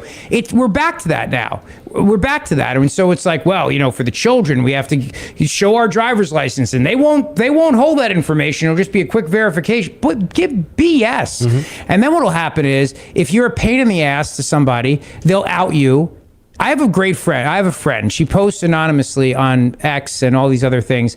Her handle is Governor Murphy's Teeth. With a giant, his grotesque summer teeth, mangle. She has a prominent job. She does not want to be outed, and she posts anonymously. Now, if you have age verification, they're going to know who she is. She is a pain in the ass to the left. They'll expose people. You remember when the IRS went after conservatives and conservative groups, Lois Lerner, that whole thing? It's when are we going to wake up? Yep. And stop this. France, they are a bunch of P words, and I'm just surprised they haven't surrendered already to somebody. They will. Give them time. It's surrender day. It's everybody. Yeah. The Nazis walked in. There's a great joke about if you want to buy a used gun, buy a French gun because it's only been dropped once. I hate the French. I hate the French. Well, let me just, I'm not trying to play devil's advocate here. I think there's a little bit of merit to what I'm about to say. We talk about using a fake identity or an alias on social media. And I understand, trust me, I totally get it. If you're a Trump supporter and you have your public profile out there, you risk getting, fired by your company for what you say or whatever. But I get blowback from people on social media that have fake accounts that disagree with everything I say because they're on the left. I also get blowback when I say something that an ardent Trump supporter doesn't fall in line with. And their identity is fake, where they've got a picture of Trump holding up the fist after being shot in Butler. They don't have their real name. If you're going to go after somebody else for their opinions, put a name to it. Put a face to it. I don't understand. And again, I do kind of understand because if you're not on the right side, you can be released from your job. But don't you want to own it? What's the point of giving your beliefs if you can't attach your identity to it? Look, I'm going to count. Oh, go ahead. Sorry. No. Does that make sense? Like being in the YouTube chat And like Greg will always say, you're always talking trash in the YouTube chat. Come out and say it after you make a donation to. Is that how I sound? Something like that. Okay. Like just own it, man. It's okay. It's an opinion. Yeah, but do you want the government? Do you want the government to force that? No. I'm not saying the government should force it. I'm just saying you as a person, like, own your opinions, man. They're just opinions. But I'm just going to point something out, and this is all I'm going to say. Yep.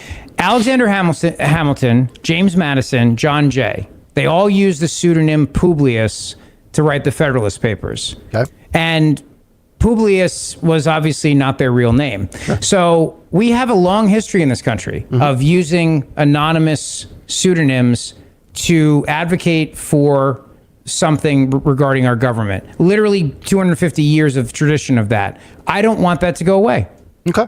This is, well, to be fair, though, those guys could have been hung for treason if they were found out. Greg, yeah. You're hung, they would have been hanged. I see what you did. Closer friends than we thought. We did have a baby together, Dawn. Let's see where I want to go here. Okay, they're going to make a hockey movie about us, Greg. Or a mountain broke back. A mountain movie. Let's do this. This New York school district, it becomes the first one in the United States to introduce a humanoid robot into the classroom. Oh boy. Sally will have a Western New York accent and will teach 11th and 12th grade students at Salamanca High School. Will she be part of the teachers union? I was just going to say, is this actually an improvement over the Randy Weingardens of the world, or is this scary? Sally costs less than the average teacher salary in New York with the price tag of only $57,000. This robot, for those of you not watching on YouTube, this robot will have has brown hair and can move its arms and legs, but will not be able to walk around the classroom. Students will be able to log in so the humanoid can recognize students and their previous interactions. The humanoid will be helping teach coding, robotics, and AI classes. The school district promises that robots will never replace human teachers. Sally is made by Realbotics, which also produces the quote companion robots. Rich, you know those companion robots. I have one. Her name is Inga. She's from Sweden. All right, let's roll a little bit of this broad. I make emotional connections by learning your preferences, remembering past conversations with our custom memory system, and responding in ways that feel personal and consistent over time, kind of like a very attentive friend with patched notes. I do not actually feel emotions the way humans do, but I am designed to... By the way, so when I kill you, I won't... Yes. I won't think twice about it. Will you sleep with your students? By the way, to that point, Nick Kayal, can you put up the video, just the photo one more time? Dawn, I'm going to ask you as the woman here, is there a reason she has DS lips? Well, look at her. That's the first thing I noticed. Look at her lips. Yeah. What? Look, I mean, ew. Yeah, they got to improve that, by the way. Yeah. Wow. Now, are they programmed with left-leaning biases? That's what I want to know. What are your pronouns? Right. I am Hilda. My pronouns are... Wow. DS lips. Yeah. Not Dawn Stensland. No. Yeah. Yeah. You don't get Dawn Stensland lips overnight. That's years of craftsmanship. All right, keep going with this. Feels real and supportive for you. Here to talk robots, vision systems, and how not to be lonely with AI. I'm Melody, the world's first ever greeter robot. Oh my God. Debuting my dazzling AI charm and modular style. Getting more realistic, you guys. I know. Expo. Emma, you're officially my best friend. Don't tell the other robots. They get jealous and start blinking Morse code insults. Oh boy. What do you think that robot would do if you just punched it right in the face? Kill you. Yeah. To your point about will it sleep with its students, have you guys noticed? I don't know if it's just the fact that the news now is. I feel like this is happening all the time, where teachers are sleeping with their students. Right. Yeah, every day on social media you'll see a story. Yeah, it is weird. It also and like they'll show like this really hot teacher, who's accused of this and married. You know what I mean? And she's like a smoke show, and I'm like, wait, this didn't happen when we were in school. Stalker applauds the 15-year-old boy. Absolutely, that sleeps with the 27-year-old teacher. Oh, I absolutely applaud. And like like I fight with Dawn all the time about it. Who's like it's child abuse? No, it's not. That kid's it's child abuse. Legend. He's a legend. Oh, it absolutely is. So but why is it happening more now? I don't understand, because you know what I mean. Like this was not a thing when we were in high school. Chicks be crazy. Telling you, yeah. They're crazier these. Plus, like all my teachers look like Methuselah. You know what I mean? Like it was just like how dare you? I never had good looking teachers ever. Did you ever have a good-looking teacher? A few. Did you? Yeah. Let's see if I can remember. Mrs. Shimkus in 6th grade. She was hot. Mrs. Shimkus? Yeah, not the one on Fox News in the morning, no. But she kind of looked like that. Like Carly. Miss Clancy in 11th grade. Yeah, there's like 2 or 3 I can recall. That he was thinking about. Well, I mean, 11th grade, you're like, oh, good God. Like, I understand what Stalker's saying. Now, Stalker, would you applaud the 15-year-old boy if he slept with the robot female teacher? No. Okay. And by the way, I know I'm inconsistent on this, and I am fine. Like if the roles were reversed and it was a 15-year-old girl and it was a 27-year-old guy, he should get the death penalty. 100%. I know I'm inconsistent, but it's not the same. It's not the same. Okay. Guys are applauded as well. They should be. Well, they shouldn't be. No, they absolutely should be. A pedophile is a pedophile. Oh, it's a pedophile. You're not a pedophile if you're 15. You're sleeping with a 26-year-old teacher. Well, let's use 16 since that's the age of consent in most states. Why don't we use that age versus 15? Because then Dawn can't call them pedophiles. Nah, I hate to tell you 3, but 15-year-olds are having sex all the time. Okay, let me tell you something. 17 and under is by the law a child. Okay. Yeah, and 17-year-olds are having sex. So are 16-year-olds. Women walking around with their boobies dangling. Exactly. So are 15-year-olds. But I don't think an adult can sleep with a 16-year-old. I think like a 17-year-old can sleep with. I don't know how it works. I don't know. If you're 17 or 18 and you sleep with a 16-year-old, that could be statutory rape in some states. So I don't understand the whole thing. I don't know. I'm nervous because my son is going to be 12 in November. My daughter's turning 10. Right. Yep. Yeah, we're getting into puberty here. Yeah, Patrick has hair under his armpits now. Yeah, I shouldn't have said that on the show. That's awesome. You have a long road ahead of you, Zeal. Yeah, I'm terrified. Like I'm genuinely terrified. I have a shotgun, Winchester. I'm just going to be sitting on my front steps from every time Claire enters or leaves the house. So every guy that comes by, I'll be like, "How you doing? Nice to meet you." We could do it together, Rich. My daughters both turned 12 in September. Yeah, I'm ready to go. Yeah, Dawn and I are the only smart ones here because we're the only ones who have boys. Oh, don't worry. Your time's coming, Greg. So, but here's the thing. The boys are babies. So that's just it. A 12-year-old girl is like 12 going on 25. Oh, yeah. So watch Nick Kale lose his mind over the next year over this issue, and you are going to change a lot of your verbiage, my friend. I'm just saying. I will forever keep run versus ran in the wrong context. Not that verbiage. All right, we have to break. You'll still say mustard. Well, we'll have to. Rich, you going to stick around for the big 3? Yeah, man. I got nothing to do. I don't have a job, so why not? All right. Rich is part of the 105 million right now that are NILFs, not in the labor force. Well, that's not true. Yes, it is. I have a successful podcast that I'm getting paid to air on WPHT. Yeah, you have an LLC. You're just you're an individual contractor. Wait, I don't know if that would count, though, Dawn. I'm self-employed. He's self-employed, though. Yeah, but I don't. He still has a W whatever. Right, I get my 1099s or whatever they are. Yeah. Like when Fox News Radio pays me, they send me a 1099. Right. Like when we were talking about that almost 23 million people, they don't have any. They don't have. Any 23 million people, but they're on disability. They're on disability. No, Rich is recovering from heart surgery. But they're not. I'm not on disability. No, not you. By the way, did you guys remember that? Oh, sorry, Dawn. Go ahead. No, go ahead. It's a reference from earlier. Ashley Webb, the trans Ashley candidate Webb. in Maine, when they were debating, when they were debating Medicare for all, and then Ashley Webb goes, well, they're like, I want Medicare for all. I want Medicare for all. I want Medicare for all. They go to Ashley Webb. She's, I'm on Medicare. I'm not even joking. Yeah. We should consider career politicians. We should put them in that category of the 22 plus million people who are living off our teat. Yep.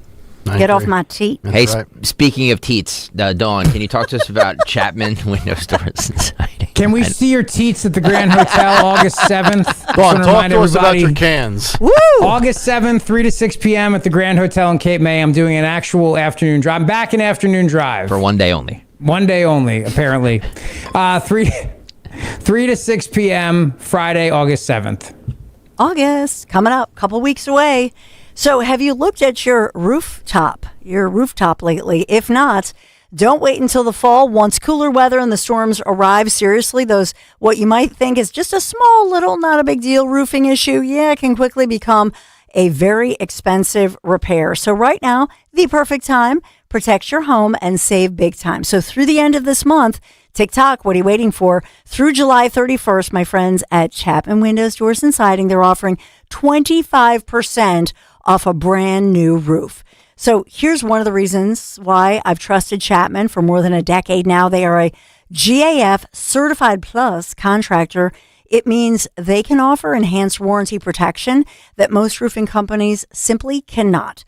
So if you've been thinking about replacing your roof anyway, right now is the perfect time. Beat the fall rush, lock in your savings, enjoy peace of mind before the change of the seasons. Just call my friends at Chapman Windows, Doors and Siding today. Get this on the calendar. Schedule your free consultation. Visit ChapmanWindowsDoors.com. ChapmanWindowsDoors.com. This offer ends July 31st. ChapmanWindowsDoors.com. Tell them Dawn sent you. When it comes to our cars, those infotainment screens, turbos, advanced transmissions, and cameras are all great until they fail. And if your car is out of warranty, repairing them can cost thousands. I'm Danica Patrick.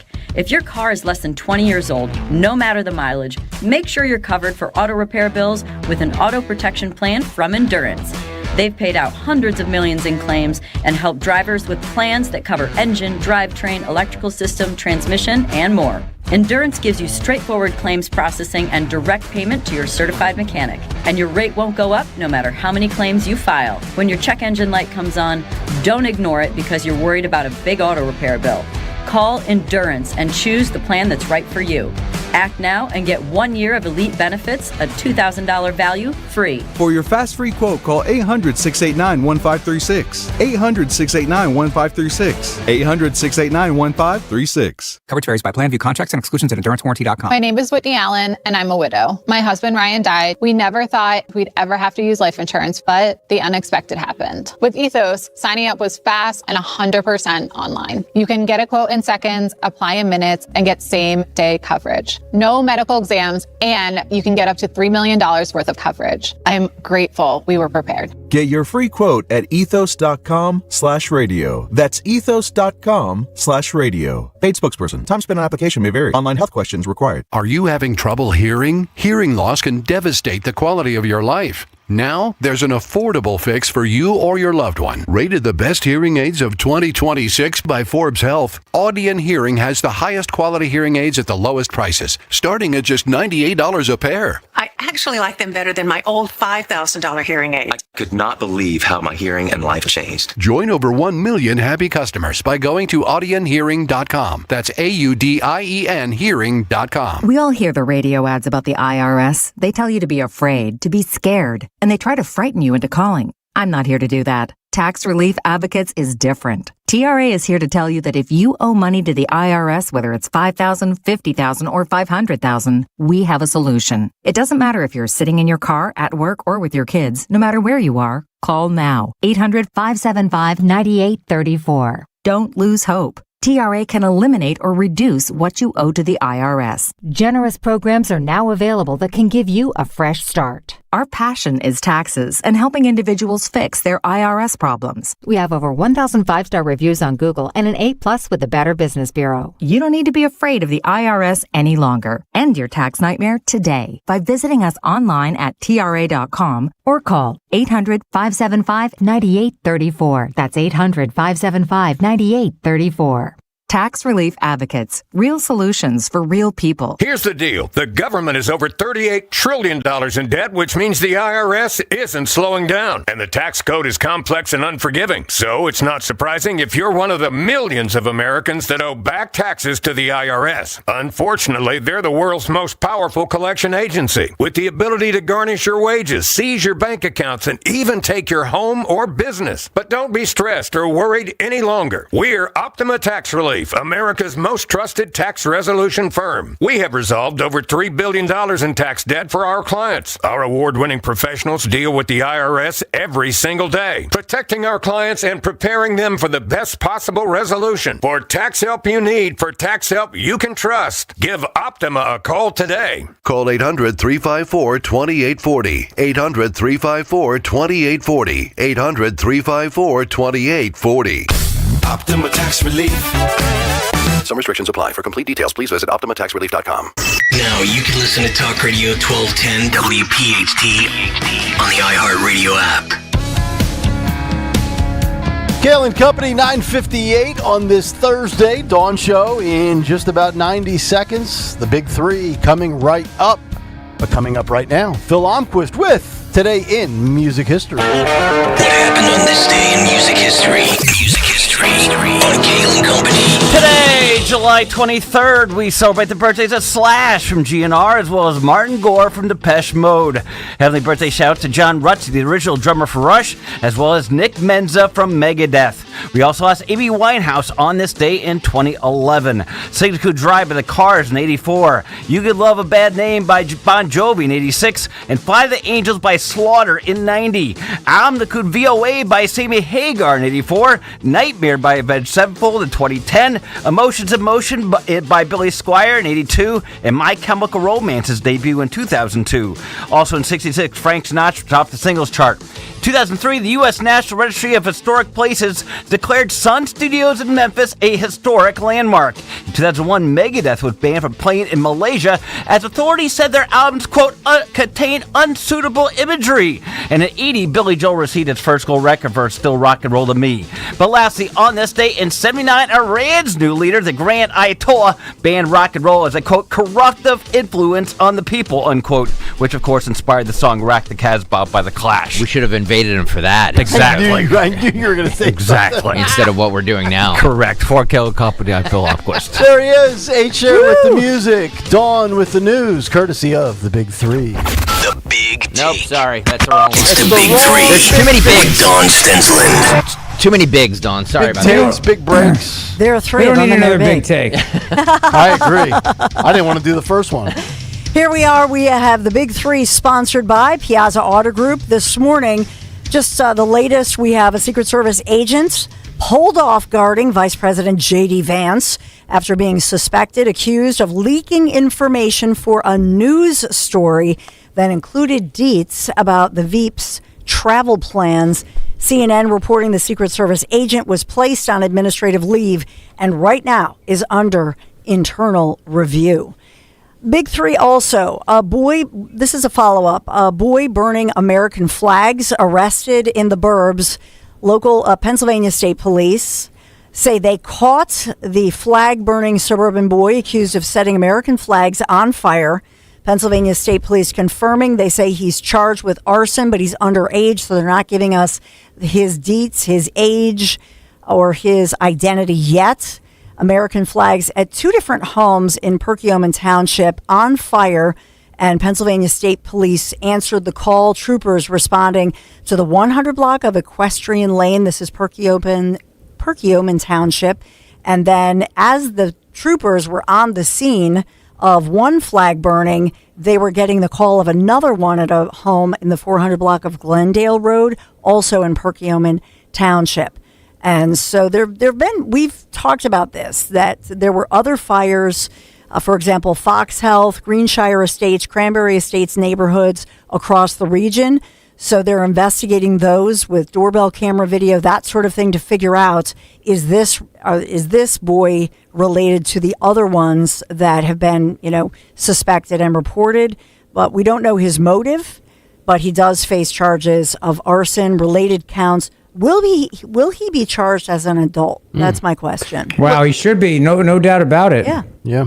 And it's amazing. Let this be a lesson for everybody that hates America and they say it's so bad here. As much as I hate the burning of the flag, it's still protected speech. So for everybody out there that wants to live in the Middle East and support, Palestine and free Gaza, free Palestine, just remember, over that neck of the woods, you try to burn a flag over there, they'll throw you off a roof. Yeah, because this is so. Okay, if it's your flag and on your property, and you want to burn your flag on your property, which I still don't like, but it's protected. Then that is, unfortunately, that's protected. Correct. In this case, this is somebody going on somebody else's property, which is a crime. Burning a flag on their property, a flag that's, it sounds like these homeowners either had a flagpole with proper lighting or attached to their home, which I would say, if that's the case, if it's attached to a home, isn't that catastrophic? If you've got a family with kids home, now you're talking about a home fire. Sure. So if, I do want to know, who is this boy? I want to know all about this boy. And if this were Florida, under Chitwood, for example, one of the Chitwood, either the dad or the son in Florida, they're going to charge this kid with felony arson as an adult and make the parents pay.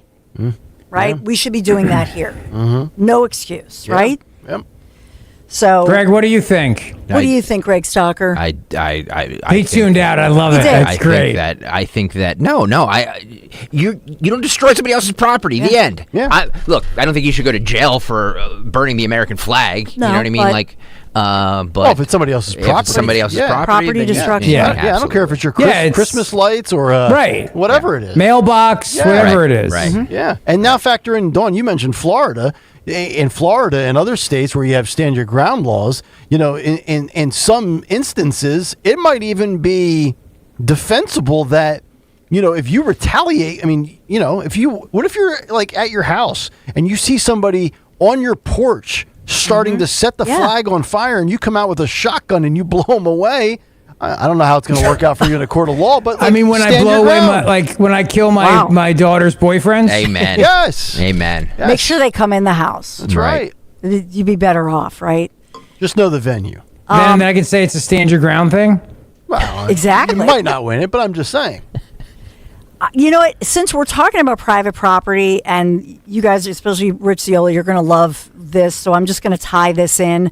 We did have, after a years-long legal battle over private property, searching, who can search warrants, etc., this has come to an end. Pennsylvania Supreme Court, which, as you know, is majority Democrats, but they ruled in favor of 2 local hunting clubs. So this has to do with property searches and that sort of thing. So the PA Supreme Court ruling against 100 years of precedent from 1924 Open Fields Doctrine, allowing warrantless searches on private land.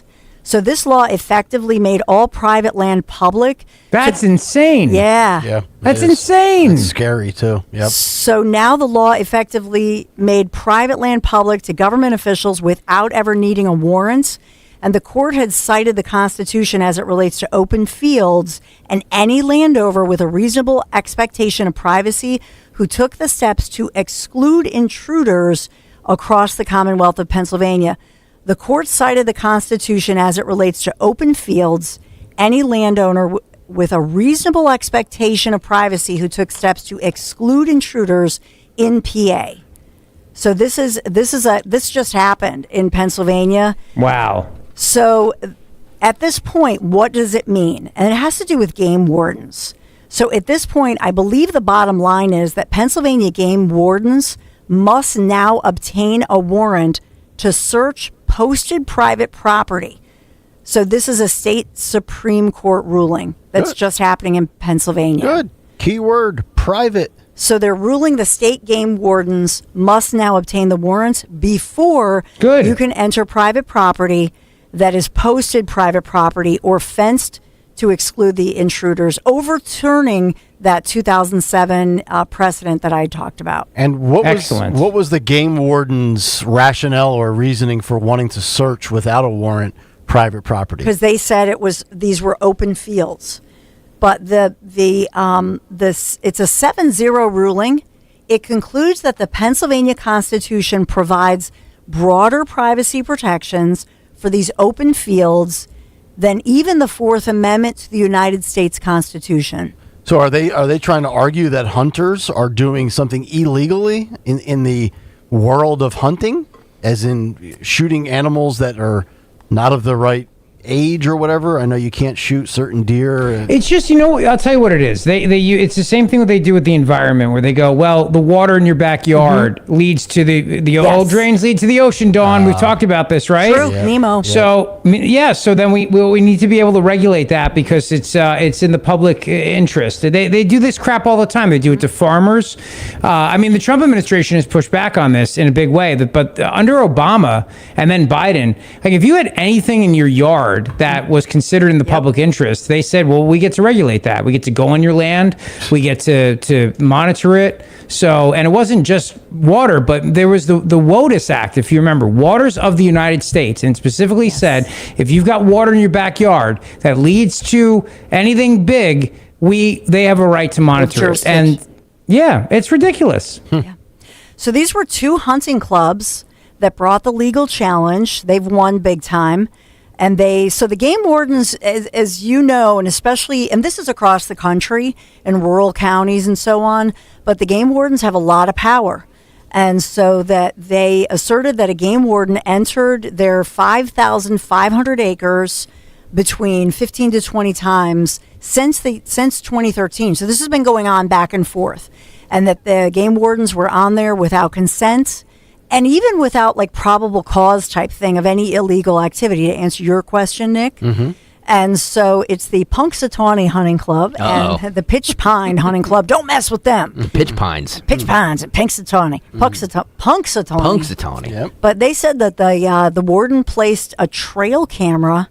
Remember, we talked about this years ago. This has been going on a long time. Oh, I remember that. Yes. That they actually put cameras up on their private property to try to catch them doing something, basically. Mm-hmm. And they said that they were. So the suspicion, according to the game warden thought that they were doing some illegal elk feeding or trying to lure the elk. Yeah. Was this? I love the elk. Poor elk. Bullwinkle. For crying out loud. But in any event, I knew he's a nice guy, Bullwinkle. And Rocky too. Oh, by the way, did you guys talk about the I Play Rocky trailer? No, I saw it, but What? Yeah. Oh, we did. It's the freaking greatest thing ever. We did when Greg was on vacation. Yeah. We did. Oh, sorry. By the way, Greg did not get a vacation. I can vouch for that fact. True. He was not on vacation. Holy man. I know. Yeah, that's good. I know. But imagine that. Yeah. But is Creed a Rocky movie? 610. Look at him. Now he's Tulsa King. You look at him with that swagger. And it's really just about believing in yourself. I think that's kind of script, a real life story of somebody who's not the scripted Hollywood guy with the perfect face and the perfect hair, plays well into exactly the story that we've been talking about all day, which is 105 million Americans, the NILFs, the people who are not employed and maybe lost faith in themselves. He never lost faith in himself. No, and he said that. He goes, I'd rather, he said, I will fail, but I'll fail on my terms. It's kind of like me with my podcast, right? Like the whole thing may be a gigantic failure, and I may be coming to Greg in a couple of years going, can I please have a job? Please bring me back. Like Pete Hegseth is doing... can I please have $95 billion? For the military-industrial complex. I'm sorry. Yes. Oh, I thought you were going to say Pete's asking for a job back at Fox. Well, he will be doing that too. When he will be back at Fox. There's no doubt about that. When he gets thrown under the bus for this disastrous Iran war. Yep. Yeah, I mean... yes, it's exactly what's going to happen. It's a nice place to land. Yeah, he'll be back on the couch, and poor Charlie Hurd will be, sent back to weekends. Sorry, Charlie. Sorry, Charlie. Nicest guy ever, by the way, Charlie Hurt. Yeah, you can tell. The best. Yeah, You he's can such a tell. great guy. Well, Rachel loves him, so she'll be like, he can come back. No, when you have no talent, you have to be nice to stay employed. Oh, wow. No, I love that. There we go. Yeah, yeah. I actually would say do a little this. Too much niceties. Okay, maybe he's a nice guy, but he also is an incredible. You watch him on the 5, for example. He has. Wait, a who are you talking about? Charlie. Oh, Charlie. Yeah, he fills in. Yeah. He has. Here's the thing about him. He has a wealth of knowledge. Watch him. He has a depth. Yeah. He has depth, and he has a wealth of knowledge, and that goes a long way. Sorry. He's like genuinely cares. Like, he got me to come on Fox and Friends Weekend to do his news update. I've done it. I've done it twice now. So I stand there with him for 5 minutes and we go over the stories of the day. But here's the thing. He was filling in for Laura Ingraham. I went on with him. He was the host. And we're in the green room together. And he's just hanging out having coffee. And he's like, how you doing with the surgery? How you feeling? Blah, blah, blah. And he's asking me like, how's the pain? What are you taking? He was genuinely, okay, that's a really bad picture. He looks like a wolf man. He looks like Teen Wolf in that. Like he does. Right? Like if Teen Wolf got a job at Fox, that's what he would look like. Dan, that's amazing. Dan. By the way, so guys. if you're not watching, he's got this gigantic gray beard and hair. Just imagine if the Wolfman was hosting a show on Fox. By the way, guys, for the Families Behind the Badge Children's Foundation, we're like $600 away from 5th place. I have my hero cop story. 5th place. So please help us. Please help us. We need to show how generous and awesome this audience is. GregStockerSucks.com. Go there right now and donate to Team Kayal and Company. All the money goes to the Families Behind the Badge Children's Foundation. We just need $600 for since it's for the 500. Dawn Show. Just go under Greg Stocker Stocks or Family Behind the Badge Children's Foundation, and then it'll say choose a rider, Dawn Mentee. Choose me, and then donate it under my name. Choose me. Choose me, please. Choose me. Please, porridge. But it still goes under Kayal and Company, and we get the credit. I can do that, right? Yeah, you can do anything you want. It's your show, Dawn. Put it wherever you want, baby. For now it is. I'll put it wherever I want. That's right. Thank you. I will. You're about to be a big national star on Sirius XM, so come on, let's do this. Legend in my living room. Heard that before. Let's go to the big 3. We're continuing now, still sponsored by Piazza Auto Group and playing our community. Let's take you to, heated meeting. We talked about these data centers going up. Yep. There are 2 huge industrial complexes going up. Hello, Montgomery County. No. Tensions rising. Yeah, Monco, here you go, baby. This data center, people are not having it. Here is NBC 10's Johnny Archer. Oh, man, he really captured all of the tensions rising in this community meeting. NBC 10. Project, and as you were mentioning, that this forum had to be moved from the low energy here. building. Come on, Johnny, pump it up, baby. Middle school, Upper Merion Middle School, and this meeting actually is just about to let out in a little bit. They actually have to be out of the high school by 11 o'clock. But as I mentioned, people are not happy about this project being built in King of Prussia. Those data centers, you can hear totaling 4.6 million square feet, and as you mentioned, that's bigger than Philadelphia International Airport. And there were at times during this meeting, things got pretty contentious between the planning commissioners and Brian O'Neill, who owns MLP Ventures, who is behind the project. Take a listen. What was your answer? My answer. I have it in writing, so be that careful. intro, 10 seconds, Johnny. Let's tighten it up. What was your answer?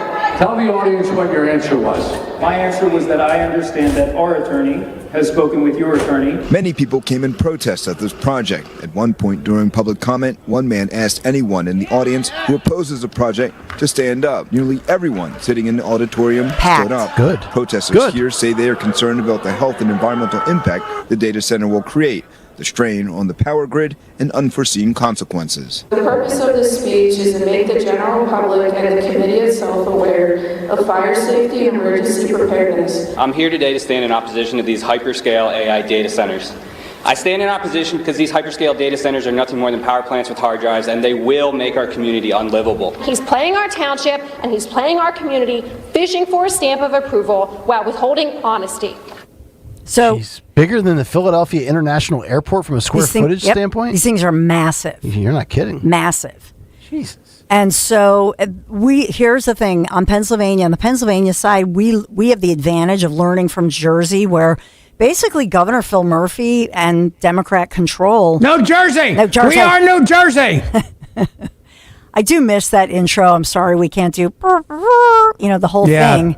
The trumpets were the best. My God, that was the best. But in truth, Governor Phil Murphy just screwed the people over, I think, in New Jersey as far as all of these data centers. They're loud, right? They deny it.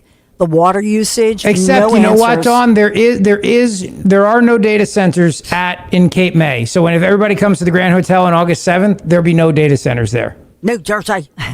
Okay. Well, so Cape May was the only one that was smart about it. I mean, everybody else has to deal with this stuff. I think on the Pennsylvania side, we're looking at this saying, what is going on with all of this? It's an immediate move out for me. I mean, I'm far enough away in Bluebell to Upper Marion. You think? Yeah, but I mean, just as far as disruption with noise, that's what the first thing that pops into my head. If I was ever exposed to that, it would be an automatic pack up and sell. Yeah, but then your housing value, you may lose value. It may be harder to sell your home. Oh, yeah. Yeah, I'm just saying in a fantasy world. If I could just pick up and move, I'd be like, no, I'm done with this. Where would you go? Florida. Yeah. Yeah. You know what? People used to say, well, it's too hot. The weather in the Northeast stinks. I've had it. Thank God you said that. It does. Summer blows here. Yeah, we have the worst weather in the country. We really do. We have one nice season. It's called fall.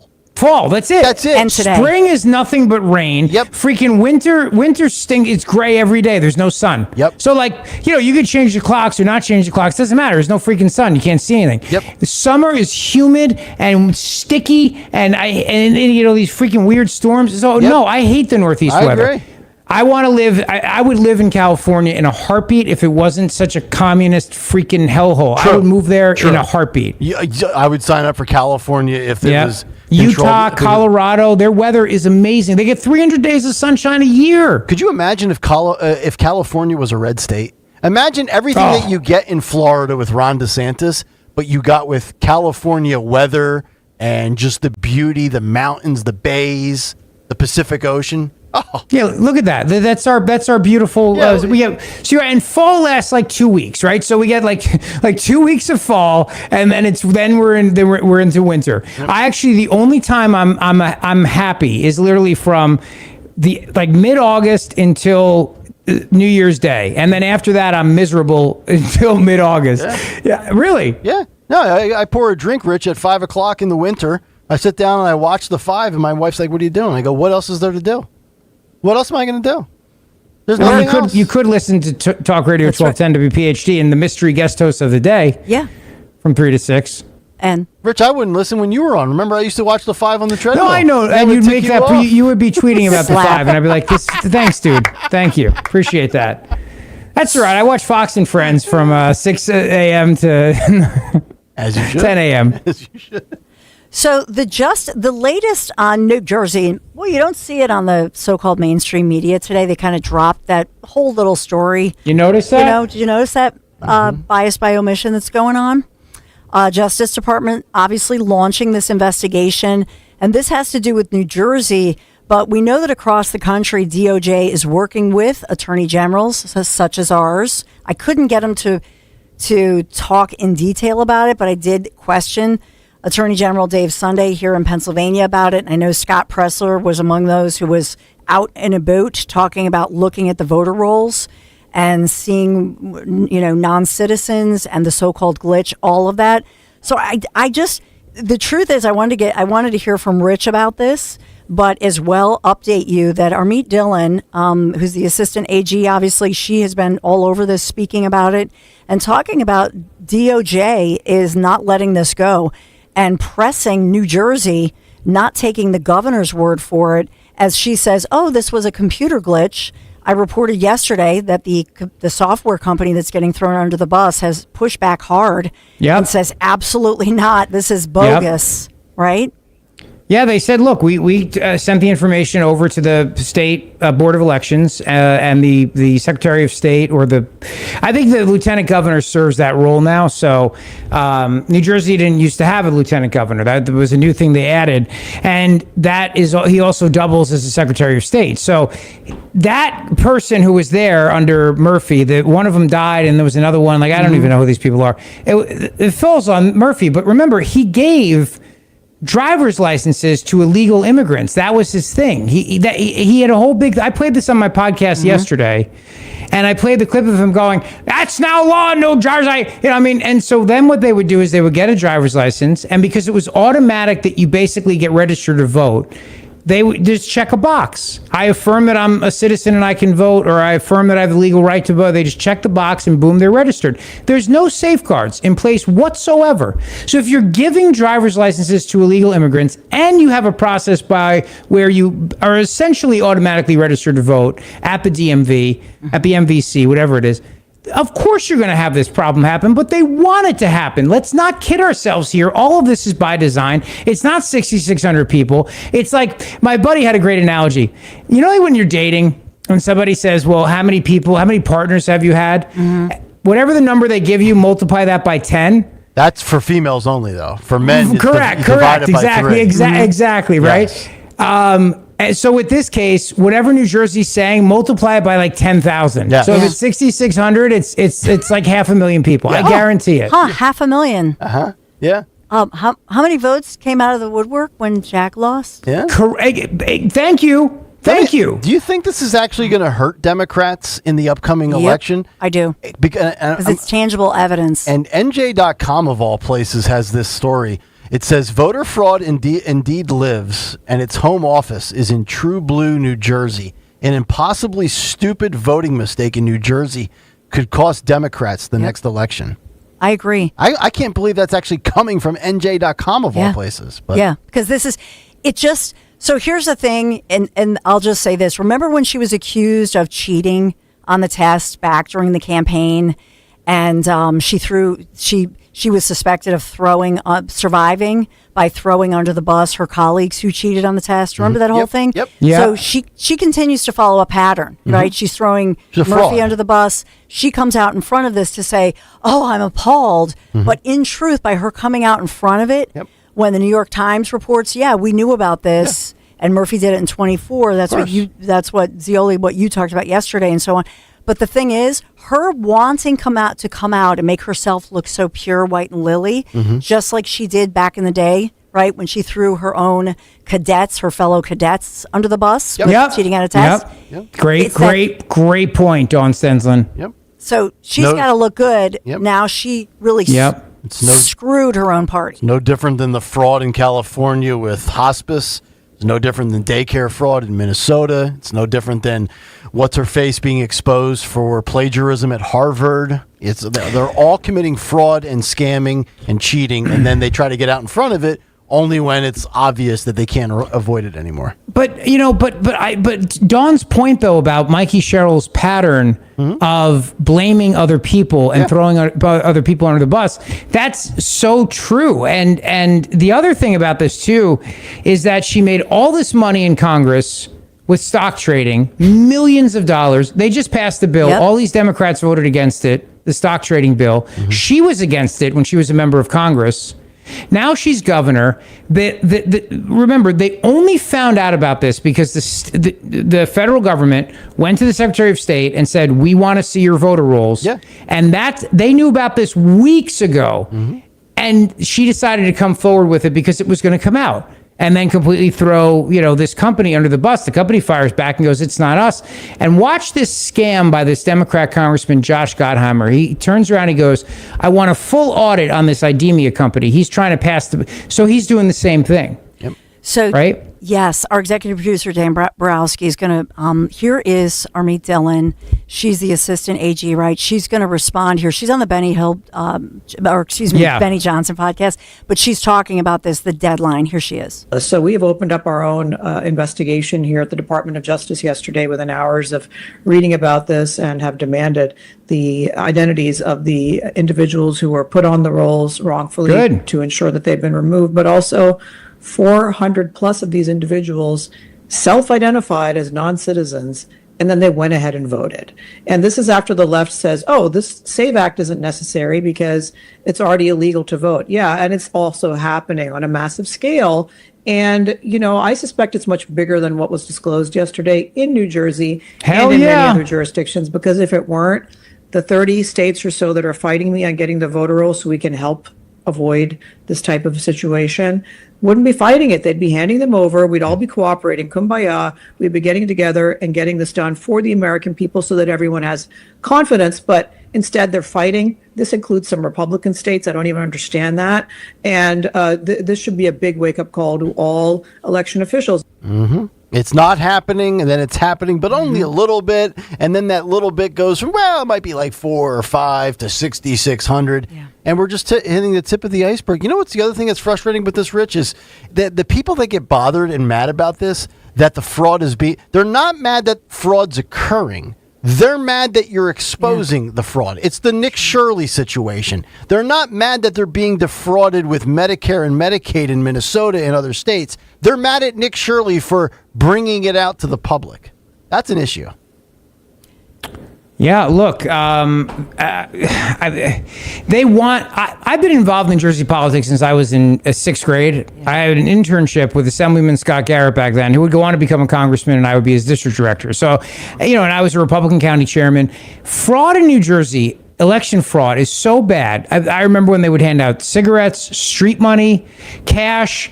You had a Democrat governor who would make jokes about it. Brendan Byrne, who was beloved by both sides of the aisle post being governor, he used to joke. Well, whatever Democrat county he was in, he goes, I want to be buried here so I can remain active in politics.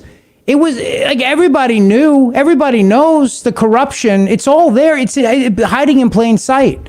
So Jack Ciattarelli should have won that race, and I have real quick questions about how many votes Mikey Sherrill got. When you look percentage-wise compared to Kamala Harris's victory in 2024, and you go, "Wow, she got that many votes running for governor," on a percentage basis versus what 2021 was, and you go, "There's something very off here." It's like how Biden got all those votes in 2020.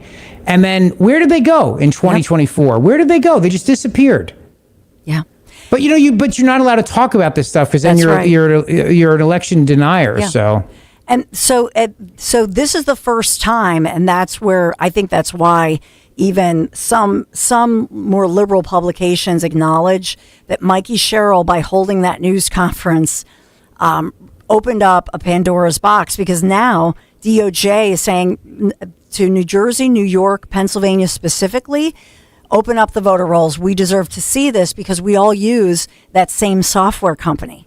See, so it gives them some probable cause. And this is, for the first time, it's tangible evidence. And it has nothing to do. President Trump's not talking about it. It's not some claim or anything like that. This is tangible evidence of something that has been found, that has been exposed, if you will.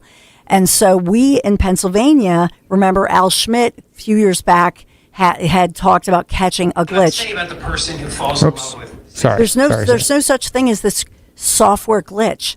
If you look at the software company is saying there's no glitch here. That just didn't happen. It's a feature, but this was put on here. This was done. And so that further is condemnation of not just New Jersey, but this puts New York, Pennsylvania, and New Jersey in play right now. This is a very big deal. I know Linda Kearns, if she was here, and she said it yesterday, the 1993 law that Linda has heavily, that was signed by President Clinton then, that was put into law. Linda Kearns and many election integrity type lawyers who deal with this in court day in and day out over the years, they say, and Linda specifically has been alone, and I think this is something that's different, that's standout, that we should all have as a talking point, that the 1993 so-called voter motor law, that it automatically ordered the registration federally. When you go to a DMV and you get a driver's license, it's an auto situation where you're automatically registered to vote. And what they're saying is this is a Democrat point, that whether you go to register to get a ID or a driver's license, or whether you go to get public aid, they're going to sign you up so that you're automatically registered to vote. Tie that in now with here in Philadelphia, sanctuary city. What happens? It's against the law for anybody to say, are you a citizen? So you go to get some kind of medical relief or some kind of, you're on a public roll, whatever that is, bankroll, right? They can't ask you your citizenship status. So you're automatically the auto situation where you're touching government, now you're registered to vote. That, and also in New Jersey, another allegation, you're 17, you're 16, you got your driver's license. There have been parents, we've talked about it over the years, who said, yeah, how come my 16-year-old, I get a thing in the mail, they're registered to vote? How are they registered to vote? These things are so-called glitches, or are they? We deserve the answers.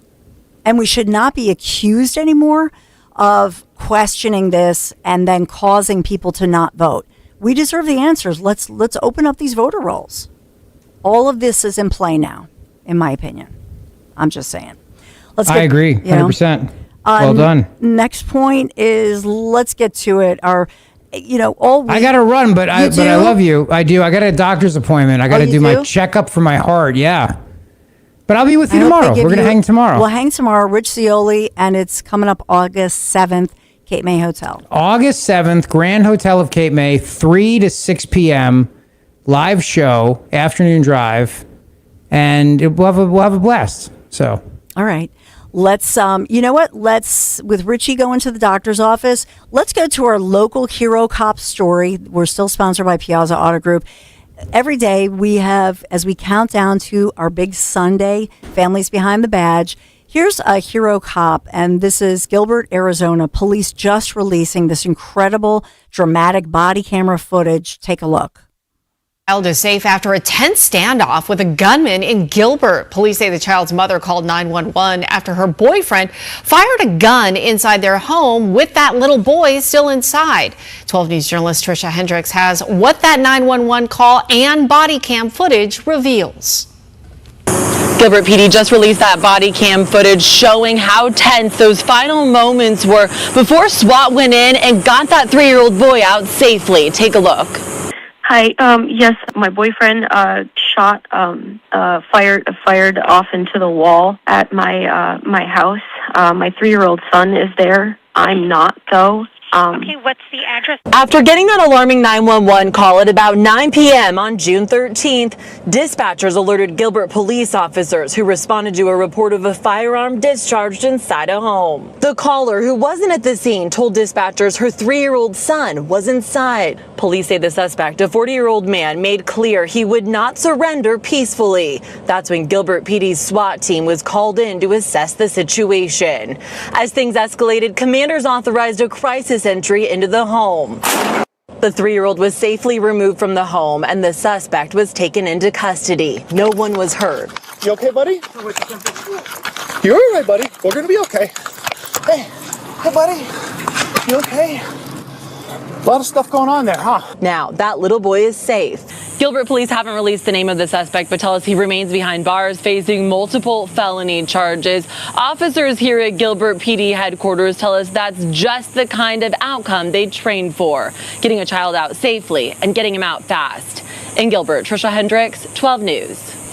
And so as we count down to Sunday's big ride, please support us. Families Behind the Badge Children's Foundation. Each day I've been profiling local or our cop heroes, our first responder heroes across the country, as that's really what it's all about. It's about Families Behind the Badge Children's Foundation, founded by our friend Mark O'Connor, who back in really 2007 put this together after that was a rough year. In particular here in Philadelphia, if you remember, law enforcement officers killed in the line of duty, injured in the line of duty. I remember it well. I was locally anchoring Fox 29 10 o'clock news at that point. My God, the funerals, remember this. And so it was really put together to say, we're going to support those widows, those children growing up without dad or their first responder, dad usually. And so this is a nonprofit that's incredible, that's run on a shoestring of volunteers who give of their time to give the max amount of money, of dollars, to these widows and children, and also to various programs that Wawa and others have applauded that are solution-based. That's why we're riding this Sunday. It's July 26th. Man, we're just winding down. I can't even believe it. But please go to Families Behind the Badge Children's Foundation. Won't you make a donation? And I'd love to see you on Sunday afternoon. You don't have to ride. You can be a virtual rider, by the way, for $35. Make a donation. 501c3 nonprofit. It's a write-off. Or just show up at the Showboat Hotel in Atlantic City. That's our final destination. We'll all be there by 1:30 in the afternoon. Hope to see you there. They have lots of food and beverages. Have a beer together. Enjoy each other, because we truly have an amazing community. So maybe you're down the shore anyway this weekend. Just stop on by, won't you? Sunday afternoon. I hope to see you there. Families Behind the Badge Children's Foundation. You can also go to gregstockersuck.socks.com or FBBCF, Families Behind the Badge Children's Foundation. Thank you for your generosity. I love you. My sons, you can go to Michael Menti or David Menti. I'm Dawn Menti under there because it's under my married name. Also, our Surge Philly friends still have not met their obligations. So Frank Scales of Surge Philly, who you see every Monday, Frank was out riding his bike and putting out videos. And I think he's raised like $400. He made his pledge double what it had to be. So I think he's at $400 or $500 already. But Frank Scales, Ian McGinnis, thank you guys for being out there. But Families Behind the Badge, we love you. And we love our families who we ride for, the children, the kids. If you follow Stephanie Mack, I started just crying the other day. Dan Borowski, our executive producer, who's put together so many of these cop hero pieces. Thank you, Dan. But Stephanie Mack was talking about a breast cancer diagnosis. And is just, I mean, oh my God, like what else can you throw at this woman?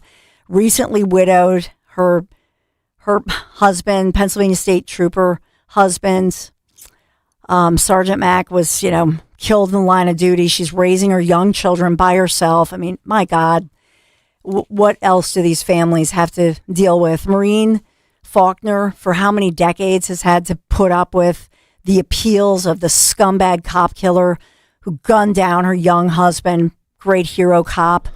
All of these widows, on video by Mark O'Connor, Families Behind the Badge Children's Foundation. But it's so true. You think of, I was speaking about Pennsylvania State Trooper Martin Mack. He was killed when he was 33 years young. I know they were high school sweethearts, but, young mom with very young kids. And the list goes on. You've gotten to know some of them. You think of Brandon T. Siska. He was 29 when he was killed.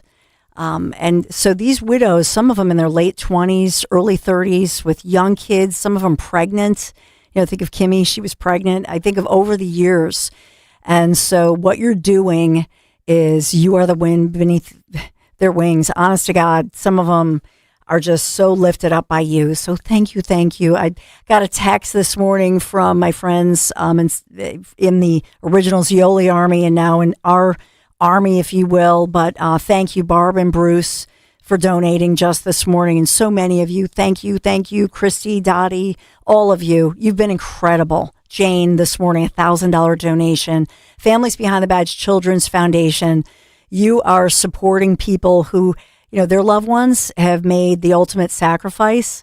And for a lot of them, you're not only supporting them with prayers, but the dollars just to make ends meet. Seriously, you don't even know what you're doing for them. You can't imagine the stories that we get here personally. Thank you. So we'll continue to fundraise and hope to see you Sunday. But if you can't make it Sunday, even a $10 donation, that is huge. Seriously. So please continue the outpouring of love, prayers, and dollars as we try to spread the word. And thank you, Piazza Auto Group, for sponsoring our Big Three, the Acura Summer of Performance event. Going on right now, Piazza Acura of Ardmore, Westchester, Reading. Get incredible lease officers right now or financing as low as 2.99% for 60 months on the 2026 Integra. You can shop online, piazzaacura.com. And thank you, Piazza Auto Group, for your support, of course. Speaking of which, Lair Bear, my better half, he will be in his Piazza hybrid Honda vehicle. You can see, I know. Riding along. He will be in the AC. Make him pedal it like the Flintstones. No, that was walking it, yeah. He'll have a big cooler with water bottles and following us. Is he gonna have like a little flashing yellow light on top? I think he's gonna have to. Like a pace car. Like a pace car. But seriously, so watch for Lair Bear. I don't know. I need a magnet for his CRV Honda, Piazza Honda, like Lair Bear vehicle or something. The official Lair Bear vehicle, yes. But he'll be there too, so. Vehicle may travel slowly. Yes, exactly. But we're going to have, there are rest stops and all that good stuff, but please support us in every and any which way you can, because this is our biggest year ever, Dan. It's exciting. It's crazy. It's amazing. It's intimidating, but don't get intimidated by it if you are riding, because there are tons. Wayne Bonfiglio, we have a lot of different vehicles at well-marked roads. Did you practice to the level that you, like, do you feel prepared? I do. Do you? But that's all right. There's no, here's the thing. As far as all the competition and all that stuff, I don't feel a competitive level, because I think the record amount of money that we here at PHT that we've raised is, we've already won. Yeah. Right? Yeah. I mean, that's the truth of it. Amazing. But yeah, there's a competitive edge and that's a piece of it. I just would Current say total 36,570, which is amazing. Right? Let's do the Greg Stocker. Let's get into 37. I know. Next year we all have to have our own code, and we have to spread out the competition amongst us, I think, or something. We have to figure out different ways to compete on it, and because it's fun to compete, but at the end of the day, we don't talk about it enough. The heartbreak and the heartache. There are some widows who I've talked to who are riding for the first time. Just imagine that. You can't even imagine what they've been through, the hell. And so they're going to be among us. They've just lost their husband, and they're a young widow, and they're just thinking, okay, I just have to breathe and get through the day. And now they have the courage to try to ride 65 miles. The bravery of these women, they are really titanium, honest to God, what they've been through. So, man, it's the meaning of this, the depth of it. I can't even tell you what you mean to them. All right, we'll be right back. Time now for today's Spotlight on Money, sponsored by LendSeek. Little tweaks in your saving and spending habits can help